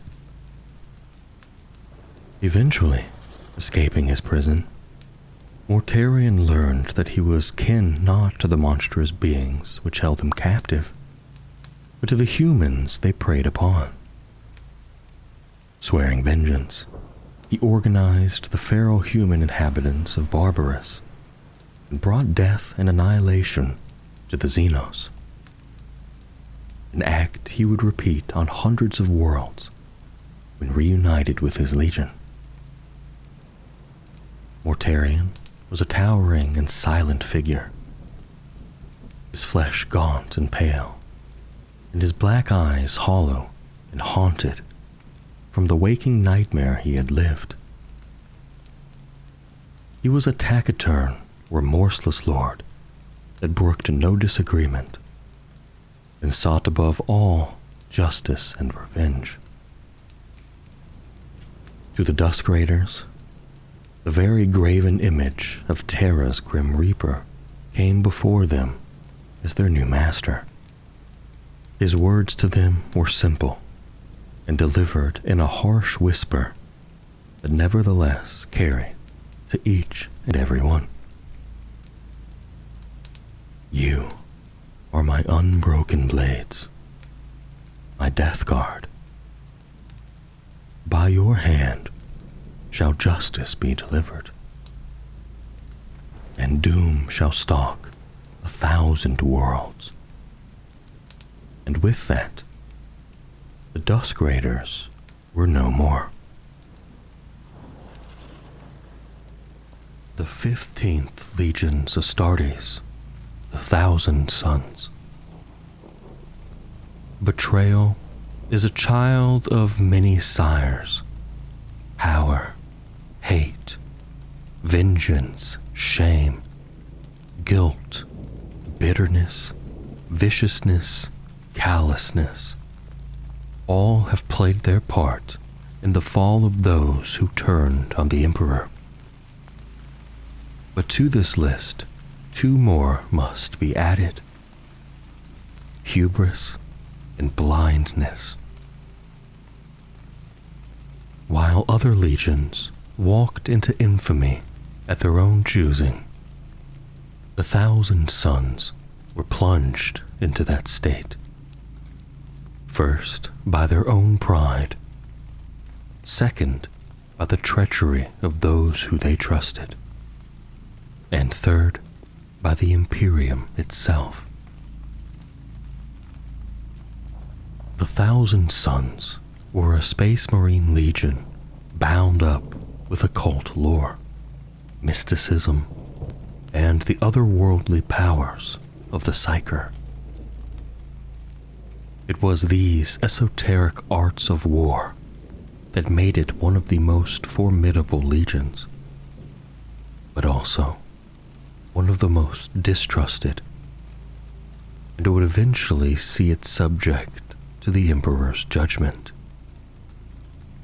Tainted by mutation and touched by the warp, the fall of the 1,000 Sons seemed certain in retrospect, but that certainty is false.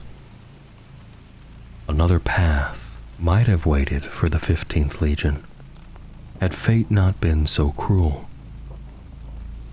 As it is, the story of the 1,000 Suns is one not of darkness, but of a light that drew a legion and Primarch higher and higher until they could no longer see the boundaries of obedience left far below them.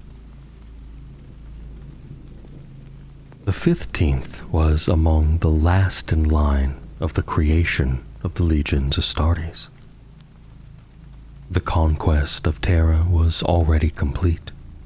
Luna had fallen, and the firstborn legions had started to bring the rest of the Sol system to heel.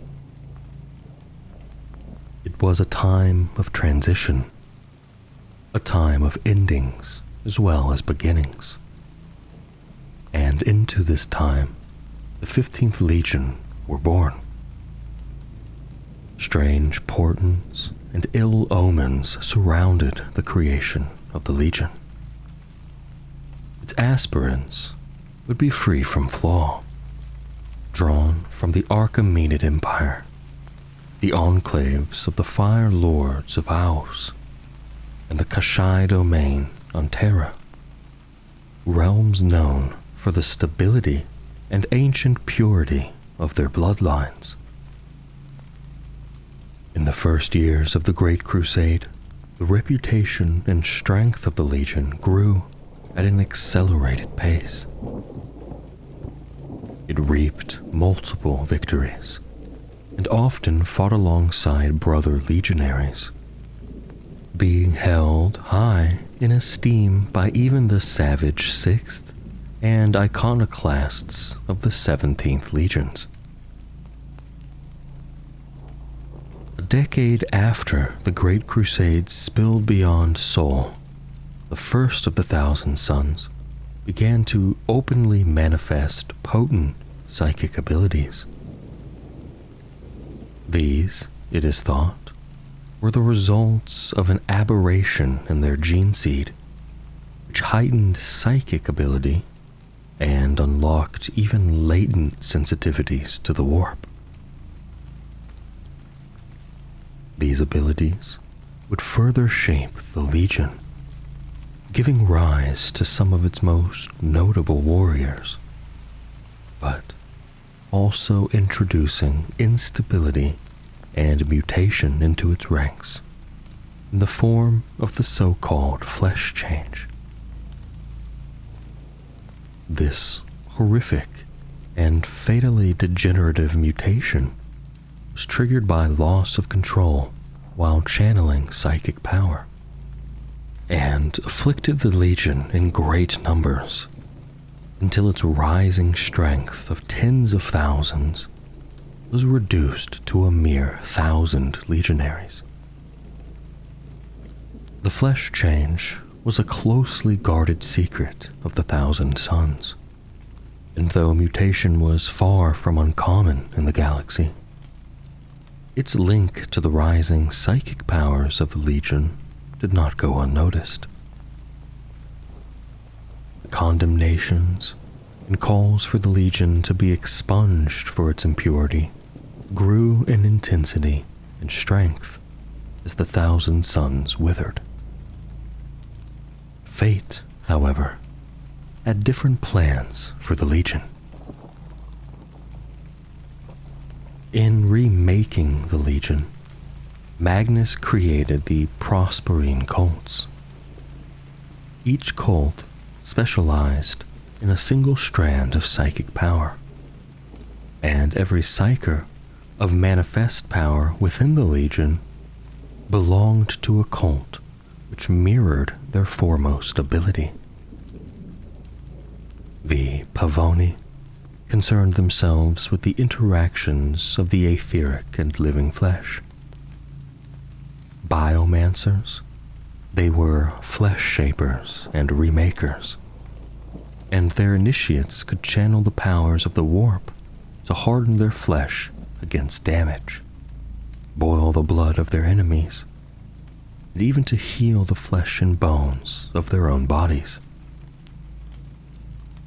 Deeply connected to the process of life, the Pavoni were often said to hold the heart and the passions of the Legion, and in matters of doctrine, oratory, and belief, their adepts often dominated. The Raptora were masters of bending physical reality to their will, employing psychokinesis to control fundamental forces such as gravity. They could conjure shields of invisible energy, crush metal with their minds, and summon storms of debris to flay their foes. Many of the Raptora were also amongst the Legion's most gifted theoreticians and scholars, noted for the coldness and cleanliness of their reasoning and their logic. The Corvidae were soothsayers and augurs who bent their abilities to touch the flow of time and consequence. Perhaps the most subtle of all the cults, it was said by their fellows that the Corvidae could read the past in a dying man's breath, could glimpse far distant possibilities, and even manipulate the flow of one second to another by the force of their minds alone. The mark of the Corvidae was also the mark of the Legion's greatest strategists and generals, and it is no coincidence that Ahriman, chief librarian of the Thousand Sons, and foremost of its leaders, at the dawning of the Horus Heresy, was Magister Templii of the Corvidae. The Athanian secrets were bound to the workings and manipulations of the mind and thought. Both subtle and powerful telepaths, they held the Legion together in battle, channeling orders and intent seamlessly into the minds of its warriors, forming a communications network unbreakable and unparalleled in scope. Because of this, it often seemed not an army of individuals, but of machines driven by a single indomitable will. Outside the clamor of battle, many of this cult were given to asceticism and withdrawn contemplation, a consequence of their contract with the thoughts of others, perhaps. They were often also used as emissaries to other legions and factions of the wider Imperium. The Pyre's abilities expressed themselves in a terrifying manner. The control and creation of fire. Their thoughts could become hellstorms, burning as bright as a star's fury, and their touch could reduce metal to slag in mere moments.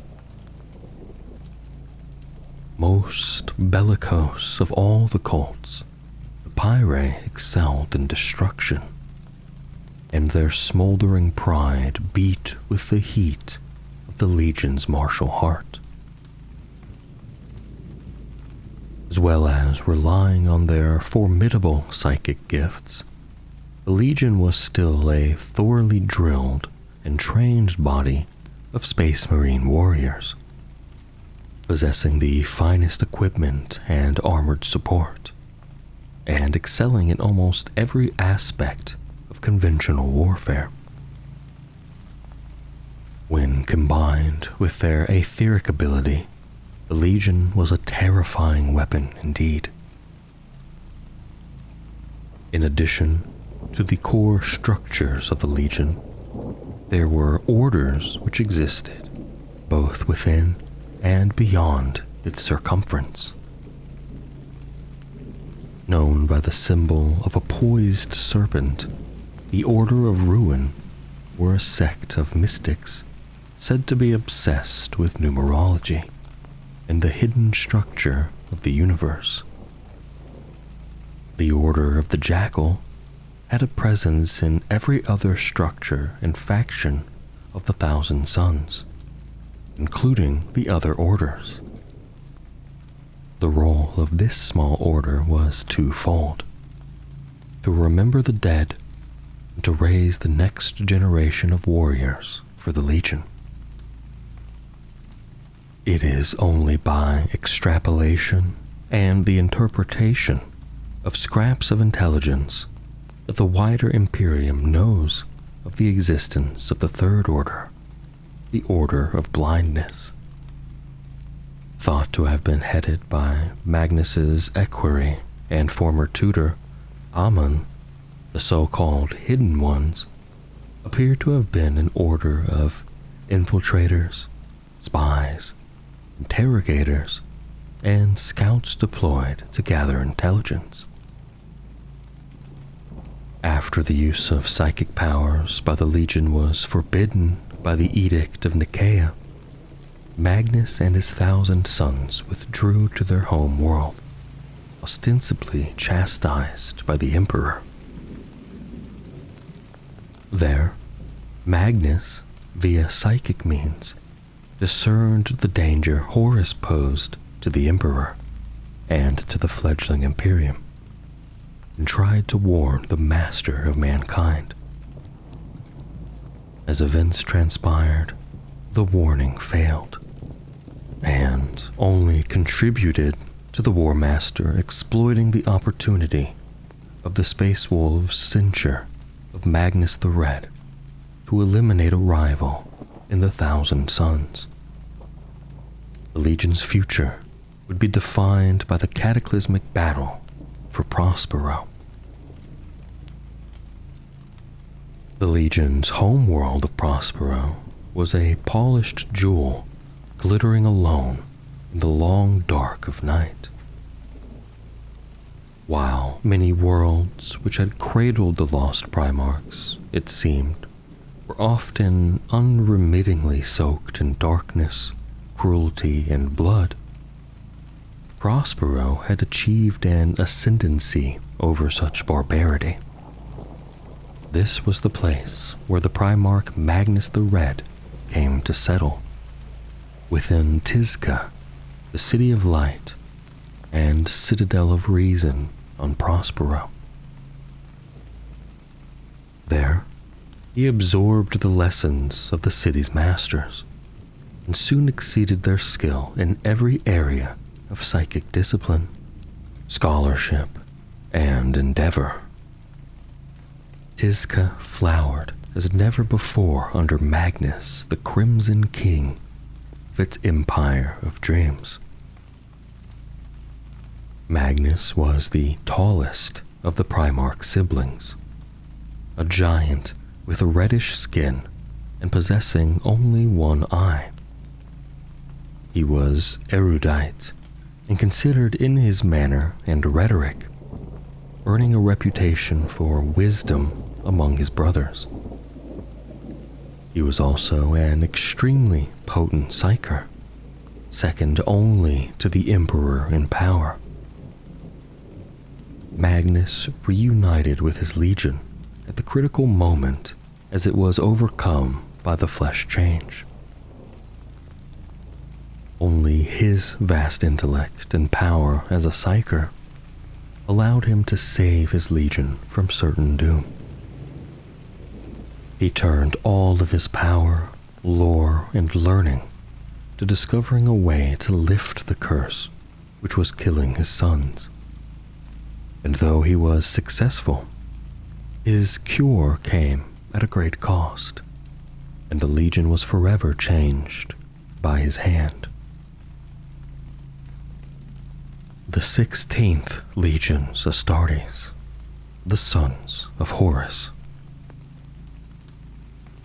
The Sons of Horus were made by fate the scions of heresy, the sons of the arch-traitor, and alongside their sire, first in infamy, and their name would resound as a curse throughout the scattered and war-torn realms of humanity. Such is their crime that it is easy now to forget that the past was very different. And once they and their master were lauded above all the warriors of the legions of Astartes and favored in the Emperor's sight. Born as the 16th Legions of Astartes on Terra, they would rise to greatness as the Luna Wolves and fall into the abyss as the angels of ancient myth, bearing the name of their Primarch. Before those dark days, they fought at the Emperor's side on Terra and throughout the early Great Crusade. They were as stalwart and indefatigable as any, their actions serving to exemplify all that it was to be a warrior of the legions of Astartes. Brutal, ruthless, and unwavering, but also honorable, and once loyal beyond question.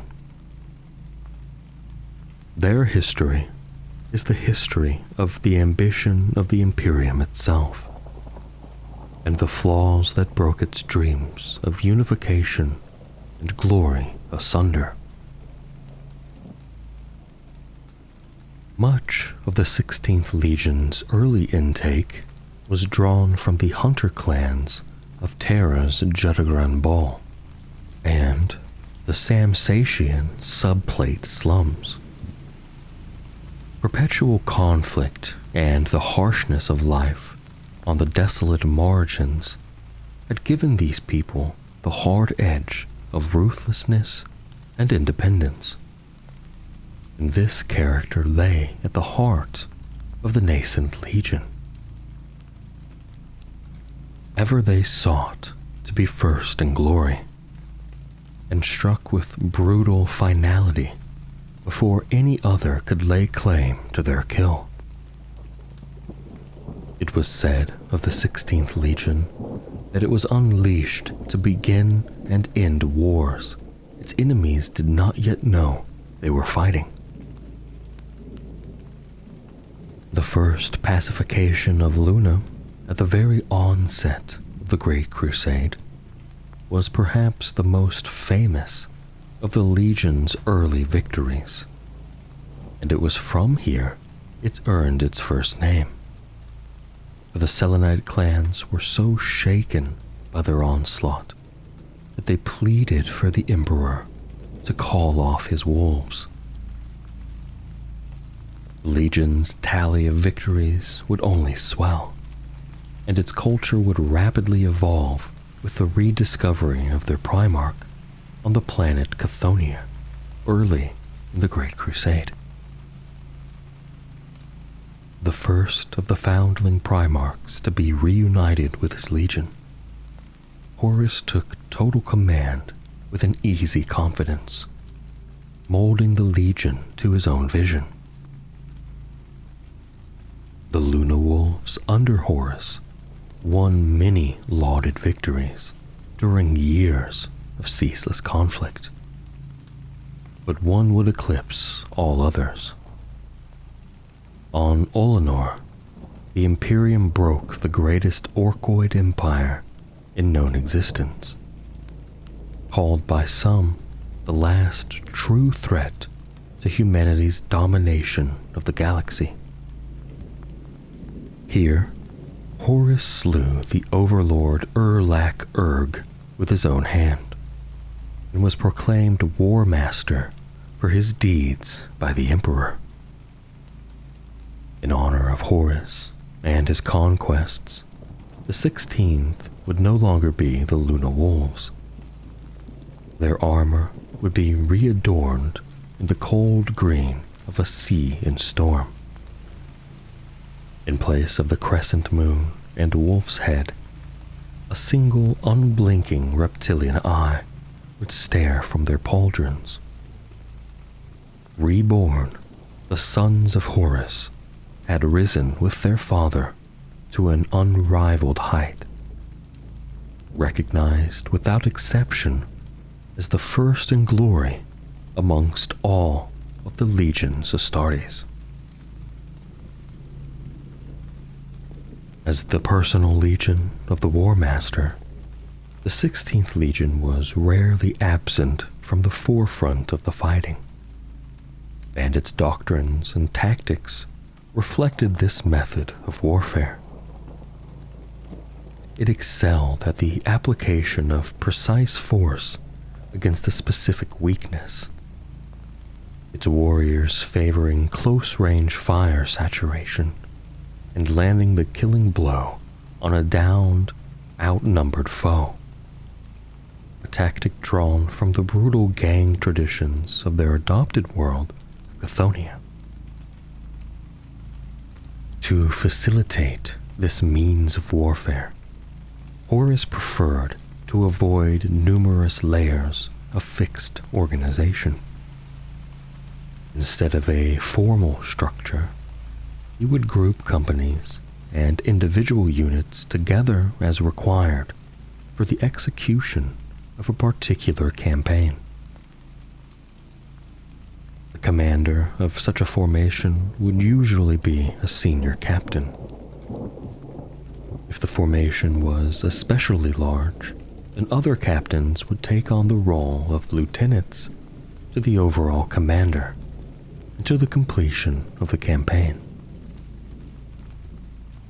These formations rarely had formal titles, but the Sons of Horus commonly referred to formations intended to prosecute a rapid assault as spear tips. In eschewing formality and fixed structure above the basic level of the company, Horus demonstrated his pragmatism and his preference for waging war with judged precision. Within the Sons of Horus Legion, squads commonly had their own honorific or epithetic titles, rather than simple numeration. Illuminators Prime, Deathmakers, Jarox Reavers, the First Sons, and similar, while some were named for the sergeant or chieftain that led them, where their leader's own reputation was strong enough alone. Many of these titles betrayed the culture of Chthonian gang honors, the tradition of reputation and internecine warfare. This had, over the years, grown steadily stronger within the rank and file of the Legion's intake. One avatar of this increasing influence was the late reemergence of Chthonian gang sigils graven into a particular Space Marine's armor, recording notable kills and deeds, as well as to which company they belonged, a practice which accelerated rapidly after the Legion had transitioned into its identity as the Sons of Horus. This transition marked not so much a new open brutality in the Legion, but a factor that had always been there and had become more visible as the Legion's panoply finally began to shrug off much of the influence of ancient Terra. In the final days of the Great Crusade, the white of the Luna Wolves turned sea green, then darkened further to a murky green-black, as the Sons of Horus further cast off the disciplined Terran traditions of warfare and heraldry, and erred in pride and growling malice towards the dark heart of Chthоnia and its traditions of gang fiefdom, blood pride, and merciless, incessant conflict. The Sons of Horus have also been documented as the first legion to foster warrior lodges, those most secret societies of like-minded battle brothers. Though they venerated no god or occult principle, The ritual and secret elements of the warrior lodges did not fit with the ruthless rationality of the imperial truth. Frowned upon but tolerated, the lodges persisted and flourished. They survived in part because many saw them as relatively harmless, and in part because they promoted fellowship within and between legions. It was a misjudgment that would have consequences that few could imagine, as they were corrupted by dark powers to act against the interests of the Imperium. Ultimately, it would be the sons of Horus and their Primarch which tore the galaxy asunder. Once a world of riches colonized in the lost past, Chthonia had been gutted over thousands of years and left a hollowed-out carcass. Death came easily, and its people were grim and savage as a result. But from this barbaric world would rise the greatest general the galaxy would ever witness, Horus Lupercal. Contradiction and omission tarnishes all accounts of Horus's formative years. For every grain of truth as to his origins, there are a dozen legends and myths. The great leader himself only adding to the tally. It is believed he was the first of the Primarchs to be found, and spent long years alone with the Emperor before his father's attentions were split between his Primarch brothers. One thing remains without question, and that is that both before and after the War Master's fall from the light, he remained a superlative leader, master tactician, and peerless orator, the like of which the galaxy had not seen before, nor has borne witness to since. Many say he was second only to the Emperor himself in charisma and will. As War Master, Horus was a peerless diplomat in general, able to convince any of his brother Primarchs to the justness of a cause for which he desired their allegiance. To mortals, he was a demigod whose majesty alone cowed Lord Marshals, though he was never accused of abusing his own majesty, instead always debating strategy in equal and open discourse and respecting the views of those around him.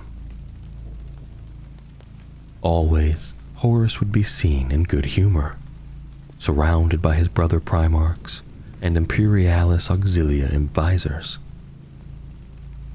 It was the great tragedy of the age that the Emperor's favored son would fall to darkness and treachery.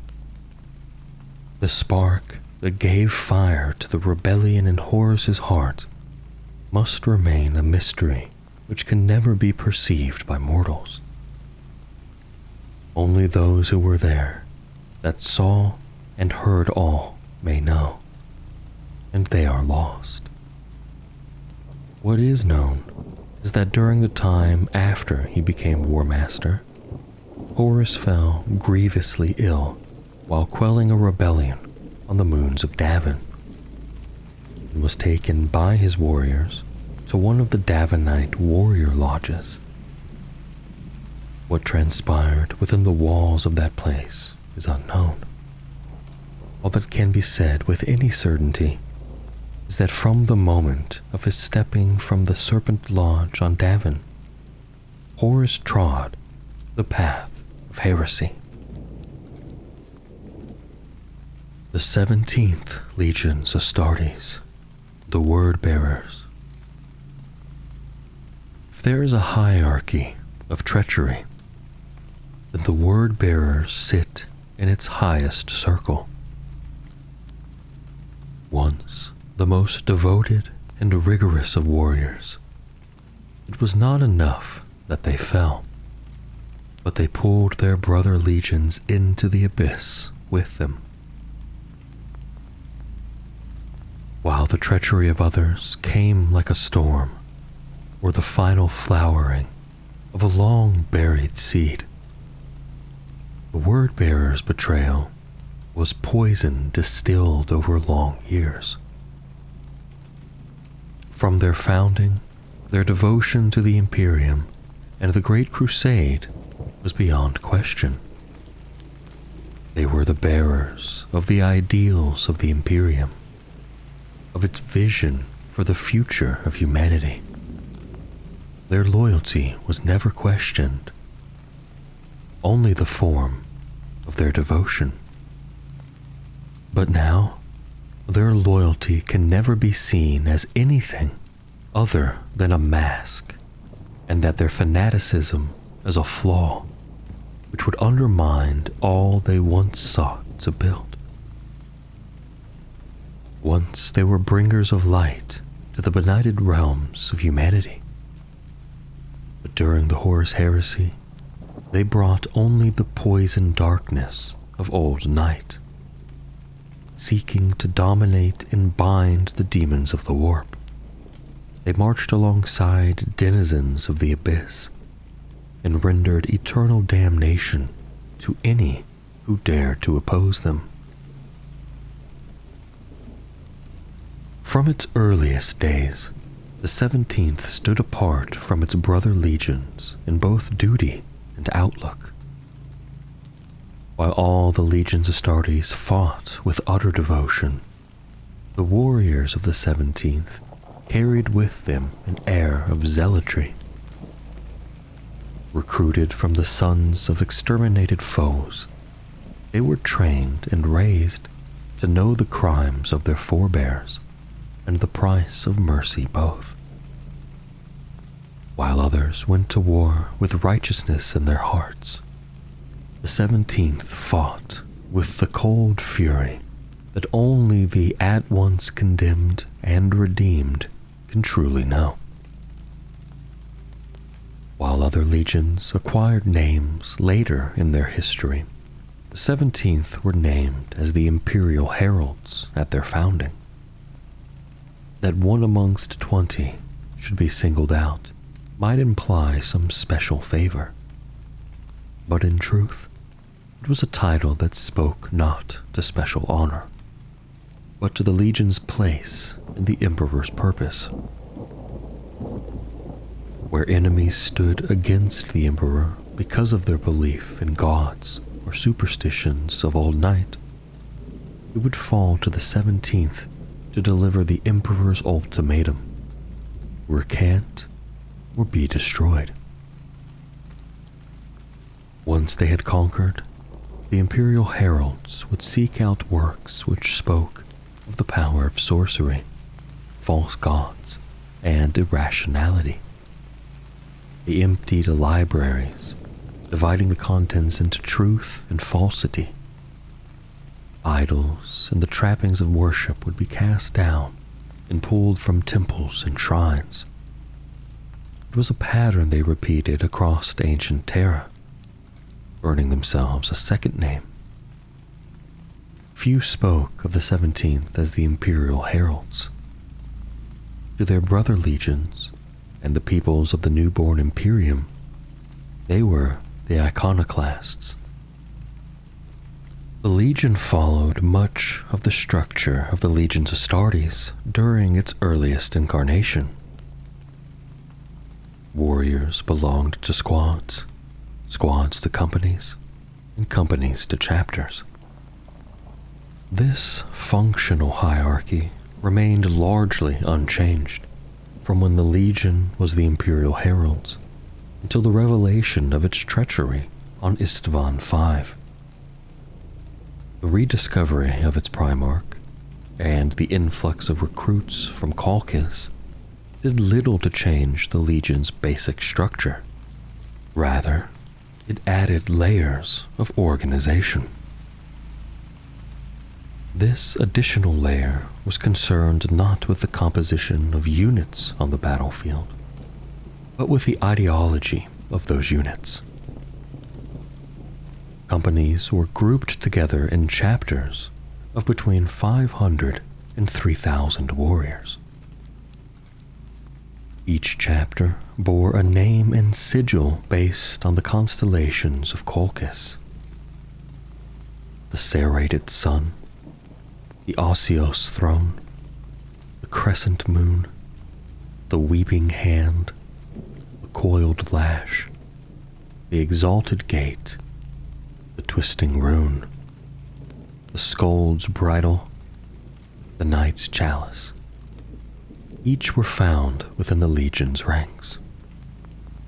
These large formations were often the building blocks of word-bearers' campaigns.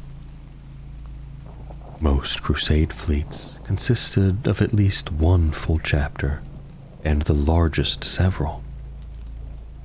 Outside of these chapters were elite formations such as the Ashen Circle, the truest iconoclasts of the Legion, charged with the shattering of religious edifices, the slaughtering of false prophets, and the burning of any book that did not acknowledge the Emperor above all others. Lorgar was both commander and spiritual father to his legion. The hierarchy of authority within the legion reflected this dual nature, divided between the military and the spiritual, between mind and heart. On the one hand, the legion followed simple and robust lines of authority. A chapter master led each chapter, a captain each company, and a sergeant each squad. It was common for a chapter master to designate one of the captains as sub-commander to act as his lieutenant. The second line of authority in the chapter was spiritual. The chaplains, although nominally attached to companies and chapters, in reality were a brotherhood unto themselves.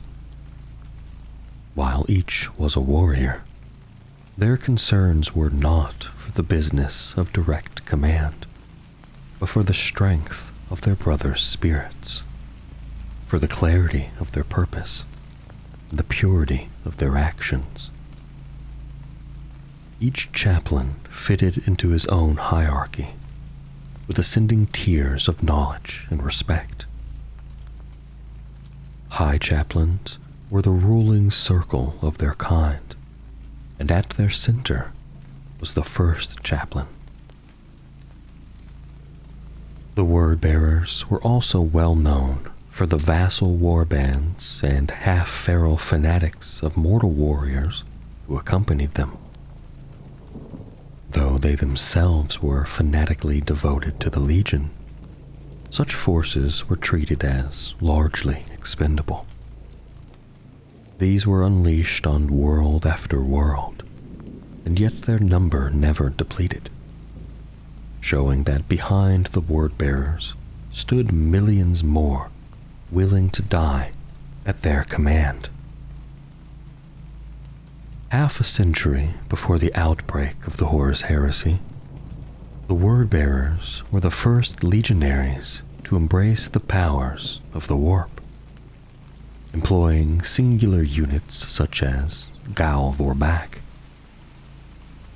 This was a title that, over time, came to refer to any of the word-bearers who were possessed by the powers of the warp. But those who later bore the title were a lesser breed of abomination compared to the first of the Legion's brethren who sealed their pact with darkness. The Galv or Back were the first of their kind, space marines and demons fused into a single being. After the word-bearers revealed their true nature at Isstvan III, the crimson of the Galv or Back spread to the rest of the Legion in fits and starts, and new Galverback walked with them, and the secrets of their demonic warriors were spread to several other traitor legions by the legion's diabolists. Irrespective of their power or pedigree, there had been no greater defilement of the Emperor's work in creating the Space Marines than these loathsome creatures. The priests and diabolists of the Word-Bearers would remain at Horus's side throughout the galactic civil war, whispering in his ear as the architects of his damnation. The Word-Bearers were a curse upon the galaxy in the Age of Darkness, spreading across the stars seeking ritual and portent, or else unleashing the warp as part of their pact with the Dark Gods. Few loyal Imperial heralds yet existed to oppose their Primarch, for in seeking his primordial truth, Lorgar had long since purged his legion of those who still worshipped the Emperor. Calcus was a world of old gods. It is said that religion was in the air, in the touch of the sun and the taste of the dust that hung in the air. To its people, worship of higher powers was as much a part of them as the beating of their hearts and the crying of their children. Bound in feudal traditions, it had once been a world of technology, but those days lay forgotten in old night. When the infant Lorgar fell from the sky of Calcus, his legion had yet to be born on Terra, and the faith of Calcus was held in the hand of a priesthood called the Covenant. Raised amongst this priestly caste, Lorgar would grow to become one of its number. In time, he turned on those who had raised him, leading a crusade to destroy them in the name not of the old gods, but of one god, a god of gold and light who spoke to him in his dreams. When the Emperor reached Calcus, there could be no doubt in Lorgar's mind that he knelt before his god. Lorgar soon converted his legion to his belief in the Emperor's divinity, using the nature of the Great Crusade itself. Across countless fronts, the legion fought, suffered casualties, and recruited anew. As this attrition mixed the old with the new, Lorgar's sons accepted what was taught to them, because it was the only truth offered. In the case of those on Calcus, the belief in the divine was ingrained into every thought from birth. And when all was done, when the final Imperial Herald had embraced the faith, when the last of the old iconoclasts had died, then Lorgar added the final flourish of ritual to seal his victory. The Imperial Heralds would become the Word-Bearers. To the rest of the Imperium, still ignorant of the change wrought in the 17th, the name reflected their part in bringing the Imperial truth to all of humanity. To Lorgar, it was an affirmation of his purpose, to give humanity faith in the God at its pinnacle.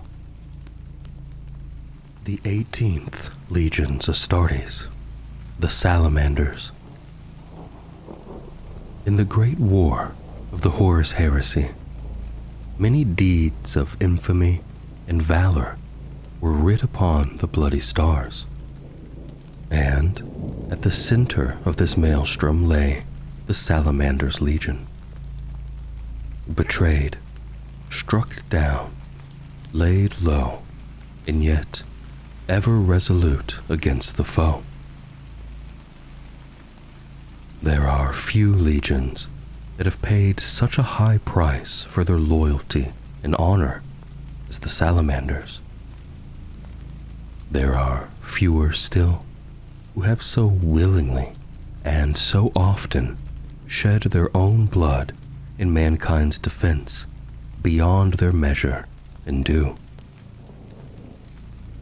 The Salamanders are such a legion, and though driven to near destruction not once, but time and again, its warriors have each time arisen from the ashes of war, stronger and tempered like the peerless steel blades fashioned in the legendary forges of their home world.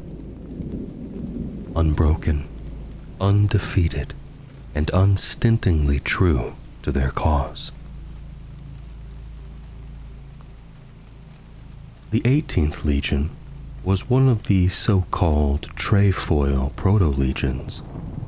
Its early histories, nature, and role veiled by edict of the Emperor and his agents.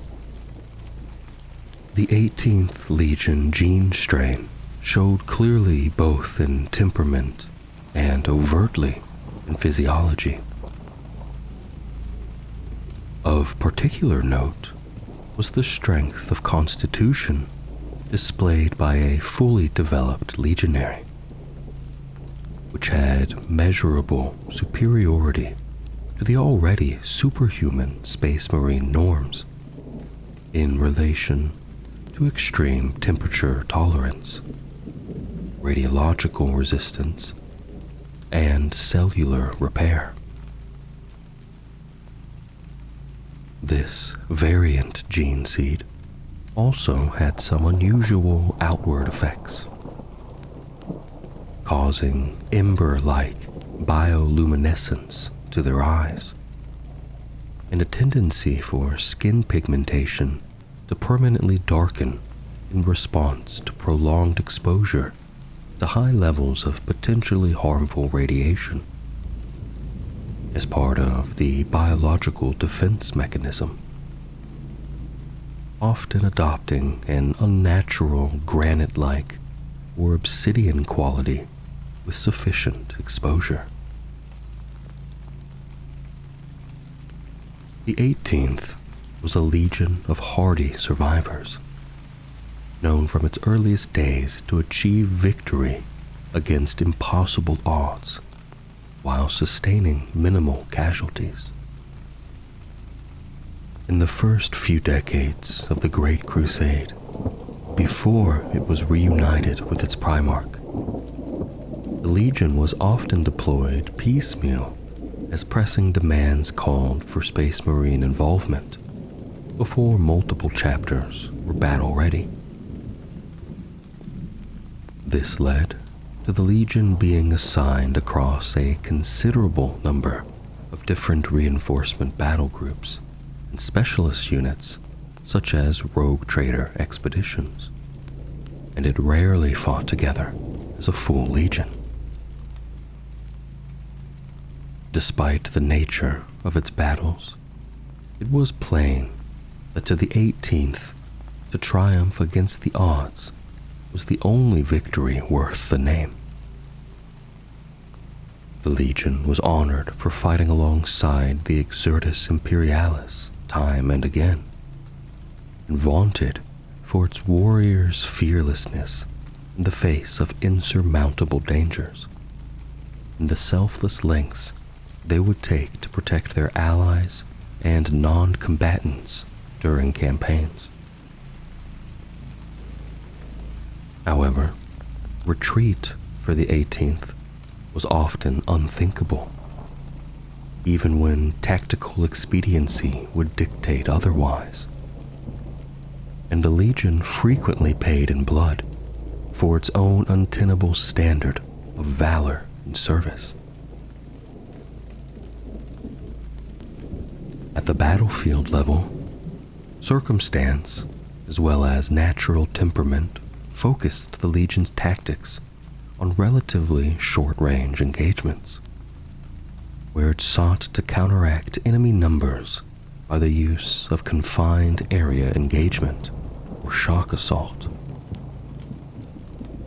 Here, the individual physical power of the Space Marine His ability to endure and relentless fury in battle could be relied upon to inflict disproportionate damage on almost any foe. Although the inherent risks were high, such tactics naturally lend themselves to short-range but devastating arms, such as flame, Volkite ray, and melta weapons being preferred by the Legion.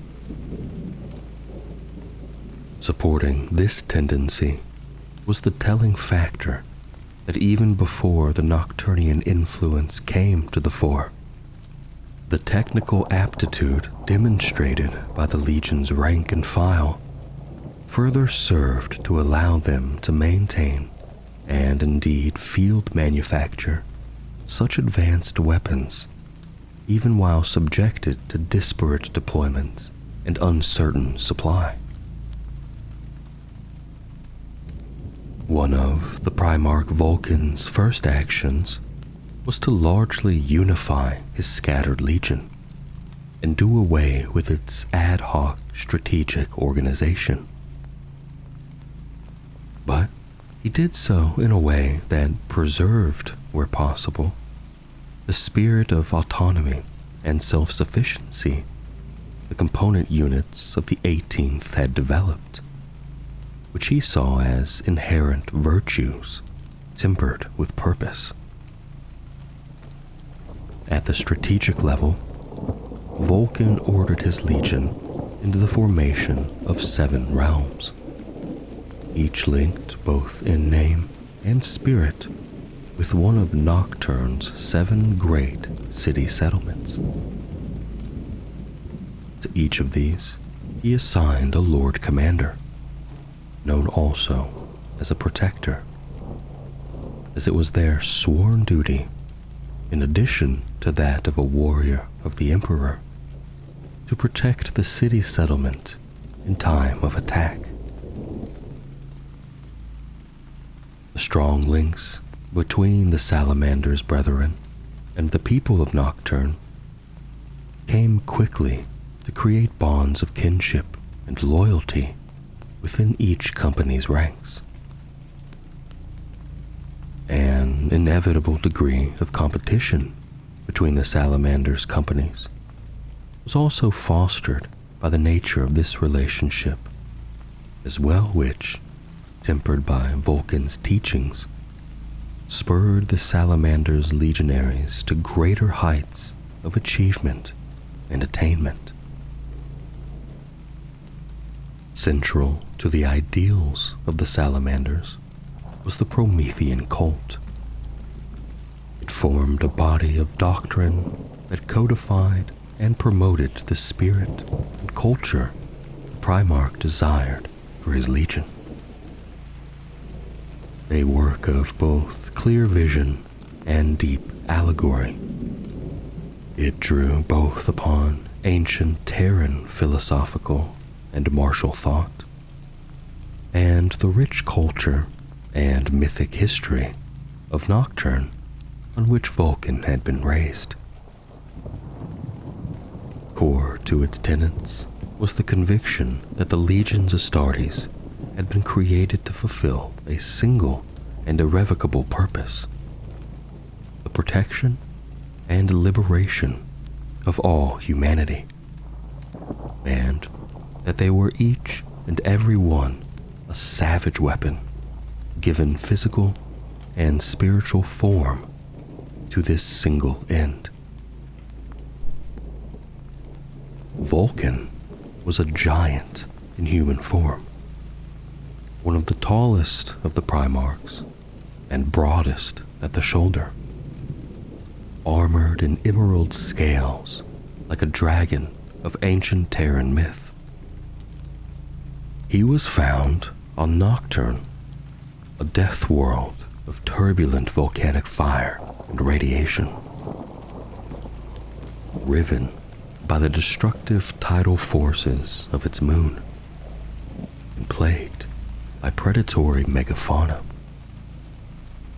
The Primarch was tempered by this world, as a blade is tempered by flame, and rose to free his adopted people from the external threat of Xenos raiders and enslavers. It is believed that Vulcan did not become unified with his own legion for some years after his rediscovery, but instead stayed alongside the Emperor under his direct tutelage and studied closely in the weapon forges of Mars and with his brother Primarch Ferrus Manus. When Vulcan came to his legion, he remade it as he would fashion a weapon at the forge.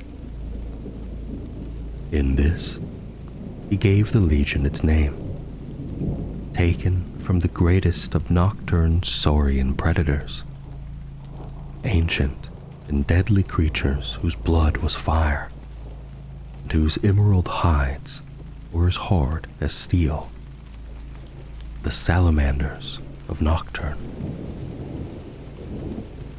In this, Vulcan's choice carried a layered meaning, for not only were Nocturian salamanders monsters of savage power, with a great totemic significance to the native people, but as creatures they showed unflinching loyalty to their own blood and offspring. This spoke much to Vulcan's nature, a man of honor and integrity, who knew a weapon fashioned by skilled hands would never fail its wielder. The 19th Legion's Astartes, the Raven Guard, named for an ancient Terran herald of fate and messenger of death.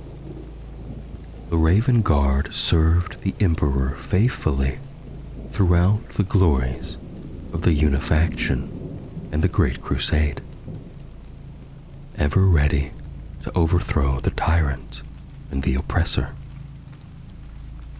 and liberate the scattered realms of mankind in the name of justice. From its earliest days, the warriors of the Legion were known as cunning and patient hunters, adept at biding their time until the moment to strike was at hand. As masters of guile, subtlety, reconnaissance, and infiltration, their doctrines exemplified speed, stealth, and precision above all else, striking from the shadows with shocking strength. The 19th Legion was the Emperor's hidden hand. Vengeful sentinels against recidivism and harrowers of those who would sooner flee than bend knee before their new master. The Legion was founded according to the mindset and practices of the Xeric tribes, who conducted their wars against far more numerous foes, and were therefore well practiced in a wide spectrum of unconventional tactics. Individual units tended towards the smaller end of the scale set down by the architects of the Emperor's armies, but each was a tightly knit band of warriors, trained and equipped to operate on their own for extended periods. They were able to live off the land, taking what few resources they needed from their environment, or when opportunity or necessity dictated, from defeated enemies. Drawing on the demeanor of the techno-savages from which it recruited, The Proto-Legion quickly demonstrated its skill at reconnaissance and target identification, and its ability to transition from inscrutable watchfulness to rapid attack in the blink of an eye. Its legionaries waged war by infiltrating into position, studying their enemy, and when the time was right, striking from the least anticipated quarter and slaying the foe outright in a bloody yet brief assault. When Horus led his legion in the opening campaigns of the Great Crusade, he often requested that the 19th serve alongside his Luna Wolves. In those earliest days, many worlds rejected enlightenment and refused compliance, and so the blade of the 19th was there to strike, descending unseen. In time, Horus came to value the 19th greatly, using them as a tool of terror, suppression, and assassination, all tasks the Legion excelled at. It was only when the Primarch Corax was rediscovered on the world of Lycaeus and given command of the 19th that the nature of the Legion would change.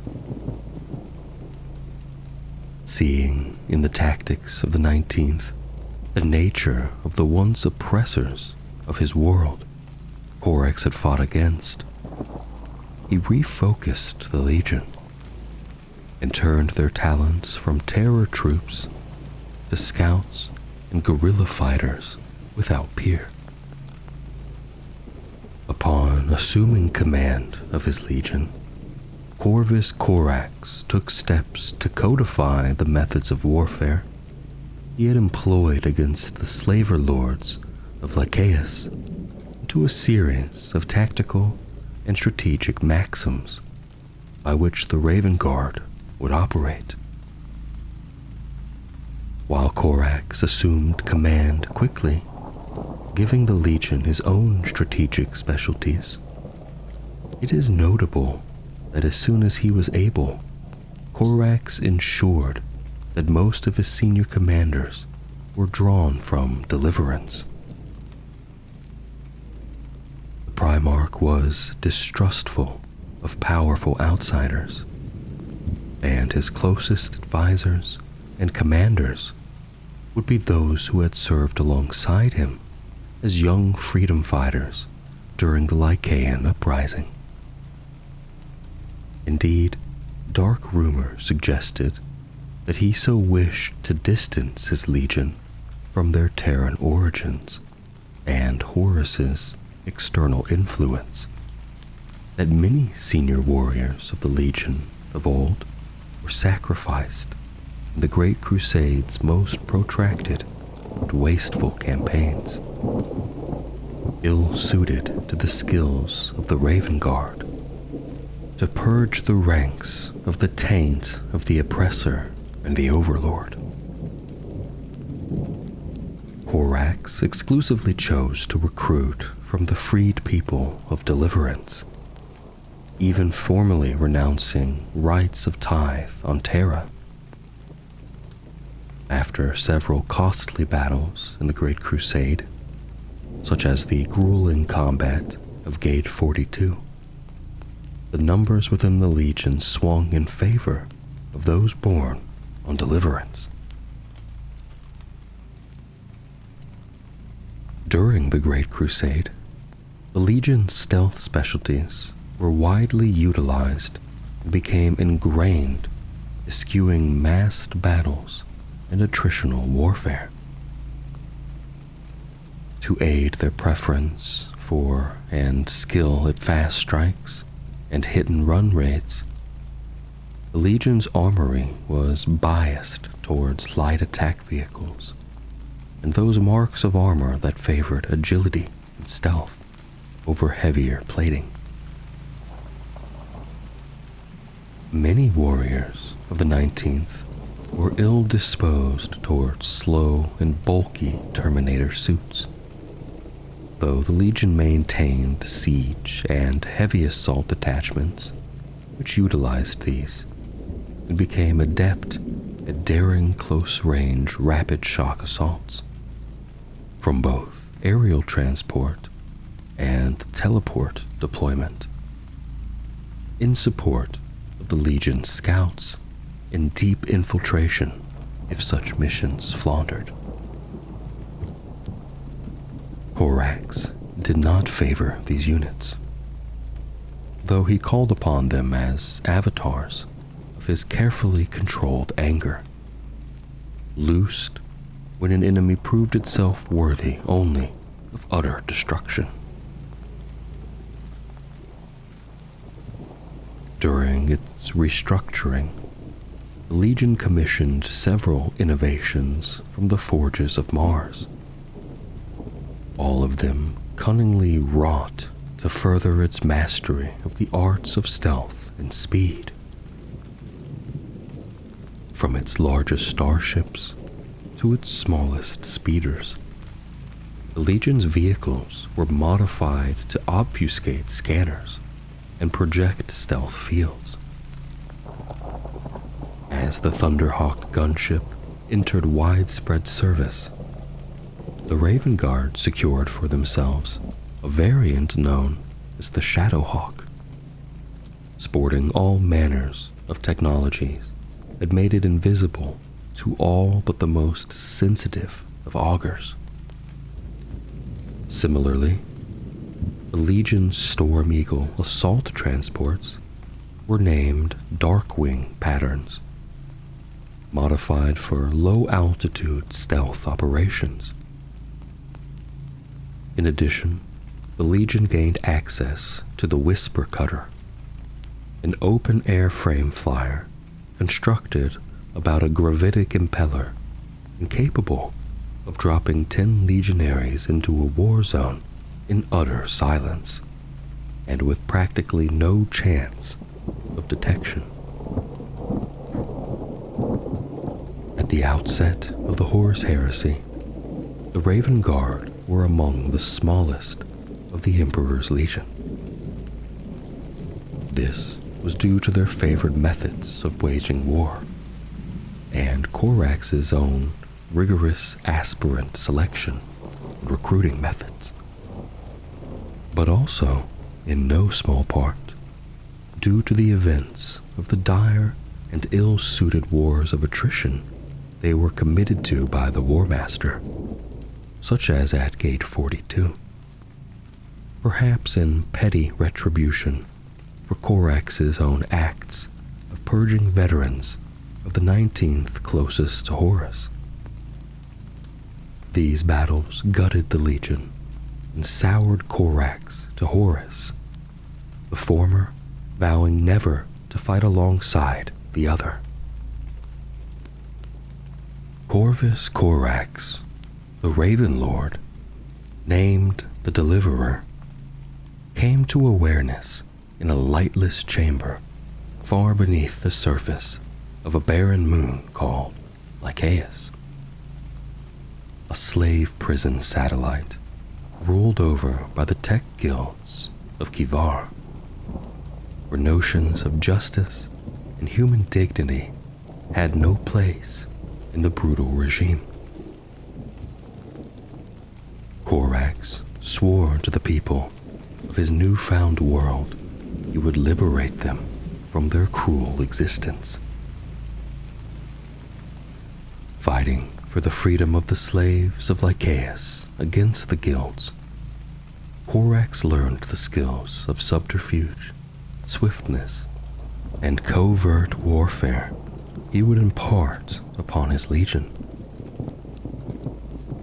Upon his victory, he renamed his world Deliverance. In his formative years, the ivory-skinned, shadow-eyed, and sable-haired Primarch became a paragon for the virtues of the oppressed, a trait that would stand him apart from the arrogance and cruelty of many of his brothers. The Raven Lord frequently operated alone, or otherwise led very small bands of hand-picked warriors who, of all his sons, possessed skills comparable to his own. The More Dathan, or Shadow Masters. This predilection was derived from his time as a freedom fighter, where circumstances dictated small cells of rebels were often more effective than larger numbers. It was not unusual for Corax to himself conduct extensive reconnaissance prior to battle, while most Primarchs would leave such tasks to their warriors. Corax is also known to have led small forces on deep infiltrations far behind enemy lines, striking directly at the heart of an enemy force, leaving his line officers to conduct the overall operation. Frequently, the actions of the main force were in fact a ploy to draw the enemy's attentions from the Primarch's own mission, allowing him to strike the final blow and win the battle. The 20th Legion's Astartes, the Alpha Legion. Of all the mighty forces the Imperium commanded during the Great Crusade, there were none so wound about with falsehood, supposition, and paradox as the 20th Legion. Any study of the 20th is fraught with difficulty, contradiction, and deliberate misdirection, and uncovering truth when applied to such a study is a vain hope. This is the case even with a record such as this, compiled with the highest of authorities and most extensive reach possible. Perhaps some measure of the truth may be found in the lies of the secret history of the Alpha Legion. 20th Legion was a highly independent weapon that neither the Emperor nor later the War Master could fully control. It was a twisting, serpentine thing of formless shadows, as dangerous and venomous as the multi-headed monster of ancient myth that in latter days became its sigil. As a force dedicated to the arts of guile, subterfuge, infiltration, and counterintelligence, the Legion's covert efforts were intended to sow dismay, dismantle a foe's resolve, and defense's placemeal, before landing an overwhelming killing blow, utilizing every one of the myriad weapons and war machines granted the Legion's Astartes. Although, in many cases, these protracted and complex operations were the means and ends also, for the Legion was both unpredictable and delighted in causing strife. The 20th Legion was established largely in separation from the rest of the Legion's Astartes, and it is generally thought created to a very specific end and purpose. However, what these purposes were remains a mystery. Its gene seed strain was kept in secrecy, though it is known to have had a highly successful implantation rate and to be free of flaw. The Legion is also thought not to have expanded beyond a very small contingent of between 1,000 and 2,000 warriors for many of its early years, never having been granted a regional intake on Terra. However, later claims suggest the 20th multiplied in secret, and may in fact have been the largest of all the legions. These first mysteries would spawn others, and questions would continue to go unanswered, not only about the 20th Legion's methods and nature, but about the use to which it was put in its earliest days. Before it acted as a united legion, the 20th may have been operating in the shadows of the Imperium for more than a century, building a web of influence unlike any other Space Marine Legion, and undertaking a secret war at once part of and parallel to the Great Crusade itself. There are no clear facts pertaining to the 20th Legion's covert activities during the unifaction of Saul, but they can be extrapolated from records of unknown Legion's Astartes units carrying out targeted strikes, abductions, and assassinations, and reports of Space Marines answering to no known master or legion, passing through war zones on high-priority missions under the writ of unassailable clearance codes. These legionaries bore a range of colors and styles of heraldry, with little to no uniformity, sometimes even mimicking the livery of other legions. It is impossible to ascertain whether there was some hidden schema to these masquerades, whether they were intended simply to confound allies and enemies alike, or if they served a martial purpose known only to the Legion itself. The Imperialis Logistica could not confirm even the most basic details of the Legion, be it the Legion's primary spheres of recruitment, or even gauge its operating strength. It was a Legion seemingly sprung whole and entire as if from nowhere, complete with tens of thousands of fully equipped legionaries and a capable war fleet that operated with veteran skill.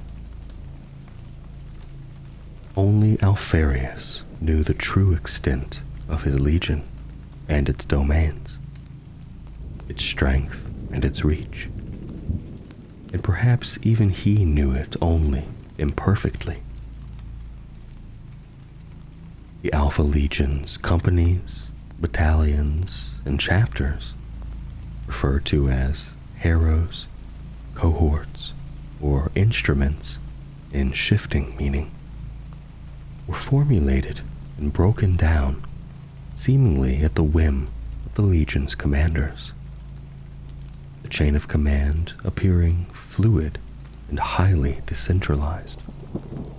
A harrow master, a master strategist, would hold ultimate command of a war zone, but specialists, such as siege masters or vigilators, were deferred to in their fields of expertise. Under these, each unit was expected to operate as a self-motivated and self-governing cell without need of exterior command, and expected to display initiative and pursue its part in the wider battle plan under its own cognizance and in any way it judged to be expedient. and each warrior of the Legion was trained to excel in battlefield and strategic awareness. In battle, the Alpha Legion became renowned for its discipline and impenetrable organization, which emphasized the unity of the Legion and cooperation between its legionaries in every respect. It maintained a wide spectrum of military assets and capacities, and was dedicated to flexibility and capability in every type of war zone. The Legion was known to pride itself on its unbreakable unity of purpose and will, even though Alfarius encouraged his commanders to operate with extreme independence of thought and action. The Alpha Legion made extensive use of human agents and paramilitaries, building close ties with many such organizations. However, it kept its distance from its fellow legions. Rumors followed that the Alpha Legion fought alongside each of its brothers in turn, that it might insert its own operatives into their ranks, though such hearsay is impossible to substantiate. The Legion's hallmark was a relentless application of force and a terrifying level of coordination between its warriors and war machines. This capacity for combined arms warfare, speed, and surety of attack was matched by a mastery of the darker arts of war, of sabotage and ambush, terror tactics and assassination. Also evident was its desire for secrecy and talent for misdirection. To its enemies, the Legion was a true nightmare, a foe that could strike from any direction, but seemed to thwart any stratagem and strike at weakness, no matter how well hidden. The Legion was a foe that knew neither mercy nor honor nor quarter, and one that seemed to delight in destruction for its own sake, in the chaos and anarchy it could inspire before the death blow. As the youngest Legion, 20th was zealous to prove itself against its brothers at any cost, and the often over-elaborate and needly complex and malign way in which the Alpha Legion chose to wage war frequently earned it acrimony rather than fame. The harrowing was the name given to the Legion's most infamous stratagem, by which it wielded a devastating mixture of subtlety and overwhelming force, reveling in both meticulous planning and the exercising of imaginative cruelty in war. Beginning with infiltration and sabotage, the Alpha Legion spread confusion and panic unseen, maiming and bleeding its foes' main strength, and forcing upon them such vulnerability as the Alpha Legion wished. Then would come the kill. Often this final attack, the harrowing itself, would be in the form of an assault from 100 directions at once, a blizzard of different tactics and attack plans used against a foe either utterly unaware of the true danger or already brought to the brink of chaos. The result was almost inevitable catastrophe for the Alpha Legion's victims, as the full might of the Legion, comprised often of elite Lernian Terminators, would then descend at the point of the enemy's greatest weakness, and what would follow would be more akin to murder than battle. Much of this knowledge can only be inferred, however, as the Alpha Legion's harrowings left no survivors or witnesses. Of the many mysteries that surround the 20th Legion, the most fundamental and key enigma is the question of its Primarch. Multiple conflicting reports speak of Alpharius's rediscovery, from the Emperor rescuing him from Xenos enslavement, those claiming he boarded Horus's flagship in a calculated raid only to meet his kin by chance, to those daring to suggest he was not scattered as his brothers, but grew into maturity on Terra alongside the Emperor. All such accounts are lies. It is widely believed that on diverse occasions, members of his legion each claimed not only Alpharius's name, but also his identity. Even in council with allied legions and emissaries of the imperial court. Some have made the outlandish claim that there was more than one Primarch of the Alpha Legion, or that Alpharius was even somehow able to duplicate himself physically, and appear to be in more than one location simultaneously. Some have even attributed metaphor hidden in plain sight to the emblem of the three-headed Hydra that later came to symbolize the Legion in this regard. Furthering this mystery and the outright deception perpetrated by Alpharius, many reliable reports of the Primarch's physical appearance differ. While he is noted on many occasions to be of similar stature and countenance of any of his legionaries, and able to pass unnoticed in their ranks, other records show him as a towering and fearful figure, bedecked in sinisterly ornate, Hydra-chased battleplate. Whatever the case, contemporary accounts record Alpharius as being the last Primarch to rejoin his legion, and describe him as a masterful tactician and strategist. His erudition was astounding, and his great intelligence was as cool and as watchful as a viper's gaze.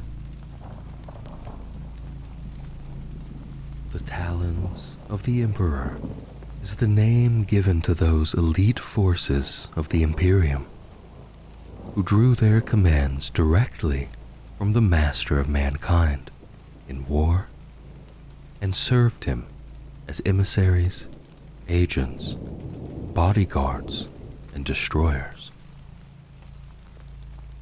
They include among their number the legendary Legio Custodes, the Emperor's own sworn protectors, and the feared Sisters of Silence, harvesters of the Great Tithe, as well as the shadowy, inhuman killers of the Officio Assassinorum, and other, even stranger and more occluded agencies, such as the Psi Titans of the Ordo Sinister. While the might of the Space Marines led the conquest of the galaxy, with the numberless ranks of the Imperialis Auxilia following in their wake, the Talons of the Emperor were given other, often more mysterious and secret tasks, but no less vital for that. When unleashed in war, Their power is unmistakable and unstoppable. Their weapons and abilities born of the Emperor's reason, and of ancient relics of the Dark Age of technology, which none save they are entrusted to wield. The Sisters of Silence. Across the great Imperium of Mankind, the Sisters of Silence were figures of mystery and fear. They were one of the most secretive and mysterious of all the orders of the Emperor's servants. Each one of them was an unspeaking, soulless thing that inspired dread wherever she walked. Flying the dark void between the stars upon the dreaded black ships, Silent Sisterhood were the enforcers of the Great Tithe, known by some as the Psyker Call.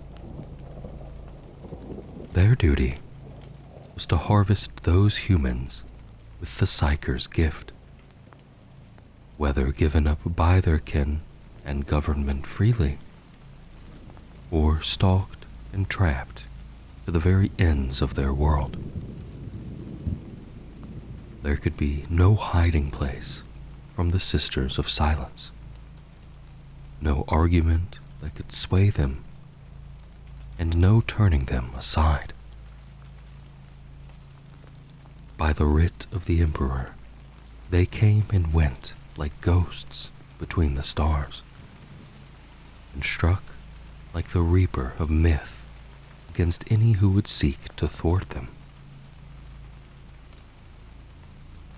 The duties of the Silent Sisterhood were complex and manifold, but at their core, they were warrior investigators, hunters, and jailers. Their charge was to seek out, apprehend, and process psychers from the human population of the ever-expanding Imperium,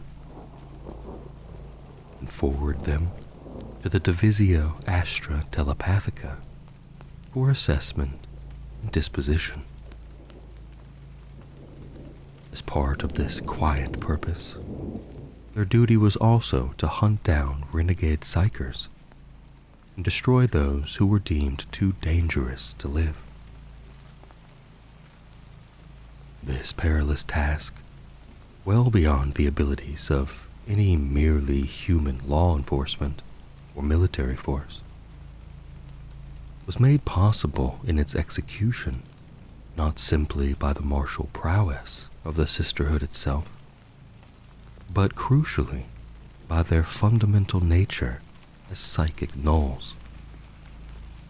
For each and every member of its ranks was immune to psychic assault and anathema to the powers of the warp, causing psychers discomfort, pain, and fear by their very proximity.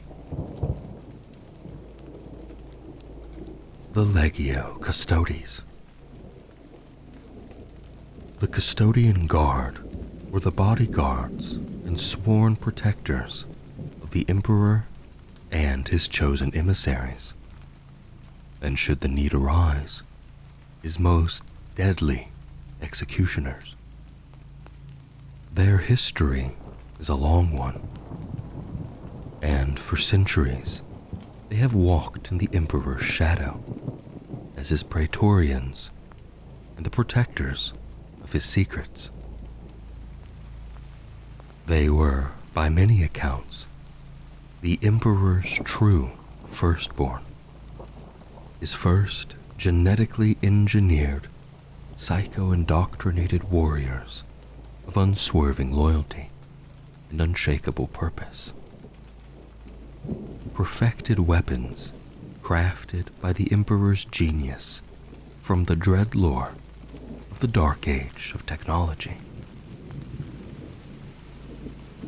Each custodian was handcrafted by the Emperor to be superhuman, stronger, faster, more acute of senses, and more resilient even than the doomed Thunder Warriors or the Space Marines who would follow them, and so far beyond the limits of an unaugmented human as to be almost godlike in comparison.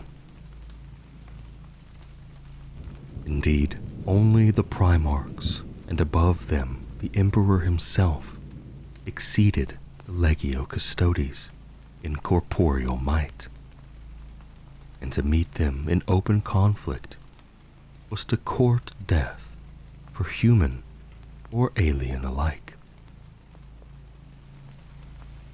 While the might and skill at arms of the Custodes was great, their weapons and war gear were also uniquely powerful, representing the very apex of the Imperium's technology. They wore nigh impenetrable golden auramite armor, engraved with names earned through their deeds, and they wielded powerful and esoteric weapons such as Adrathics, of such destructive potential that the Emperor remanded every instance of such weaponry into his own custody, and any breach of this demand would result in the immediate death of the person who denied him, and often the razing of the very ground they stood upon to ashes. Imperial Assassins. The Imperial Assassins were wielded solely by the Emperor's household, and as singular weapons of dire necessity. Theirs was a shadowy organization, operating from hidden temple holdfasts and organized into rival clade disciplines, each of which acted to perfect a myriad different methods of death dealing. From the 1,000 killing traditions of ancient Terra, and the many thousand more encountered in the course of galactic compliance, select human operatives were transformed using specialized biological and mechanical augmentation, the lore of murder, training, and equipment, combining to make them singular instruments of lethality. Usually, the assassins acted alone and in secret, crossing the galaxy by hidden means to exact the Emperor's final sanction upon any deemed to have transgressed unforgivably against his law. They struck from silent darkness, acting as a scalpel would to carve away a potential cancer festering within the Imperium, and would then melt into the shadows once again, leaving no trace of their passing but a cooling corpse. Though the Officio Assassinorum was hidden, its existence was an open secret, posing by threat alone a guarantee that the promises made by compliant worlds to the Emperor were kept. The Ordo Sinister. The purpose of the Ordo Sinister was the battlefield employment of macro-level weaponry of terrible potency against unhallowed powers and horrors beyond human imagining. These were weapons of a nature which was expressly forbidden within the Imperium on pain of death able to manipulate life, project psychic phenomena, and even distort time and space. They were born of the ancient relics of the Dark Age of technology, and forbidden to all but those under the Emperor's direct control, and even then, only under the greatest possible conditions of secrecy and failsafe. The Ordo, which prior to the outbreak of the Civil War comprised 25 known Sinistrum modified warlord Psi Titans, was never dispatched to the frontiers of the Great Crusade, and never left Terra for any significant length of time that can be discerned, other than to respond to dire threats. Nor does it appear that any more Titans were added to their numbers over the course of the Great Crusade.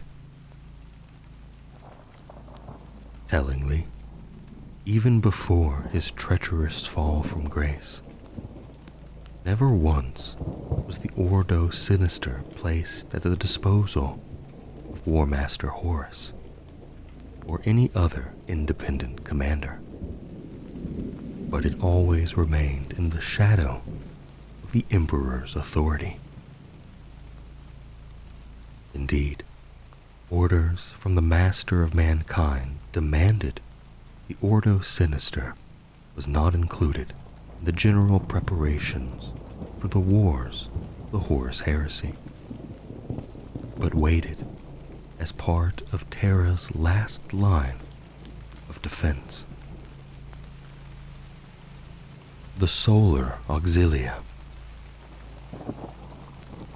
Of the myriad regiments and battalions of the Imperialis Auxilia, more commonly referred to as the Imperial Army, the Solar Auxilia are among the most elite, disciplined, and well-equipped of fighting forces.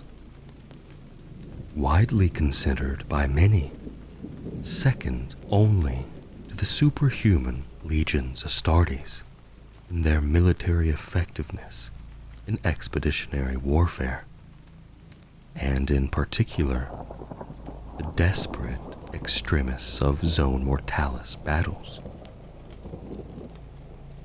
While some observers may point to singular units and individual regiments whose skill, power, and reputation may arguably exceed that of the Solar Auxilia, such as the legendary Old 100 Terran regiments, what marks the Solar Auxilia apart is the fact that they are not simply a single regiment raised from a particular culture or displaced from a warlike, compliant world to serve the Imperium, but a pattern, a culture of warfare, and an order of battle which had successfully been replicated on hundreds of worlds. As a result, the Solar Auxilia cohorts and regiments have formed the backbone of the Imperium's military forces since the dawning of the Great Crusade. While the Space Marines of the Legions Astartes have been both the standard bearers of the Great Crusade, and without doubt its principal and unstoppable strength, the Solar Auxilia have often been its indispensable and most elite foot soldiers. And as the Imperium expanded to encompass thousands of worlds, its first line of protection against those who would destroy it from without or disturb its peace from within. As the name might suggest, The origins of the solar auxilia lie in the Sol system, in the earliest days of the Great Crusade. No doubt, from the very beginning, the Emperor realized that while his legions Astartes would be his foremost agency of war and conquest, the sheer scope of the undertaking of the Great Crusade, no less than the liberation of the entire galaxy, would require far more manpower spread over a wider area than even hundreds of thousands of space marines could hope to achieve, simply because he could not be everywhere at once. Nor would they be best served by undertaking roles ably filled by ordinary humanity.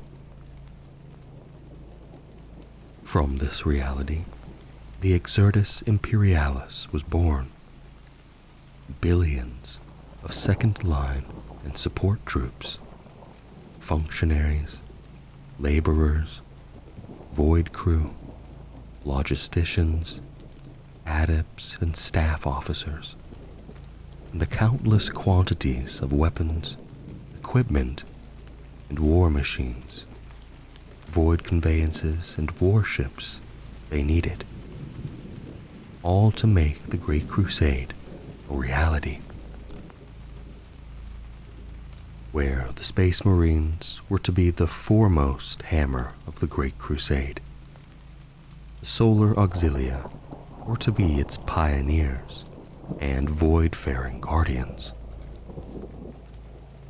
They were constituted as mass, heavy expeditionary forces, and their primary stratagem of conquest was to conduct a planetary landing, to fortify the landing zone against all possible counterattack, and, in doing so, to challenge local forces to a grueling campaign, or to surrender without bloodshed.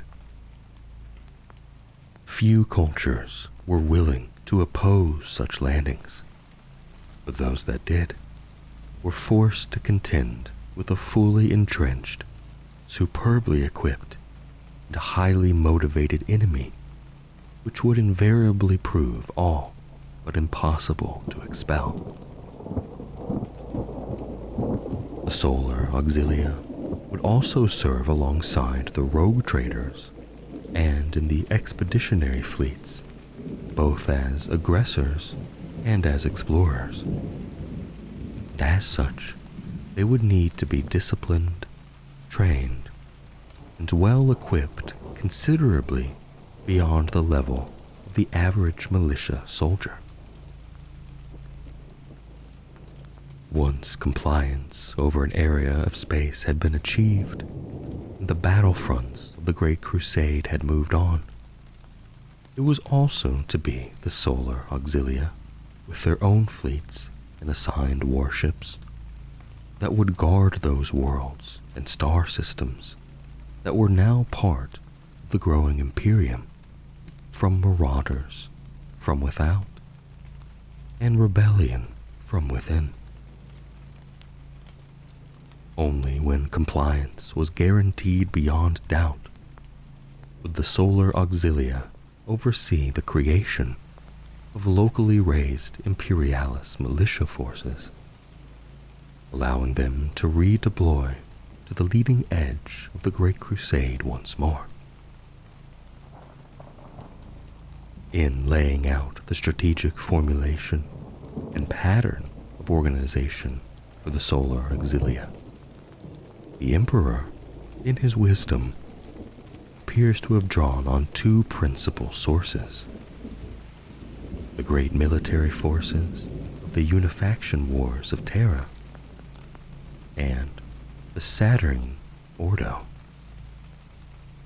Warfare had been the general condition on Terra and across its star system for thousands of years, and the homeworld of humanity had seen many great empires rise and fall, and with them, great armies and warrior cultures form and meet their destruction. From this crucible of battle, the Emperor drew much that would inform the structure and tactics of all of his armies. And the Solar Auxilia would be no different in this. But it was the highly militarized tech enclaves of Saturn, whose expertise in void warfare was of peerless temper, that would most greatly inform the nature of the Solar Auxilia. As the Great Crusade progressed, the effectiveness of the Solar Auxilia as a distinct military concept and coherent fighting force was proved time and again, and the strategic demands of the ever-expanding expeditionary fleets and the galactic territory they conquered demanded that Solar Auxilia regiments be raised in increasing numbers. The Terran system alone could not meet this growing demand, and so the Solar Auxilia pattern was used as an imprint elsewhere, and soon regiments and larger cohort formations were being raised across the Imperium,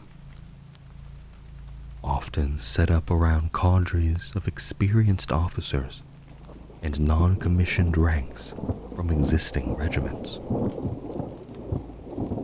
These raisings were most common in star systems with an established tradition of void-capable military and privateer forces, and in many cases served to absorb such a culture more readily into the Imperium, particularly if armed struggle had been needed to subdue it into compliance. Yet at its core, the Solar Auxilia became and remained a hardened body of professional soldiery, equipped and trained to the highest standards of the Imperium's human forces, and a keystone of the Great Crusade's tremendous progress. According to the measure of the Officio Militaris of Terra, the Solar Auxilia cohorts are the definitive example of a heavy void infantry formation of the Exertus Imperialis. As such, they are fully trained and equipped to take on void war zones, hazardous planetary environments, and operate both as interface troops, meaning transitioning from void to ground operations in combat conditions, and fight heavily contested boarding actions. The fundamental building block of the solar cohort at the tactical level is the tercio, formation made up of 3 sections of auxilia, whose nature was defined by their weaponry and battlefield role. Tercios, collectively, could be assembled and deployed in a variety of ways and numbers to meet a particular strategic need. By far the most common tercio formation is the infantry tercio, made up of 3 las rifle sections, each comprising 20 void-armored, las rifle-equipped infantrymen, commanded by a junior officer. Alongside these fight elite Velataris tercios, each made up of 3 squads of 10 veteran troopers, equipped with augmented short-range weapons, such as Volkite chargers or flamer units, and fire support tercios, commanding 3 batteries, each of 3 crew-served infantry support weapons platforms, of which the tracked rapier type is the most common. The tactical doctrine of the Solar Auxilia grew organically through operations during the Great Crusade, and is the direct result both of the unusual environments in which they commonly operate, and in part the particular qualities of their arms and equipment. The most singular and perhaps iconic piece of war gear utilized by a member of the Solar Auxilia is their void armor, a carapace-reinforced, fully enclosed environmental combat body armor with a fully integrated life support unit. The void armor worn by the Solar Auxilia, eponymously classified as Solar Pattern, is itself a mass-produced modification of the ancient void armor worn by the void hoplites of the Saturn Ordo. The armor is fully sealed and capable of resisting small arms fire, ballistic impacts, and shock trauma, is self-healing against minor penetrations and lacerations, and is particularly resilient against radiation and thermal effects, making it highly effective for combat operations in hostile environments of many kinds, not only the open void of space. When fighting on a planet's surface, the Solar Auxilia cohorts make extensive use of support armor and mobile artillery units in open battle.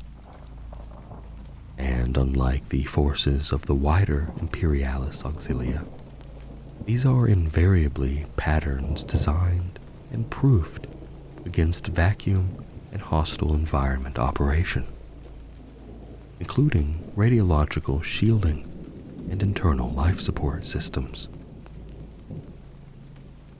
These include the notably advanced Mars Solar Pattern Lehman Russ battle tanks, created specifically to the Auxilia's specifications by the Lords of the Red Planet, both swifter and more sophisticated than their more commonly encountered counterparts, as well as semi-autonoma variant Basilisk and Medusa artillery tanks, mounted on those same environmentally sealed Lehman Russ chassis.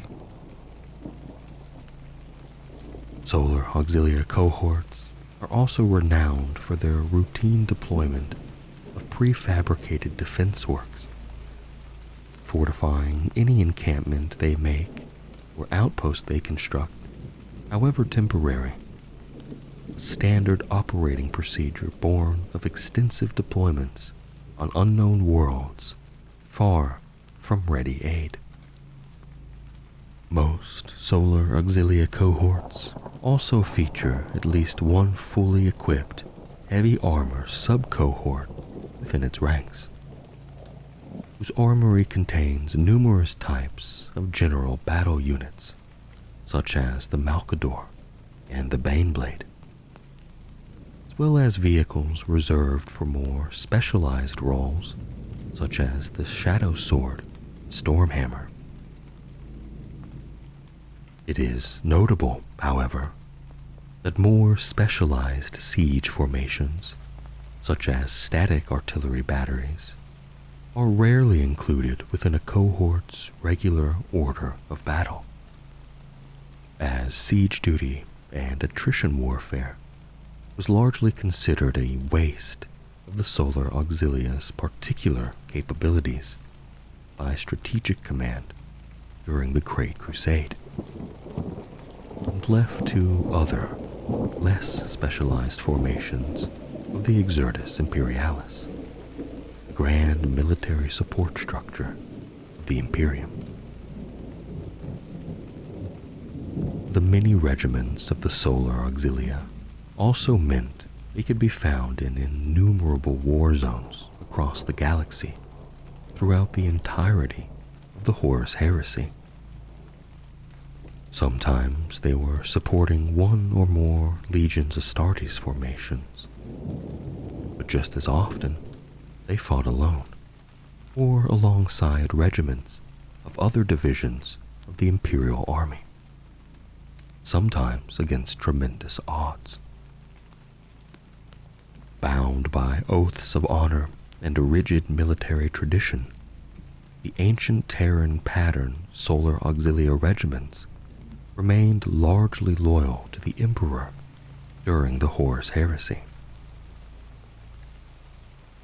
While some cohorts, given the vast numbers of Solar Auxilia under arms at the time of the Galactic Civil War, were inevitably manipulated or corrupted,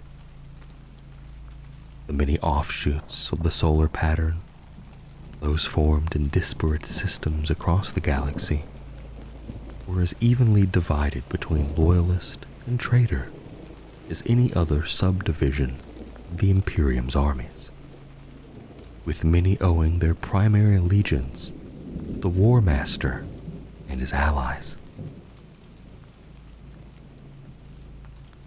The Mechanicum. Mars and its widely scattered diaspora of Forge worlds represented a formidable power block within the polity of mankind, one united by an unbreakable belief in the machine god or Omnissiah. Each Forge world of the Mechanicum was an autonomous and largely independent part of a grand confederation of kingdoms united by faith, but otherwise divided by interpretation of their creed, ambition, ideology, and thousands of light years. During the Great Crusade, much effort was made to understand and codify the organization of the Mechanicum's armies in relation to the template of the Triad Magna, created on Mars during the Age of Strife. This Great Trinity, as it was also known, comprised three elements: the Skitarii legions, bionically augmented and fiercely loyal guardians of the Magos lords of the Mechanicum, the god engines of the Collegia Titanica, and the Tagmata Omnissiah, the armies of the Mechanicum as divinely ordained by the machine god. The Tagmata Omnissiah was the principal form of operational military force of the Transmartian Mechanicum, and also the most numerous of the Mechanicum's militant orders. A Tagmata detachment consisted of a dizzying array of warriors, vehicles, and automata. The bulk of such forces was often made up of human thralls pressed into arms, sometimes called tech guard, or servitors armed for war, bellicose, lesser magi, and augmented cyborg soldiers. In practice, a Tagmata force could be of great varying size, disposition, and scope, the nature of which was often determined by the role it was called on to serve. Before mankind's galactic civil war was to shatter the Imperium, the Tagmata was primarily mustered as a purely defensive measure, commonly when a Forge world came under direct attack, such as from hostile Xenos. Smaller Tagmata elements would also be raised and formed during the Great Crusade to arm and equip explorator expeditions or to garrison outposts in hostile or hazardous regions of the void. They were also formed more rarely to provide armed diplomatic escorts or deputations to the expeditionary fleets and to rogue trader militant fleets. Within the Tagmata were many tactical divisions and subcults that embodied specialities within the panoply of arms available to the Mechanicum. Foremost amongst these were the Autocrator, the Lacamara, and the Macrotechnia. The Autocrator concerned itself with marshalling the ground armor and artillery trains of the Mechanicum, as well as liaising with seconded Sikatari tech guards within the Tagmata. The Lycamara commanded the indentured labor units of the Forge Worlds, modifying mortal troops and beasts through bioalchemical and technological processes to be better suited for war. Finally, the Macrotechnia was made up of the Ingenseer Covenants, who oversaw the use of the largest machines available to the Mechanicum, which were not part of the Collegia Titanica, such as huge terraforming constructs and the awesome power of the Ordinatus, concentrated weapons of fearsome destruction. To those outside the arcane secrets and strange mysteries of the Mechanicum, the Tagmata was a difficult thing to grasp. Seemingly at once a purely descriptive term applied to a bewildering tapestry of magos, machine works, and indentured manpower, and also a rigid and labyrinthian hierarchical structure, the equal of any in the Imperium's armed forces and complexity. Each Forge World was made up of many subdomains, each ruled by a Magos, commanded their own military might, armies of retainers, and cohorts of war machines configured to their own specialties and proclivities. Such armies were the building blocks of the Tagmata and could be called into service by the Forge World's feudal lord, the Archmagos Intendant, who in turn might be called upon by those to whom they owed allegiance, be it the master of a more powerful Forge World, or ultimately the Fabricator General of Mars. Thus, the Tagmata was united by a complicated web of patronage, ancient treaty, and pacts of mutual support. During the Horus Heresy, such threads of allegiance would unravel, and the Tagmata Omnissiah would be turned upon loyalist and traitor alike on a grand scale.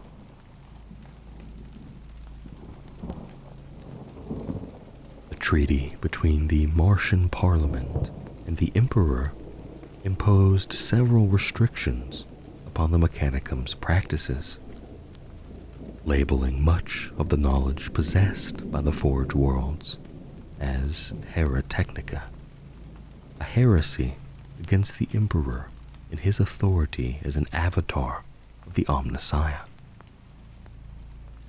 There were many such forbidden herotechnical sciences and technologies.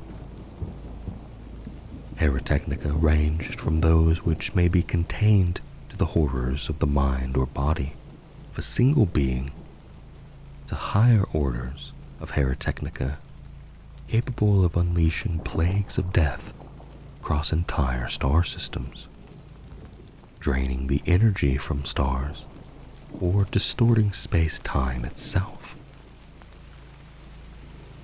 However, there were 3 orders of high herotechnica hated above all others, each capable of bringing the Imperium to its knees if wielded recklessly. These related to the creation of artificial sentience, such as the so-called Men of Iron, which had plagued humanity's dark age of technology. The manipulations of the human gene code, particularly where relating to the mysteries of the Primarchs, the Legio Custodes, or the creation of pariahs and other abominations against nature. And lastly, a deep study of the warp. The Dark Mechanicum was a coalition of magi which saw these restrictions as shackles placed upon the ambition, imagination, curiosity, and righteousness of the purpose of the entire Mechanicum. They rejected the notion of the Emperor embodying the machine god's purpose and cast off the fetters placed upon them, continuing their research into forbidden lore. Across the galaxy, they dabbled in the foulest of sciences and created legions of unspeakable horrors. Such dark deeds simmered and festered within the Mechanicum, carefully hidden from the Imperium's eyes until the conclusion of the Great Crusade, during which time the War Master sent his emissaries to many magi who felt themselves oppressed by the Emperor's dictates. The War Master offered an open hand of friendship and promised to sweep aside the Emperor's restrictions. He offered freedom and interstellar empires of their own to these magi to be ruled in his name, where they could operate without fear of oversight, punishment. Horus's promise was that of a permissive and disinterested master, allowing the Magi to explore proscribed sciences to their heart's content, so long as his armies were fed a continual glut of arms and armaments. Many dozens of Dark Mechanicum Forge worlds would side with the traitor cause on these terms, setting their powerful industry to the creation of deadly weapons and baroque constructs of war. Myriad were the hosts of the Mechanicum who swore their allegiance to the Great Crusade, from the bellicose Myrmidon cults to the cybernetic flesh constructs of the Lacrimal. Mightiest of them all, however, were the god engines of the Collegia Titanica, a singular martial class within and simultaneously quite distinct from the ranks of the cult Mechanicus. Towering bipedal god engines, known as Titans, have served the tech priests of Mars since the time referred to only as the era of Pathogenesis. Though little data survives, it is known that Titans first appeared during a great and terrible war fought between the besieged forges of a nascent Mechanicum and a debased caste of Kabbalistic heretics named the Psi Carnivora. Vast swaths of the blasted red wastes of Mars had fallen to the Psi Carnivora Mechrites, and it took the creation of 3 entire orders of what would become the Collegia Titanica to defeat them. These 3 orders were collectively named the Triad Ferrum Morgulus, and it was from the template of their creation that all future Titan orders were founded. Created to defeat the monstrous hunger engines of the Psi Carnivora, little could stand before a Titan, and nothing before an entire order, which at its height might number between 200 and 300 towering machines of destruction. Having finally driven the horrors of old night from Mars, the Titan orders marched across the red planet in defense of the Forges, becoming rivals in glory in politics, and creating enmities that would be exploited in the Dark Age to come.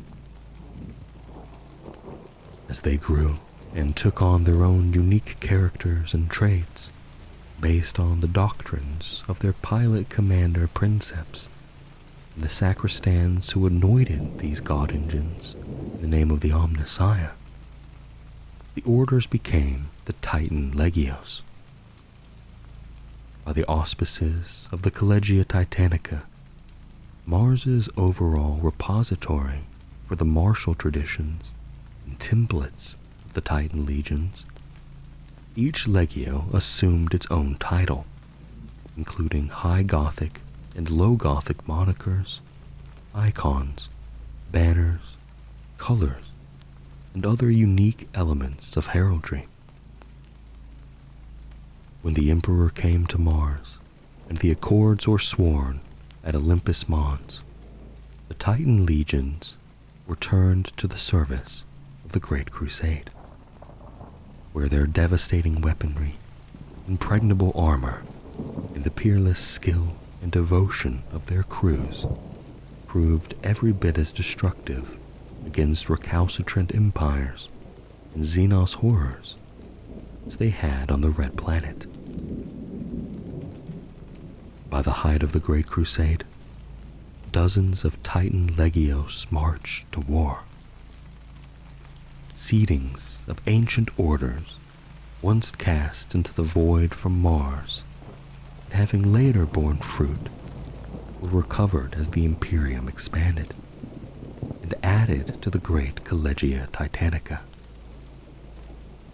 Mars would continue to nominally serve as central authority over them, though in reality, each Legio was its own master, and many, far removed from Mars for decades or centuries, wanted little to do with that distant and disinterested overlord.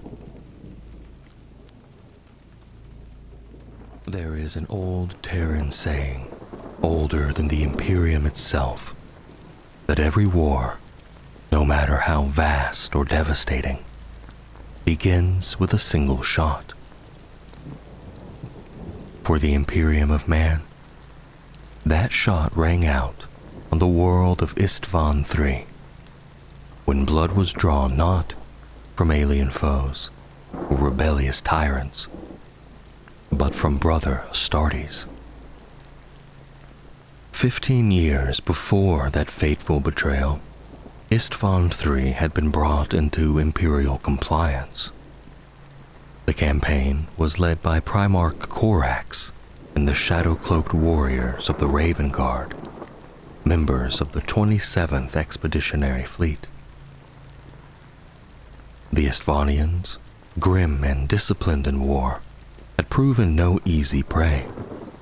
They were professional soldiers who did not falter easily, even before the transhuman might of the Adeptus Astartes. But falter they did. At Redarth Valley, the last embers of resistance were extinguished beneath the talons of Corax's 19th Legion. The remaining Istvanian leadership knelt in surrender before the Primarch and his 800 companies.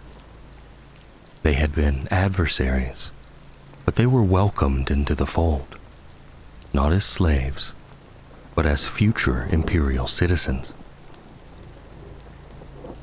The imperial truth, that cold secular doctrine forged in Terra's golden halls, was to be their new scripture.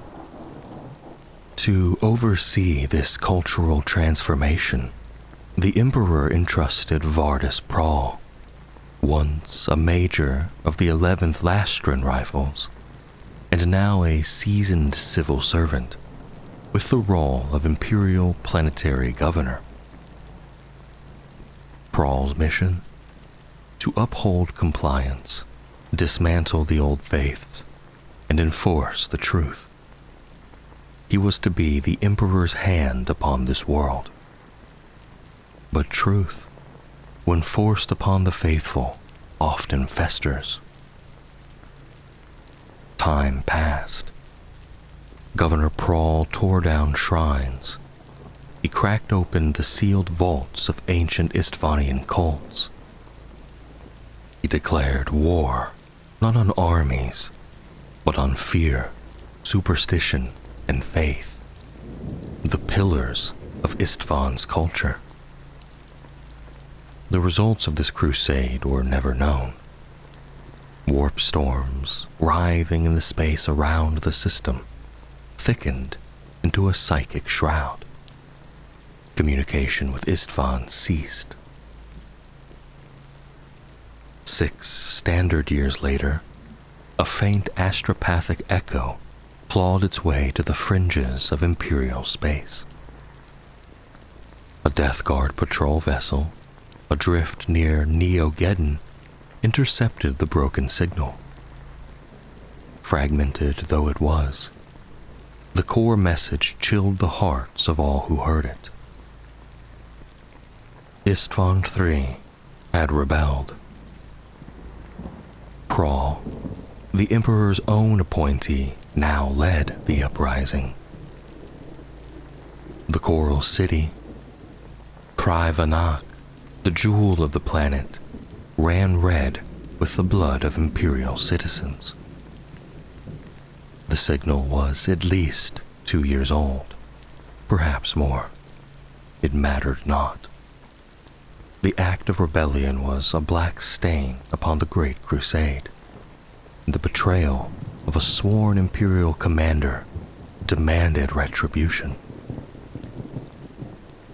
The one to deliver that punishment would be the War Master himself, Horus Lupercal. To the Imperium, the reconquest of Isstvan III was an act of justice. To Horus, it was the perfect mask. The War Master used the opportunity not only to crush a revolt, but to gather his own strength and eliminate the loyal opposition hidden within his own legion and those of his allies. The distant location of Isstvan, along with the swirling warp storms cloaking the region, provided the perfect cover. 4 legions were summoned: the Death Guard, Emperor's Children, World Eaters, and Horus's own Sons of Horus. Under the guise of crushing rebellion, he gathered these warriors to his banner. Meanwhile, he dispatched 3 of the most loyalist legions: the Dark Angels, Blood Angels, and Ultramarines, to distant campaigns in the Cygnus and Viridian systems, far from the truth of what was to unfold.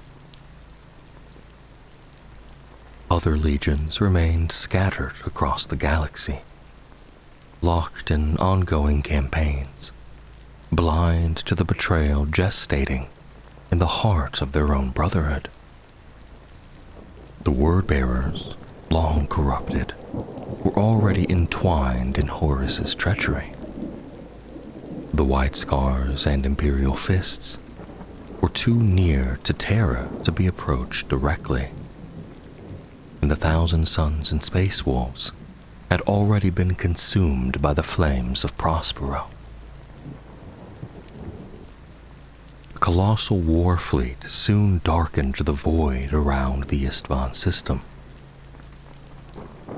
Initial battles on Isstvan Extremis, the system's outermost world, tested the mettle of the legions. In one such skirmish, Nathaniel Garrow of the Death Guard fought beside Lord Commander Eidolon of the Emperor's Children, striking down a powerful war singer, a psyker of forbidden strength. Garo was gravely wounded, his torso crushed, his leg severed, and only survived due to the grisly expertise of the Emperor's Children's chief apothecary, Fabius. Eidolon, meanwhile, revealed a disturbing enhancement, a tracheal implant that allowed him to unleash a sonic scream, a weapon stolen from alien biology. It was a victory, but one that reeked of corruption. At last, Horus met in secret with Angron, Ortarion, and Eidolon aboard the Vengeful Spirit. There, the true nature of the campaign was unveiled. The Primarchs had already identified loyalist elements in their legions, battle brothers whose allegiance to the Emperor was beyond question. These warriors, if left unchecked, could endanger the entire conspiracy. And so, the plan was formed. 1/3 of each legion, those deemed suspect, were ordered to spearhead the assault on Isstvan III. Drop pods rained from orbit, filled with thousands of loyal Space Marines who believed they were fighting for the Emperor. Once planetside, they would be trapped. There would be no escape. 4 primary targets were identified in the Coral City. The Emperor's Children would strike at the seat of government, aiming to capture or kill Prahl himself. The World Eaters would seize the central plazas, the arteries of movement. The Death Guard were assigned the western fortifications to isolate and destroy the entrenched defenders. And to the east, where the Siren Hold stood in eerie defiance, cloaked in the power of forbidden cults and psychic might, the sons of Horus were unleashed, with orders to annihilate everything. Additional targets, including the city's starport and infrastructure centers, were assigned to smaller strike teams. The first wave descended, a force of the Emperor's finest, unknowingly marching into the furnace of betrayal. Their war would not be one of liberation. It would be a purge. It began as iron rain, fiery trails streaking down through the skies of Isstvan III, as thousands of drop pods smashed into the surface of the Coral City. Thunder rolled across the horizon as orbital lance strikes hammered ground targets in perfect coordination, clearing the skies and granting the Space Marine Legion's absolute air superiority. This was no tentative invasion. It was annihilation incarnate.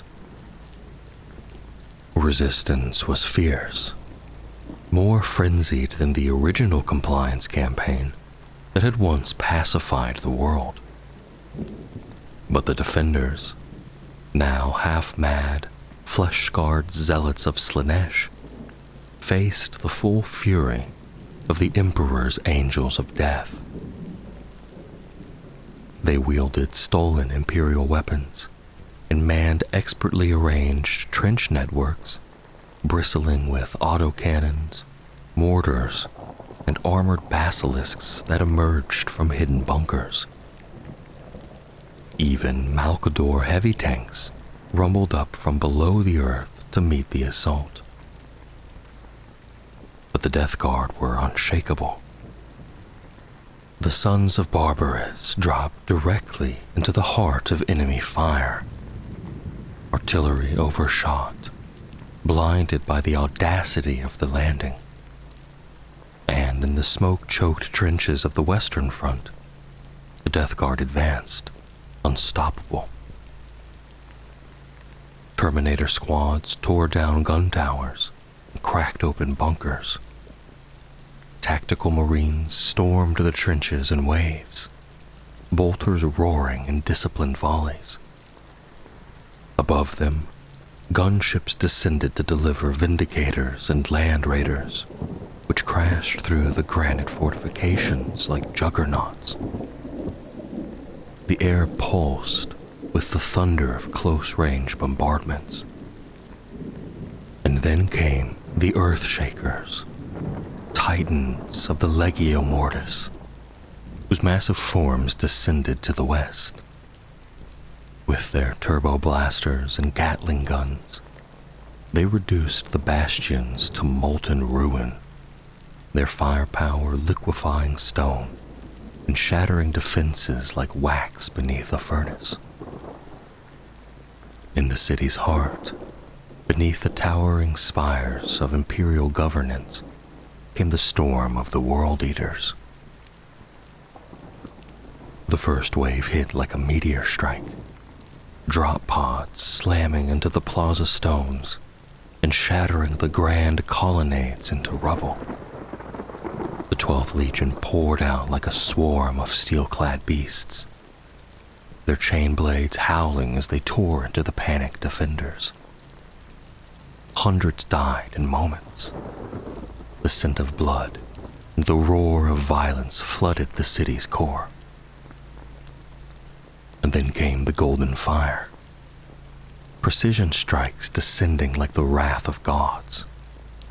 These were no random drops.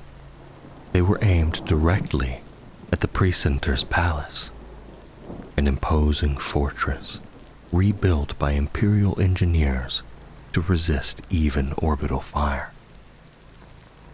It mattered not. With flawless coordination, the Emperor's children landed in tight formations at the palace's many entrances. Renowned for their precision and brutal efficiency, they surged forward in perfect rhythm. Dreadnoughts smashed open the dome from above with siege claws, while melta-guns carved new entrances through the very walls. Resistance was fierce but futile. Room by room, chamber by chamber, the Emperor's children carved their way inside. To the east lay the Siren Hold, the dark heart of the rebellion. Resembling the venting stacks of deep-sea vents, its great tomb spires stretched into the polluted skies. And it was there that the sons of Horus fell upon their prey. Their drop pods scattered under intense fire, but the 16th Legion rallied swiftly. With cold fury and battle-hardened poise, they surged into the temple complex, turning the winding catacombs into a blood-choked maze of war. There, for the first time in true force, the war sinkers revealed themselves. Witches of sound, clad in relic technology that let them float and shield themselves with walls of sonic force.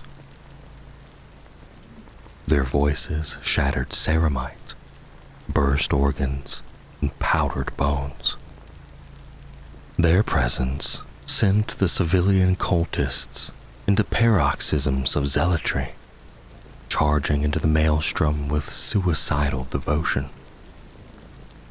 A terrible chorus of psychic sound swept over the coral city, an unnatural shriek that drowned even the cacophony of battle. It tore the minds of men, driving thousands into fits of madness and hatred. Only the resilience of Astartes' will The baffling protocols of their armor saved the Space Marines from ruin. At the walls, the Death Guard and Titans finished their grim work, reducing the fortifications to rubble. In the plaza, the World Eaters found themselves beset by madness incarnate.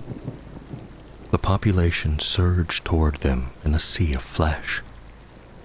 First dozens, then hundreds, then thousands.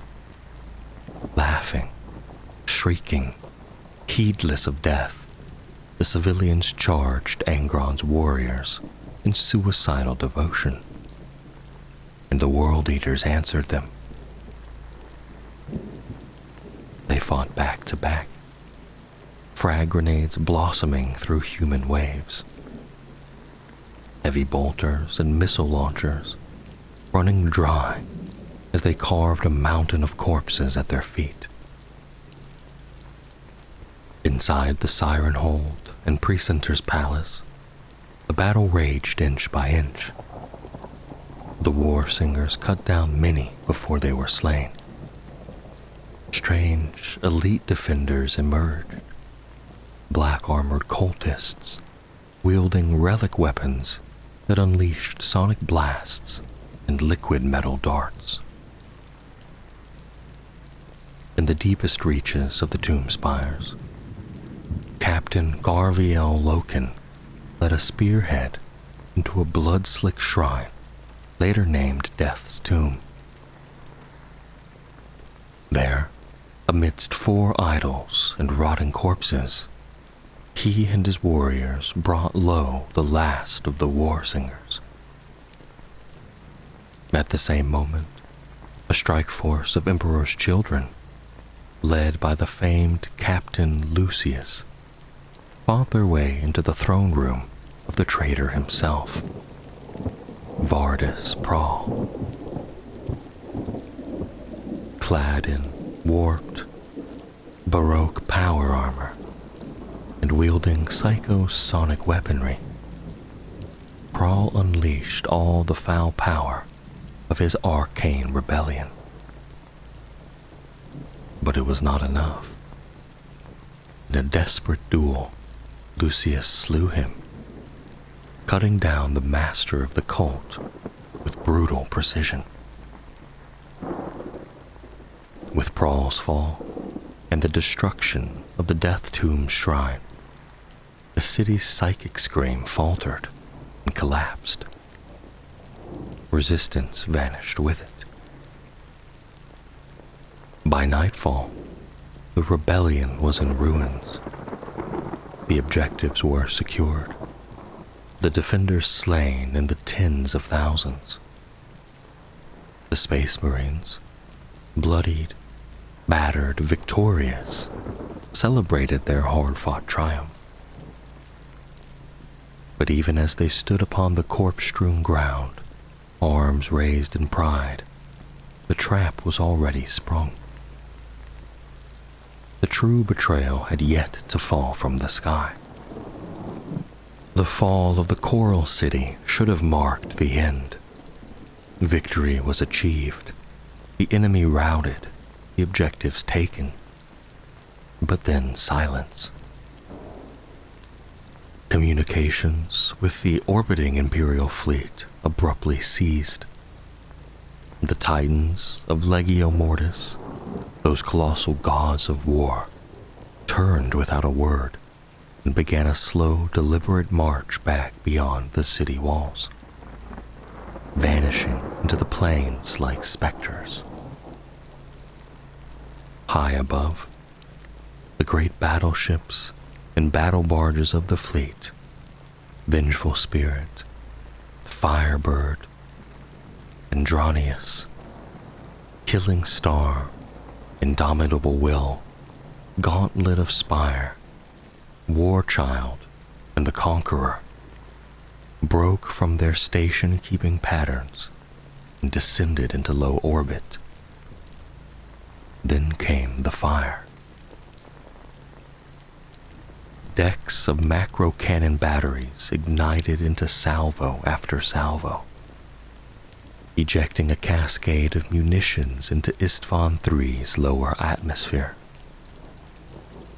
But these were not high-explosive rounds or tactical penetrators. They carried the Life Eater virus, a weapon of mass extinction. Exterminatus class, permitted only by the highest authority. It was a death sentence writ across the stars, one that only the Emperor or the War Master himself could authorize. The virus was a necrophage, its action instantaneous. Within moments of impact, its dispersal agents erupted in 1,000 plumes, blanketing the city and countryside alike. It infected on contact, rotting flesh from within, drowning lungs and liquefied organs, collapsing flora into slurry, and reducing every living thing to fetid sludge. Screams were silenced as quickly as they came. In minutes, the world began to melt. Winds blew corpse vapors through the steel and stone arteries of the city, and the plains beyond curdled into blistered death.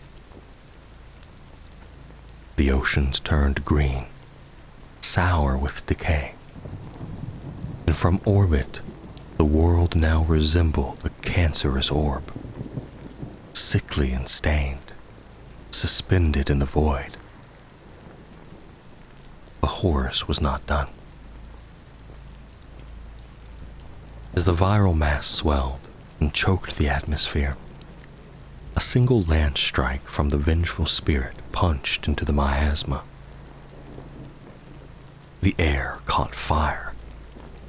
Flames howled across continents, igniting a firestorm that stripped the surface to bare rock. Entire cities exploded. Gas lines ruptured into infernos. Towers twisted and toppled in burning cascades. And everything, flesh, steel, stone, was incinerated in a gale of living flame. Isstvan III became a torch in the dark. Those Astartes who had weathered the virus by sealing themselves in airtight shelters found themselves beset by fire, the air around them igniting as they scrambled for cover once more.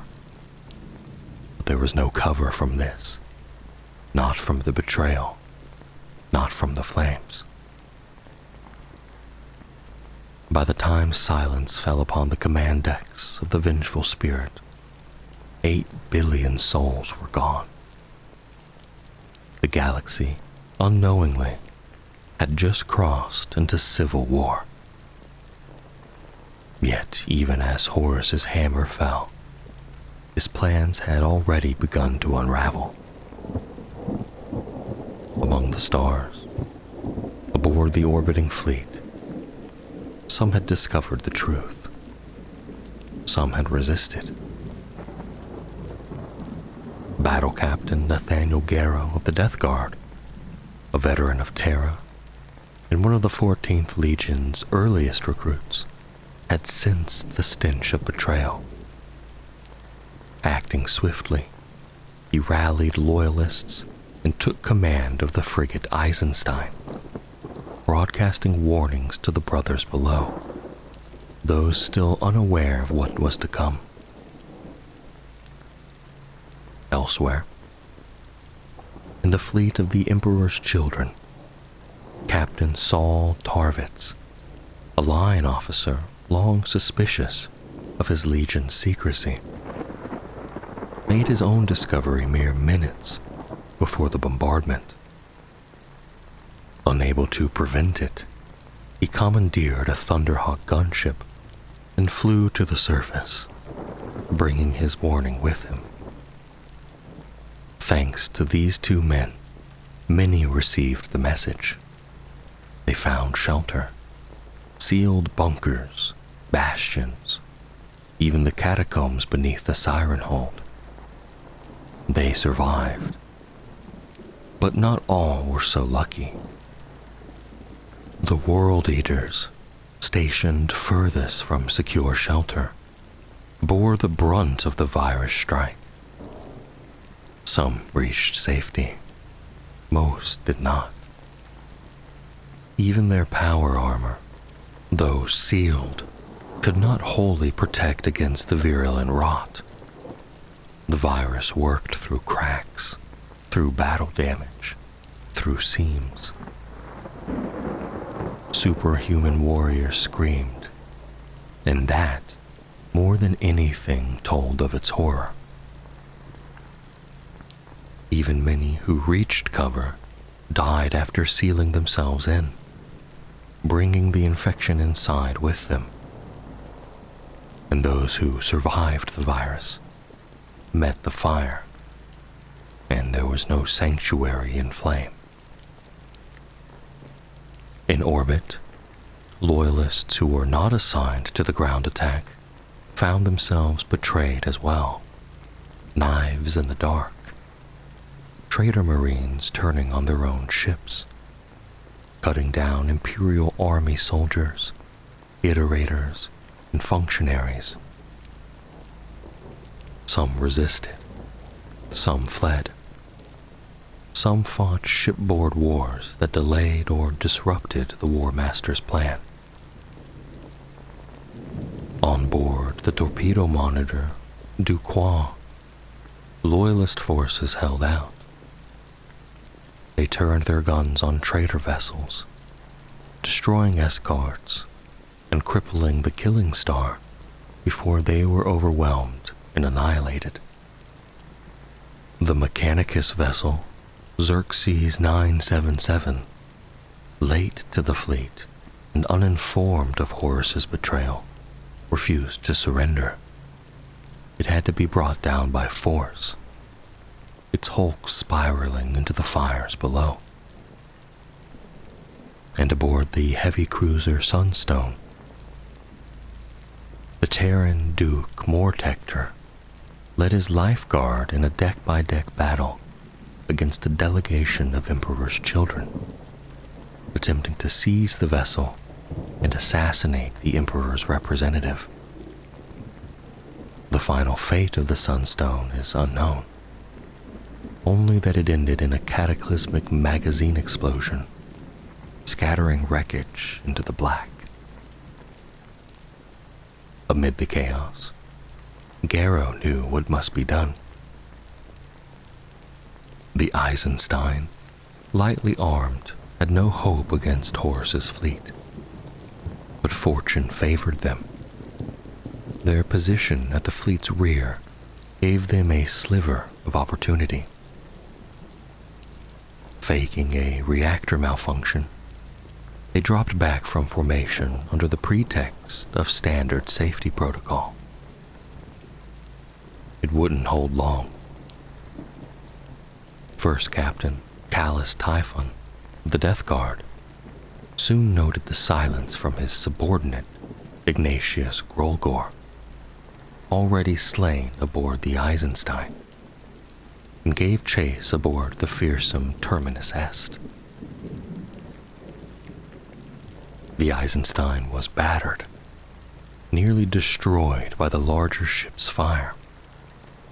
Her astropaths were dead, her navigator dying, but she escaped, making a blind warp jump, vanishing from the Isstvan system.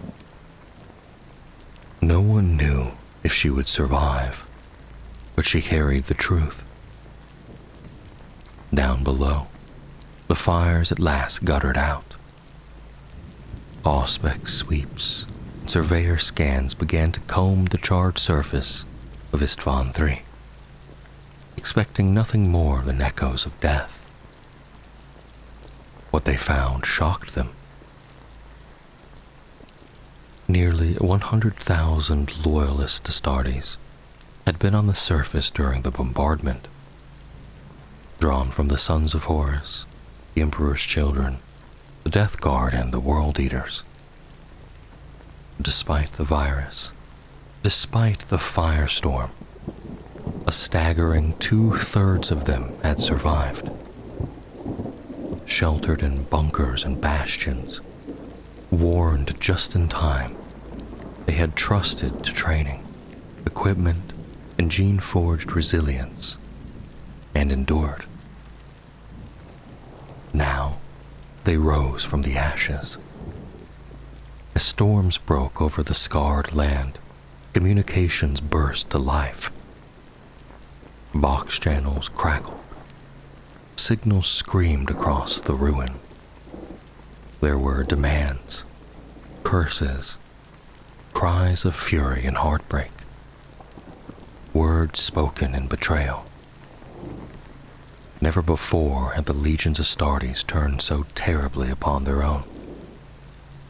Now, on the ashen bones of Isstvan III, the Loyalists prepared to answer that betrayal with vengeance. The failure of the virus bombing to annihilate the Loyalists sent ripples of chaos through Horus's already fraying plans. As he scrambled to reassert control and began drafting orders for a conventional orbital bombardment, the situation was torn from his grasp. Acting without orders, and perhaps stoked by whispers from within his own ranks, or simply driven by the savage impulse to personally end those who had once followed him, Angron, Primarch of the World Eaters, unleashed his fury. From the Conqueror, the flagship of his legion, Angron led the charge. A vanguard of gunships streaked towards Isstvan III, followed closely by a second wave of drop pods.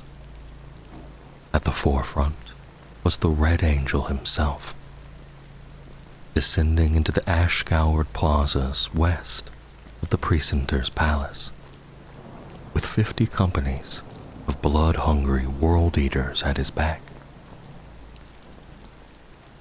Horus and his inner circle could only watch in seething outrage. Angron had acted without sanction, throwing the entire battle plan into disarray.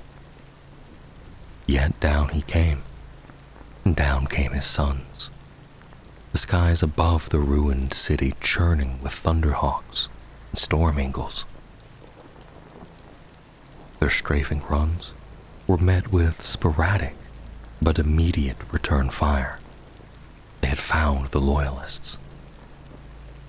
Angron roared from the hold of his gunship and slammed into the cracked and blackened bones that paved the plazas like withered leaves in a dead forest.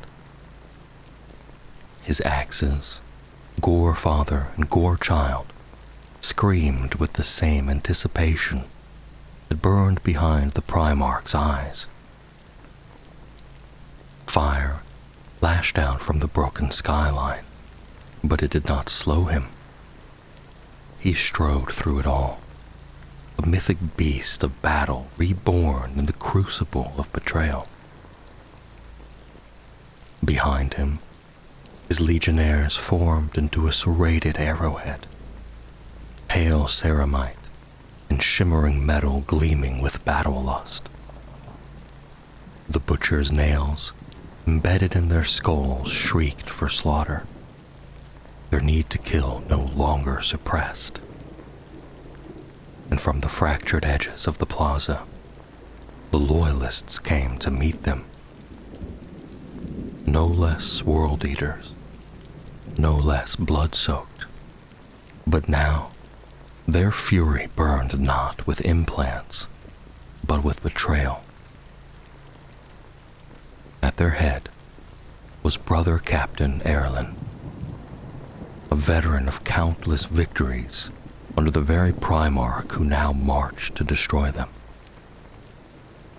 Around 2,000 Loyalist Astartes stood with him, World Eaters who had survived the firestorm by taking shelter in nearby bunkers under false orders warning of an Isstvan suicide weapon.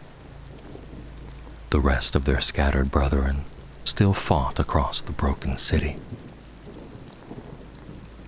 Now faced with double their number, traitors all, and Angron himself, the Loyalists embraced madness. A suicidal determination took root. If they were to die, then so too would the betrayers they dragged into the grave beside them. Without formation or finesse, both sides charged. Brother fell upon brother in a tide of wrath. The impact was catastrophic. Astartes against Astartes, matched in strength, fury, and skill. Hundreds were tore apart in minutes.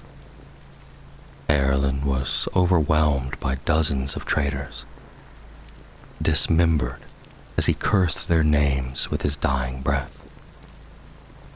Dreadnoughts detonated in the blaze of Melta fire, throwing fire and shrapnel through the carnage. Here, in the plazas of the Coral City, a bitter truth was made manifest. The old logic of imperial war no longer applied. There would be no broken morale, no outmaneuvered enemy, no victory through attrition alone. When superhuman met superhuman, only ruin could follow.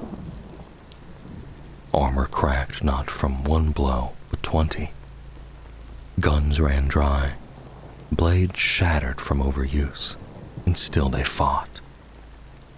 Each death came at the cost of another. Among the blood and ruin, Angron was a force of nature, unrelenting, unkillable. He carved a red path through the melee, flesh and armor alike falling to his axes. Nothing stopped him. No bolter, blade, or defiance could stay his hand. The Red Angel roared the names of those he slew, as though their deaths were sacraments. And when the last loyalist fell, and the thunderous clash ebbed into silence, the traitor stood amid the ruins, victorious. If such a word held any meaning in the face of such atrocity. Their white and blue armor was now drowned in gore, surrounded by the shredded dead in caked ash. Angron surveyed the horror and declared, "It is well done." Then, without hesitation, he ordered his legion to fan out through the city, to find more survivors, and to kill. Thus the true butchery began. This was the first time the Astartes turned fully upon one another. No quarter, no mercy, no forgiveness. Just vengeance, treachery, and war. Horus was livid. Angron's disobedience had jeopardized the delicate plan he had so carefully constructed. To eliminate the Loyalists with minimal risk and without wasting valuable forces. That plan now lay in ruin. Yet Angron had forced his hand. Horus could not afford to strike the surface again with bombardment, not without incinerating the World Eaters as well, risking the wrath of their fleet, a potential civil war within the rebellion itself. Nor could he leave the Loyalists to regroup. They had to be crushed, now. With no other choice, Horus committed to a ground war. But the War Master saw an opportunity in this chaos. Rather than rely on a single legion to finish the job, he would draw all his followers into the bloodshed. Every force under his command would taste brother's blood. Every hand would be stained. In this shared betrayal, their paths would be sealed. No turning back, no room for doubt. The Emperor's children came next. Lord Commander Eidolon, perhaps eager to atone for the embarrassment Saul Tarvitz had brought upon them, moved swiftly. His troops landed with methodical precision in the burned-out remains of a park and market plaza several kilometers south of the precentor's palace. Without delay, Eidolon ordered his forces to form up in advance, confident the survivors ahead were shattered remnants. Meanwhile, more World Eaters arrived, reinforcing Angron's bloody tide. Death Guard and Sons of Horus gunships scoured the outskirts of the Coral City, dropping seeker squads and reconnaissance units into the ruins to hunt loyalists, assuming this to be the final phase of a successful purge. But they were wrong. Eidolon's column soon discovered the precentor's palace was anything but a broken shell. The loyalist Emperor's children still held it, and held it well. The traitor assault was met with withering fire. Eidolon's forces were stalled, then pushed back in retreat, leaving behind scorched wreckage and crumbled dead. Repeated attempts to push through were shattered by ambushes and redoubts hastily erected from the ruins, each effort costing more lives. Elsewhere, the gunship patrols fared no better. The ruined sprawl of the Coral City swallowed Auspex scans, cloaking the Loyalists' movements. Bolts of las cannon fire and missile trails lit the sky from positions the traitors had once known themselves. Now the enemy used that knowledge against them. And then came the final humiliation. One Storm Eagle gunship, identified as belonging to the Sons of Horus and cleared for landing aboard the strike cruiser Minotaur, was revealed to be a weapon of vengeance. Its pilot, broadcasting over open Vox, cried, "Avenge the blood of Terra," before ramming the vessel into the ship's rearming bay. Its las cannons tore through supply lines. The resulting explosion killed an entire company of Horus's own warriors. Panic surged through traitor ranks. Communications scrambled again. Vox codes were reissued. The Minotaur burned, and the cost of treachery mounted. Far from a clean execution, the Loyalists were rising, and they would not die quietly.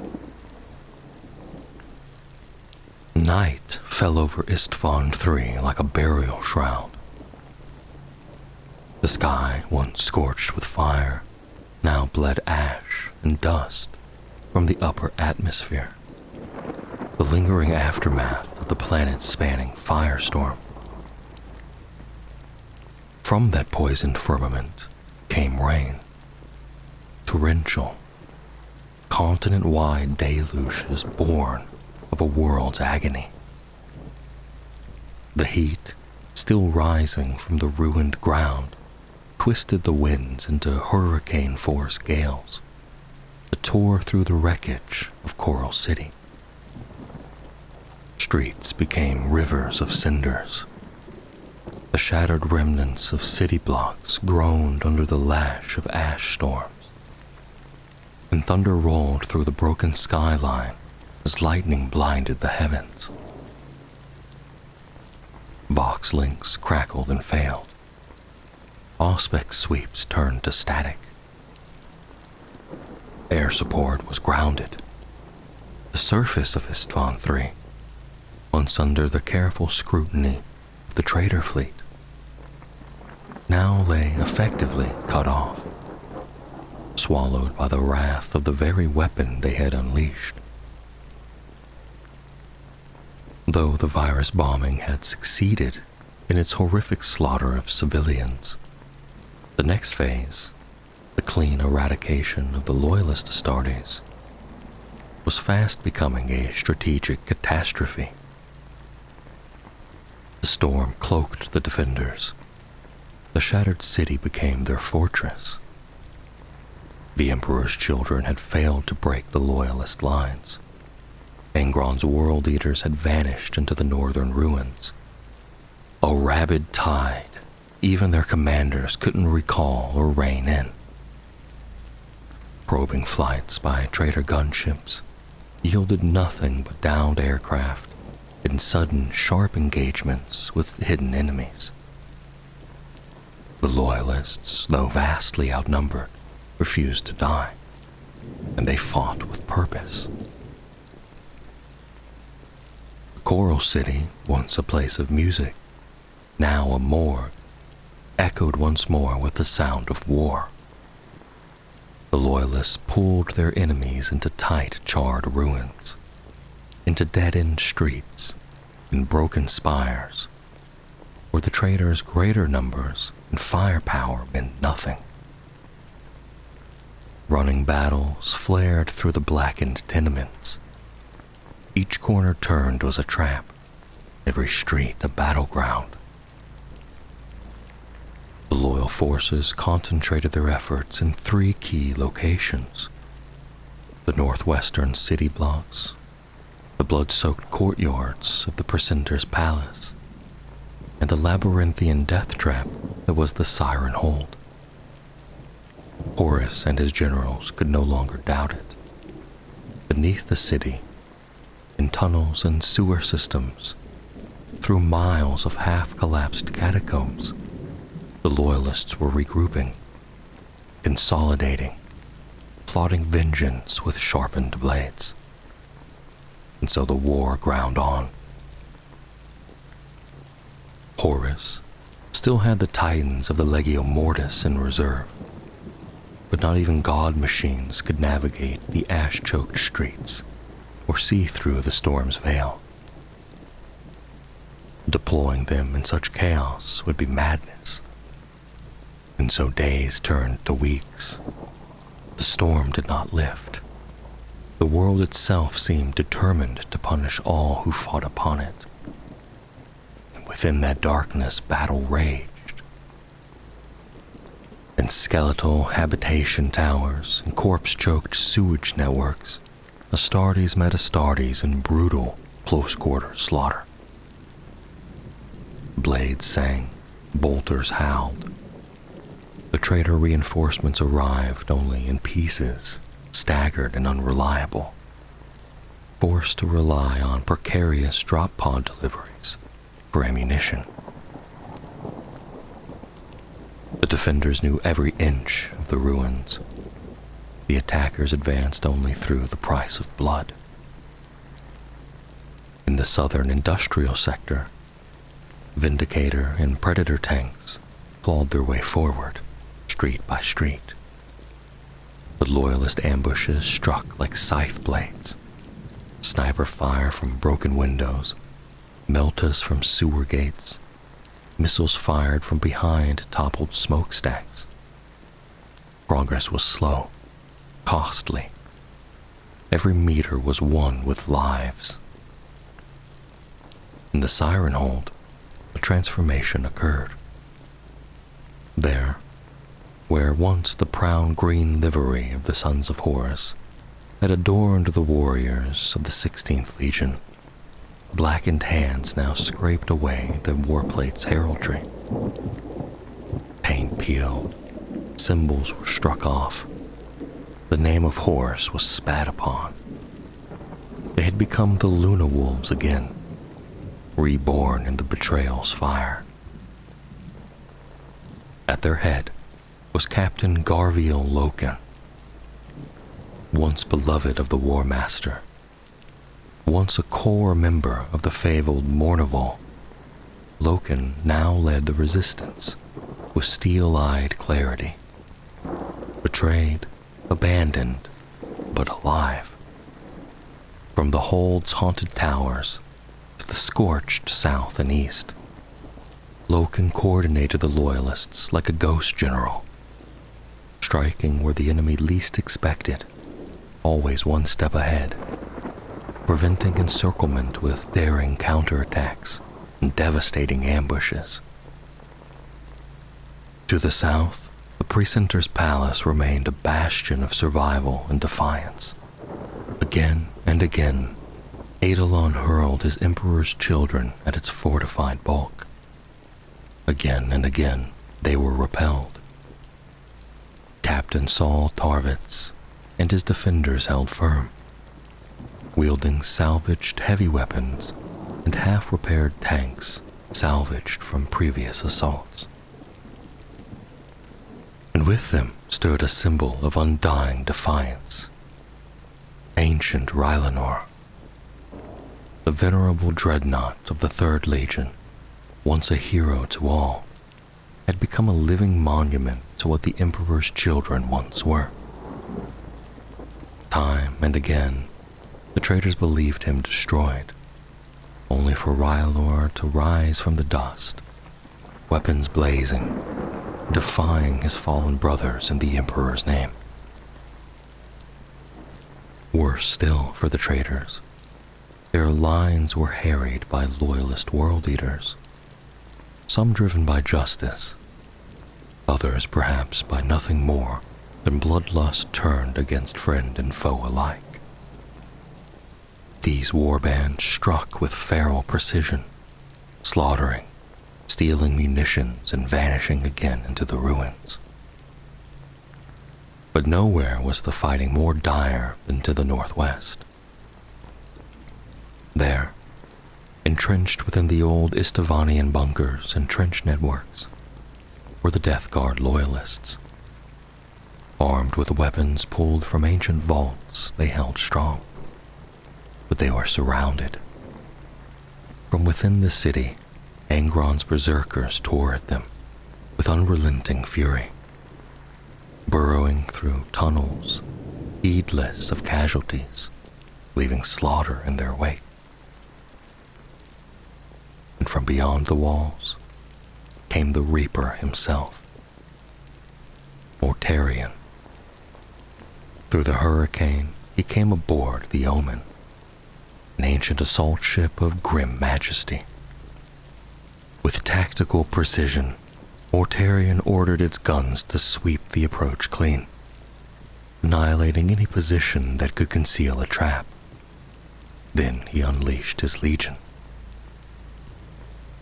Through howling ash winds and lightning-lit dark, the Death Guard advanced in lockstep. Spartan transports groaning through the rubble, Fellblade and Typhon tanks rolling like titans of old. At their head walked Mortarion, grim and silent, counting the dead with every stride. The siege had begun in earnest. North of the ruined Imperial starport, perhaps 5 or 6 kilometers beyond the wreckage, buried deep beneath storm-blasted ash and crumbled stone, something ancient stirred. Unseen beneath the roaring winds and flickering lightning of Isstvan III's poisoned skies, a massive brazen orb began to shift. Grinding against the blackened soil, it slowly rotated free of the earth with deliberate strength, forcing itself upward through the choking layers of debris. Hours passed before the upper shell split open, its surface unfurling like a vast clockwork flower, each bronze petal bladed and jagged, spreading outward with mechanical precision. What rose from the ash was not alien. It was known. At least, it would have been, had any soul survived nearby to name it. A siege crucible of the Ordo Reductor, launched into the firestorm in the final moments of the doomed Loyalist Mechanicum ship Xerxes 977. The crucible was a relic of war, a cousin in purpose and design to a Space Marine drop pod, but on a scale more vast and encased in near-impervious armor. It had survived its descent intact, burying itself like a meteor rather than shattering on impact. But no living flesh, even Astartes, could have survived such a fall. Its passengers, however, were not made of flesh. They were machine-born and logic-forged. Magos Reductor Calum Decima and his Thalax cohort, cyborg killers without warmth or wrath. Their arrival carried no hatred, only cold arithmetic. To them, the destruction of the traitors was not vengeance, it was necessity. Nearly 2 full solar months passed before the choking storms of Isstvan III finally began to wane. The fire-swept skies cleared just enough for the traitors to resume mass landings. In that time, blood had soaked the stones of the Coral City. For every block the traitors took, they had paid dearly.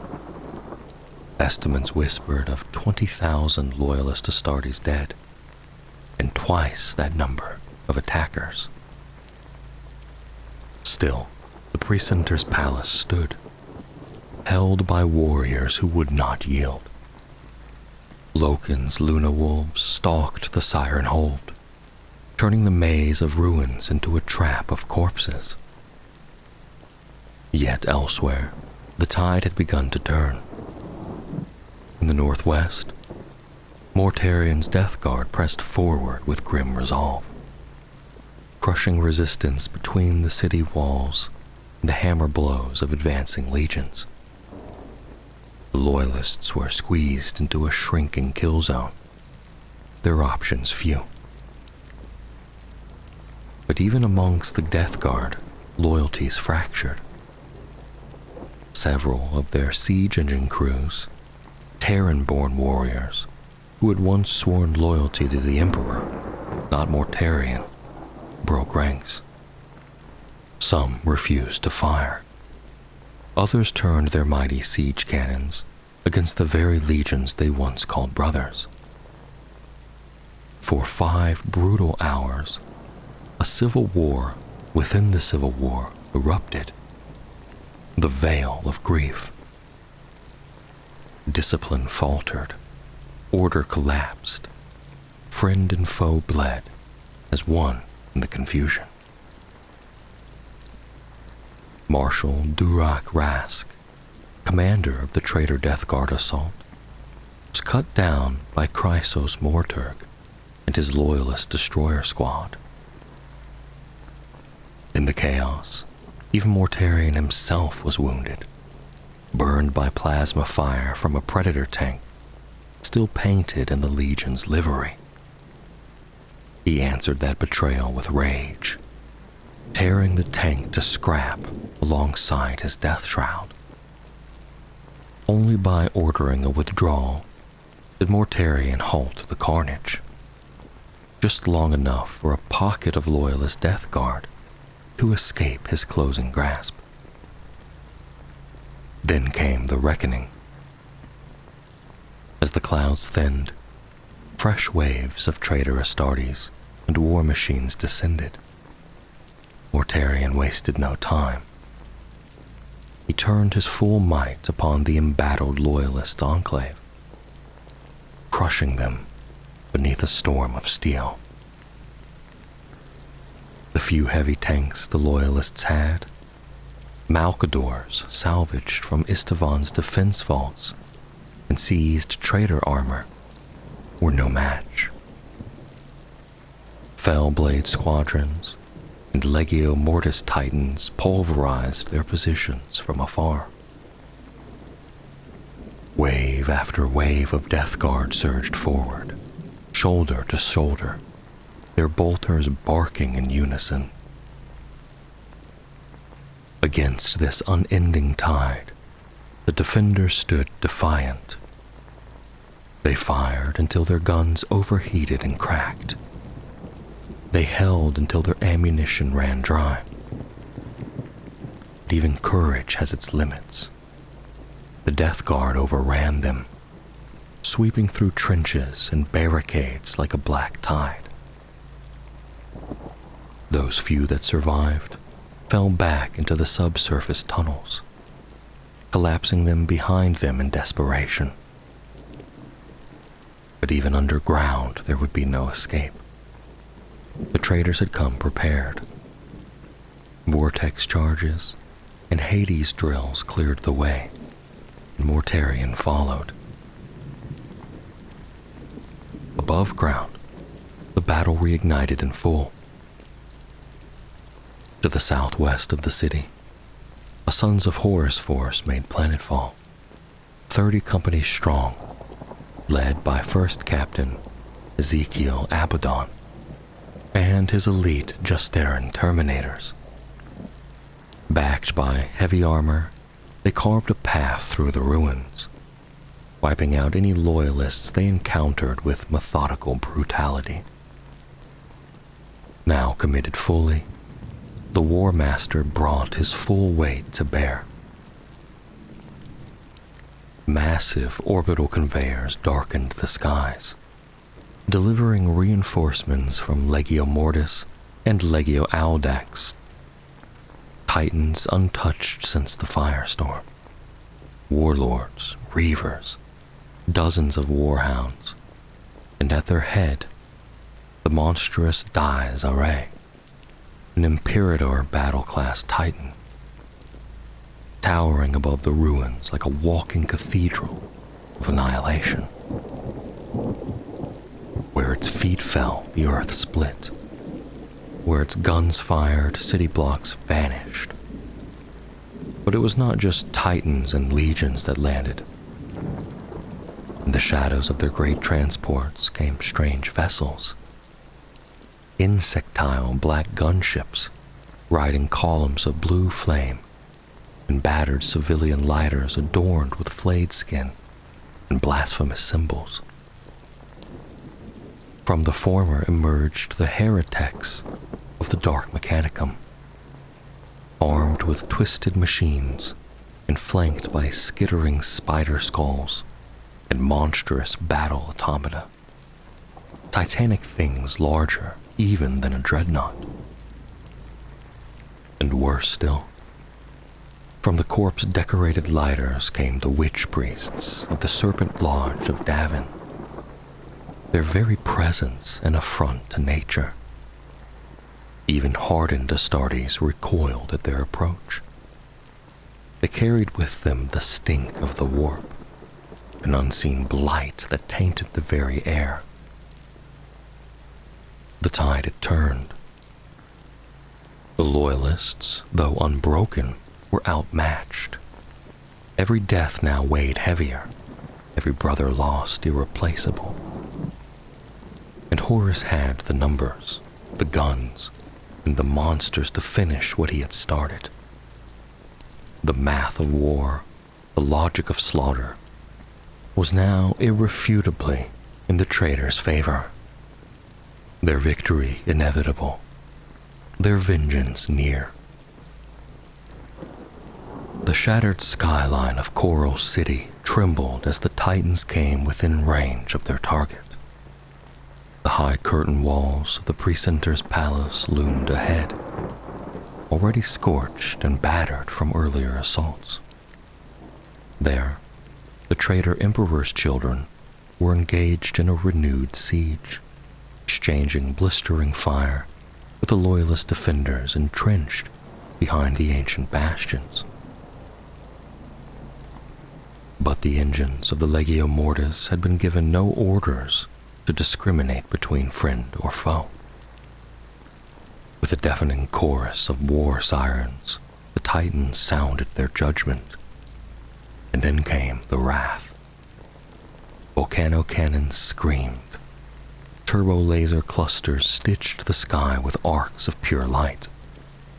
The air turned to fire and smoke as the very ground quaked beneath the colossal fury unleashed. The curtain walls, once crafted to withstand a world in rebellion, now fell before godlike power. The bastion's dome collapsed in on itself. The towers within flattened like toys beneath a giant's heel. As the barrage faded and dust choked the air like falling ash, only ruin remained. From the chaos, a new sound arose, a bloodthirsty howl. Angron's World Eater surged forward, the Red Angel himself leading the charge. All that remained for the Loyalists was to sell their lives dearly. As the war dragged on, loyalty frayed. Captain Lucius of the Emperor's Children, consumed by envy of Saul Tarvitz, turned his heart to treachery.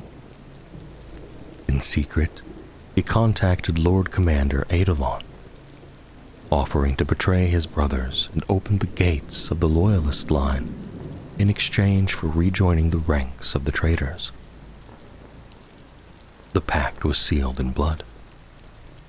With cold precision, Lucius butchered 30 Loyalist Astartes, clearing a path for the final assault. Having earned back the favor of his legion, Lucius confronted Tarvitz and challenged him to a duel. The two brothers clashed, and though Tarvitz emerged the victor, Lucius fled, his bargain fulfilled. Elsewhere in the dying city, another reckoning unfolded. Captain Garviel Loken and his Luna Wolves, no longer sons of Horus, prepared for their end at the Siren Hold. It was Ezekiel Abaddon, first captain of the Traitor Legion, who led the assault, with orders to return only in triumph. The attack came from above and below. Assault rams punched through the tomb spires. Jump pack squads fell from the sky like thunderbolts. Tanks rumbled through cracked avenues, smashing through barricades and shrines alike. The black-armored Justarin, the elite of the First Company, led the charge. Loken's defenders fought with the fury of the betrayed. Ammunition ran low. Casualties mounted. Some tried to escape, knowing that living to resist again was its own form of victory. Others stood their ground, trading blood for time. The Justarin smashed through marble and stone, bringing death in waves. The Siren Hold fell within an hour. Abaddon prowled the ruins, his triumph hollow. He cursed his warriors for their failure to crush the Loyalists utterly. His orders were clear. Fan out, search the ruins, and finish what had begun. Soon, the catacombs beneath Siren Hold were choked with phosphex smoke. Davenite witches and chaos cultists stalked the depths with unholy purpose. And amidst the hunt, a fateful encounter unfolded. In the charred ruins of Coral City, two duels sealed the fate of the old Mournival. Loken and Tarek Torgadon, defenders of honor, clashed with Abaddon and Horus Aximand, traitors made executioner. Torquedon fell to Aximand in a brutal single combat. Loken, though valiant, was grievously wounded by Abaddon and left broken, unable to flee the orbital bombardment that soon followed. Darkness claimed the city once more. Titans stalked its corpse. Gunfire echoed like distant screams. The final phase had begun. Not battle, but slaughter. Loyalists were no longer foes, but prey. Though the Loyalists were shattered, they would not die quietly. Every moment they resisted bled the traitors. Every Astartes that fell cost Horus more than he could afford. The arrival of Fulgrim only sharpened the urgency. Time was slipping away. The Emperor would learn of the treachery soon. Reluctantly, Horus gave the order to withdraw. Fulgrim and Mortarion were tasked with dragging Angron from the battlefield. In parting, Horus turned the guns of the vengeful spirit once more to the Coral City. Not with virus bombs this time, but with fire. He leveled it with high explosive, burying the last cries of defiance under tons of rock and fury. Earthquakes tore through Isstvan III. Structures collapsed as brothers fought beneath crumbling ruins. In pockets of resistance across the planet, Loyalists made their final stands, dragging traitors with them into death. The echoes of Isstvan III would ring for millennia. The planet became a grave, its cities twisted skeletons, its air thick with ash and the stench of treachery. Horus had tried to kill in silence, to end resistance before the galaxy could see. But Saul Tarvitz ruined that design. Flying into the jaws of death, Tarvitz had warned his brothers. Because of him, 2/3 of the Loyalist forces survived the virus bombing. A line officer once considered unremarkable had altered the course of history. Though he and the Emperor Children's Loyalists ultimately perished, they bought the Imperium time. Garviel Loken also endured. Cast down by Abaddon, buried in the bombardment, he should have died. But fate, or perhaps the Emperor, had other plans.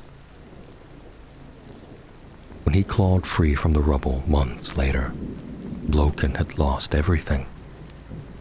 His memory, his identity, even his name.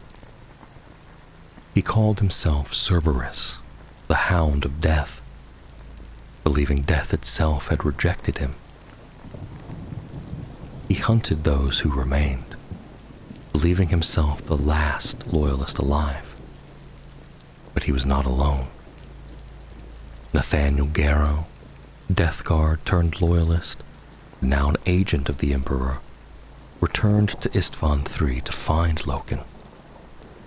What he discovered was a haunted ruin, and whispers of a monster in the shadows. The Cerberus of the wasteland fought him, nearly killing him, until the truth was uncovered. The virus bombing had weakened the veil between realms. The survivors were not men, but plague zombies, demon-tainted horrors of Nurgle. Garrow and Loken fought side by side to purge the blight, and when the battle was done, Garrow reached out once more to the man beneath the madness. Loken remembered. With his soul reclaimed, and the past no longer forgotten, Garviel Loken joined Garrow's cause. Together, they departed the ruin of Isstvan III, bound for Luna, and waiting for the presence of Malcador the Sigillite. The Inquisition was about to begin.